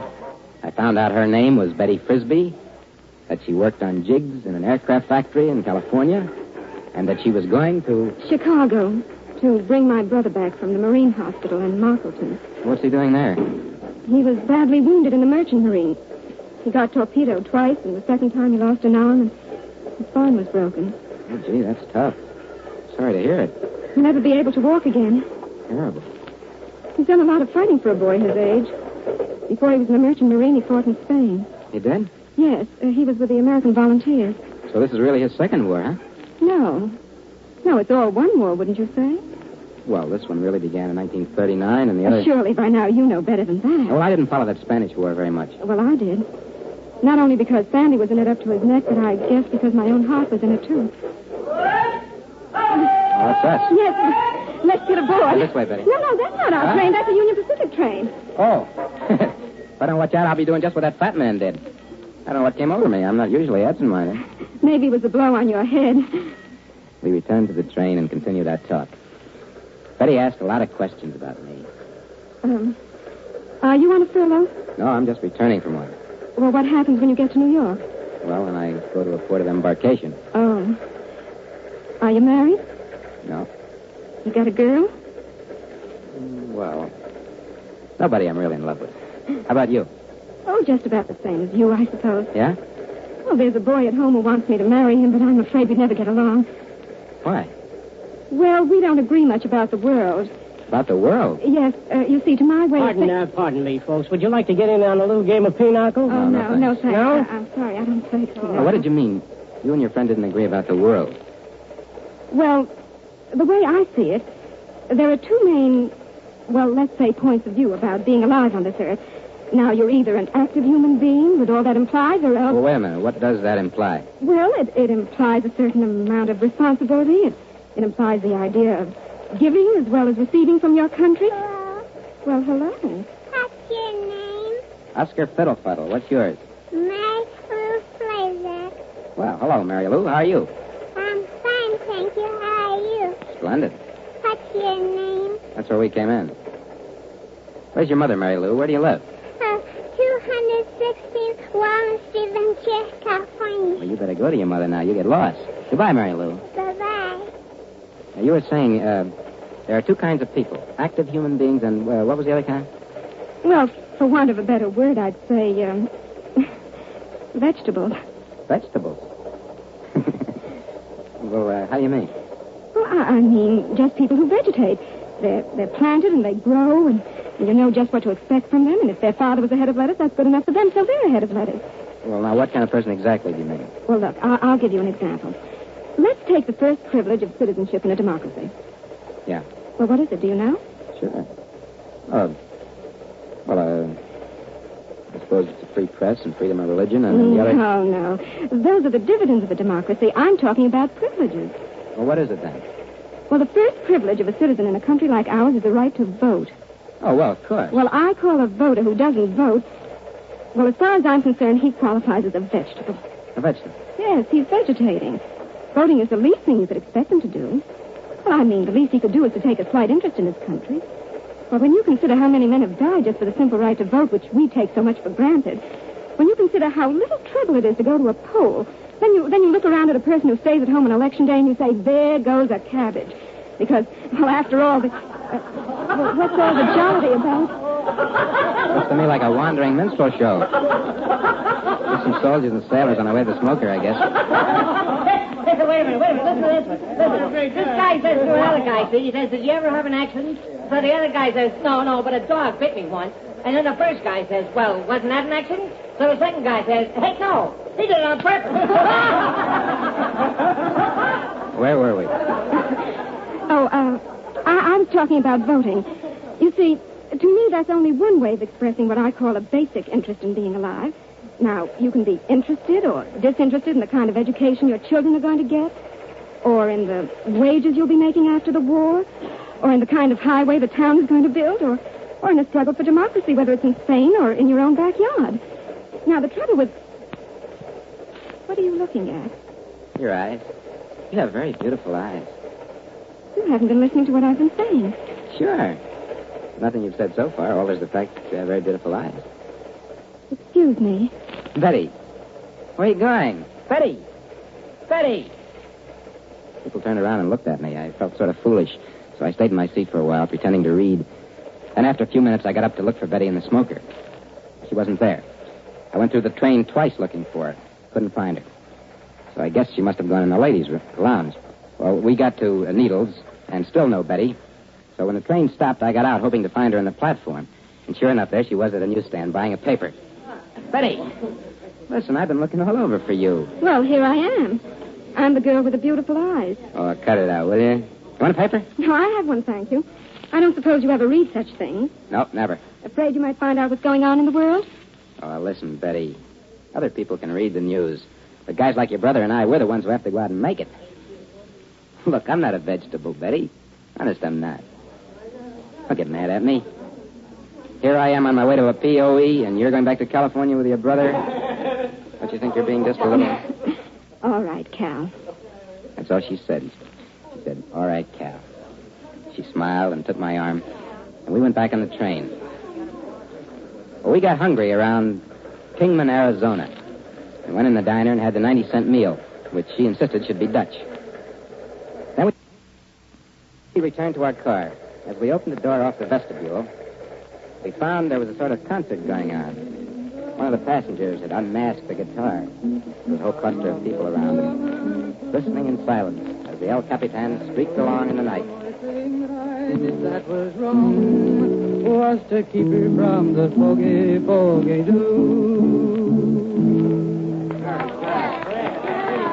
Well, do you know Lord Jeffrey Amherst? Yeah, no, I don't sing college songs. No, listen, how about the Road to Mandalay? I can sing loud enough there. Man, keep those bottles quiet. No, I think I'll sing one, the favorite of my girl. It's called Black is the Color of My True Love's Hair. Black is the color of my true love's hair. I don't know that. Black, black, black is the color of my true love's hair. After a while, we returned to our seats and listened from there. Most of the lights in the car were low now. Betty's eyes had a dark glow, which made them seem even more beautiful than ever. What are you thinking? Oh, I was just thinking there's a place in the world for this, too. What do you mean? For what, too? Oh, for love, songs about love, for singing. I'd hate to think what the world would be without it. Well, that's not so hard to imagine. Just look how it is in Germany. Why, love in Germany is under the control of the Nazi Party. They tell people who shall breed and who shall be sterile. I don't think it's hardly possible for a fascist to be really in love. You know that? I mean, not if he's been brought up to believe a woman belongs only in the kitchen and the nursery. Isn't that what the Japs and the Nazis think? Yes, it is. Betty put her head on my shoulder. After a while, she went to sleep. I took one of her hands in mine. I guess that was all right with her because when I moved her hand, she opened one eye sleepily. The corner of her lips smiled at me. She went back to sleep. After a while, I fell asleep myself, with the guitar and the wheels still singing in my ears.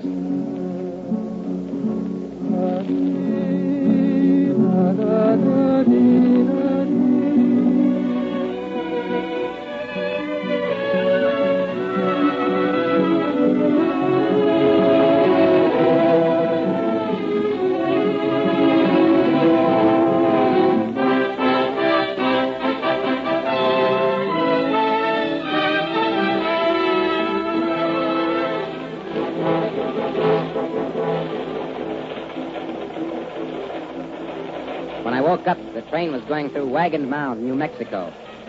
Betty had already eaten breakfast and was in her chair reading strange fruit. Oh, are you awake? Yeah, good morning. Good morning. What time is it? Time for you to be up and about. I've already had my breakfast. What a woman. You always get up so early? Look so pretty in the morning? Daily, except Sundays. You're wonderful. Excuse me while I scrape my beard off. Your excuse. For a day that started off so good, I suffered a great many annoyances. In the first place, the car we were in got so chummy that everybody was practically sitting in our laps, including young Miss Slazak of Walnut Street, Ventura. What's your name? I told you yesterday, Fuddle Fuddle. Why? Then a girl going through to the diner spotted Betty. Betty! Miriam! Betty! And it had to turn out they were classmates in college. Miriam, I'd like you to meet Corporal Hollister. Miriam Maislish. How do you do, Miss Maisley? How you do? Betty, how are They you? sat and gabbed for hours about their old school days. Believe me, there's nothing more boring than for a neutral party to hear about Bud Phillips, who's in the South Pacific, and Bob Lee, who's just written a book on television, and Gazella Cronkite, who married a furniture salesman from Far Rockaway. I hear she's expecting. No. And Miss Maislish, of course, came along to lunch. When the train stopped at La Junta, we got out to stretch our legs. She tagged along with us. But I never really got any time alone with Betty all day. Worse than that, a fellow right in back of my chair, a music lover who should have been born a canary, started whistling and kept it up until it got on my nerves.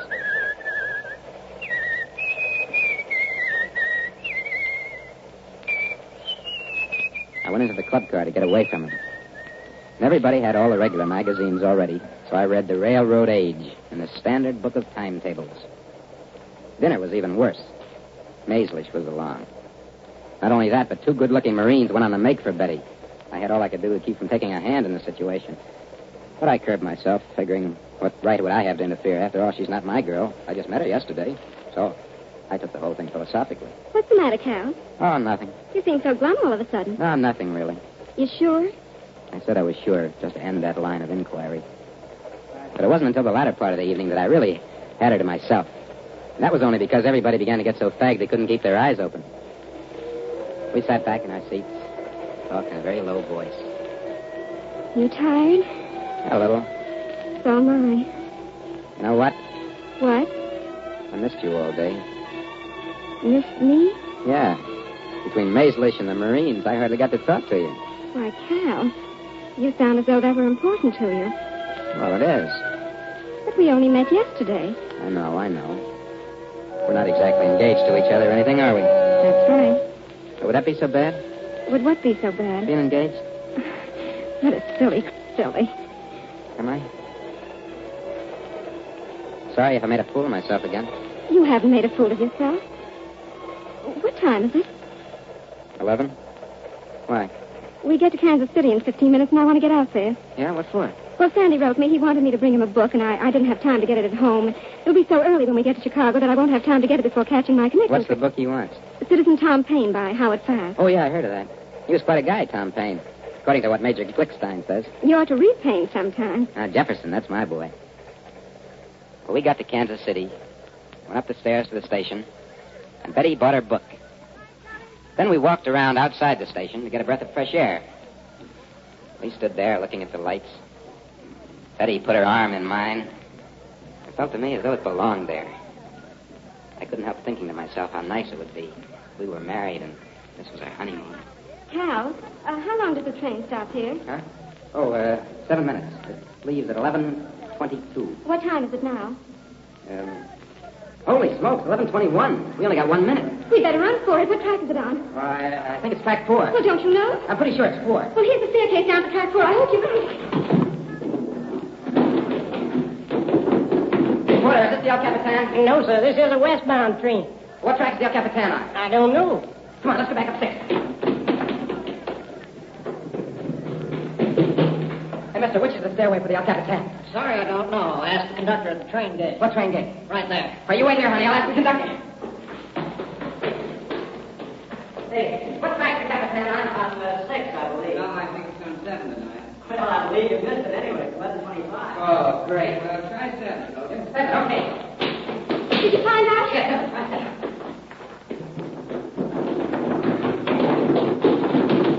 Hey, Porter, what train is this? El Capitan eastbound. Oh, thank goodness. We staggered on our car, winded and disheveled. And thank our stars the train hadn't pulled out on time. But to top it all, that train just stood there another 20 minutes. So we'd given ourselves a scare and a workout for nothing. Well, it was about midnight when the train got underway. And we were pretty tired. And Betty slumped down and put her head on my shoulder and went off to sleep. She looked so pretty with her head on my shoulder and her hair smelled kind of nice, you know. And I guess I felt pretty sentimental toward her. Although it was true we had only met yesterday. I stayed awake for quite a while. But then I must have dozed off because the next thing I knew, I was suddenly aware that light was just beginning to come up in the east. The train was slowing down to go through Streeter, Illinois. The car was quiet. I looked at Betty to see how she was doing. To my surprise, I found she was wide awake. She was looking at me out of those big eyes. Good morning, Corporal. Good morning, Betty. Went to sleep? I slept some. I've been thinking a lot. So have I. About what? About you. What about me? Sorry we're not going on together after Chicago. Want to know something? What? So am I. Are you, Betty? Yes. I like you. I squeezed her hand a little. Sat there without saying anything. Just watching the sky go from purple to pink. Finally, I said to her, Betty. What? I'd like to ask just one thing before we get to Chicago. Because I know you'll have to rush to make your connections. What is it, Cal? Can I kiss you just once? She looked at me for a moment without saying anything. Then she put her hand under my chin and drew me toward her, and she kissed me. Well, I don't know how to describe it exactly, but all kinds of things suddenly began singing in my head. Lines of poems I learned in school and thought I'd forgotten, and there was a kind of music, too. And all the time the dawn was coming up in the east, and there was a glow outside that seemed to go along with the glow inside me.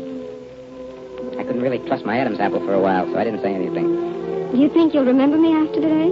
Well, I don't know about after the war, but that kiss will carry me through the duration. You're a sweet boy, Cal. I suppose it's silly in war to say, take care of yourself to a soldier, but, well, I guess it's more or less in the hands of God, isn't it? God and Major Glickstein. Nevertheless, you be careful. I'm coming back, Betty. You know who I'd like to see first, right? I step off the boat? You. I'm glad you feel that way. I really am. Just you don't go getting yourself hitched to some vegetable before you give me a chance, now, will you? Oh, don't worry. Betty, if I write, will you answer me? Of course I'd answer you. But you haven't told me you... Hi, good morning, folks. Greetings and salutations. Good morning, Miriam. Good morning. Well, we get in 10 minutes. You got all your stuff together, Corporal? Yeah. How much time do you got to get over to the other station, Betty? Half hour. None too much. No. Oh, look, isn't this a cute kid?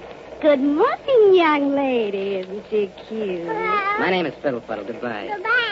Chicago, please make sure you've left nothing behind. We got off the train, and I helped Betty with her bags. And on the sidewalk there in front of the Dearborn station, I said goodbye to her. Goodbye, Cal. Good luck. Come back. Goodbye, Betty. Tell your brother Sandy I'm going over there and avenge that lost arm. Tell him I'm going to help finish that job he started in Spain. And tell him I love his sister. I'll tell him all that. Goodbye, dear. She smacked me right on the lips. Turned and ran and got into a taxi and disappeared inside. I stood there, rooted to the intersection of Polk and Dearborn streets, looking after her. And it must have been all of 5 minutes later, with me in a perfect daze all this time, that I realized with a sinking feeling that I hadn't given her my address and I didn't have hers either. I started to run automatically in the direction the taxi had gone. But I stopped after a few steps because I knew that was silly. And then, while I was still wondering what to do, I looked down in my hand, and there was a piece of paper. Plain white piece of paper with some writing on it. So help me, I don't remember how it got there. But she must have put it in my hand when she kissed me goodbye, and I was too dumbstruck to notice it. It said, Betty Frisbee, 7692 North Elmwood Drive, Long Beach, California. At home after the armistice. I put it in my breast pocket and started for the train that would take me to Long Beach, via Germany.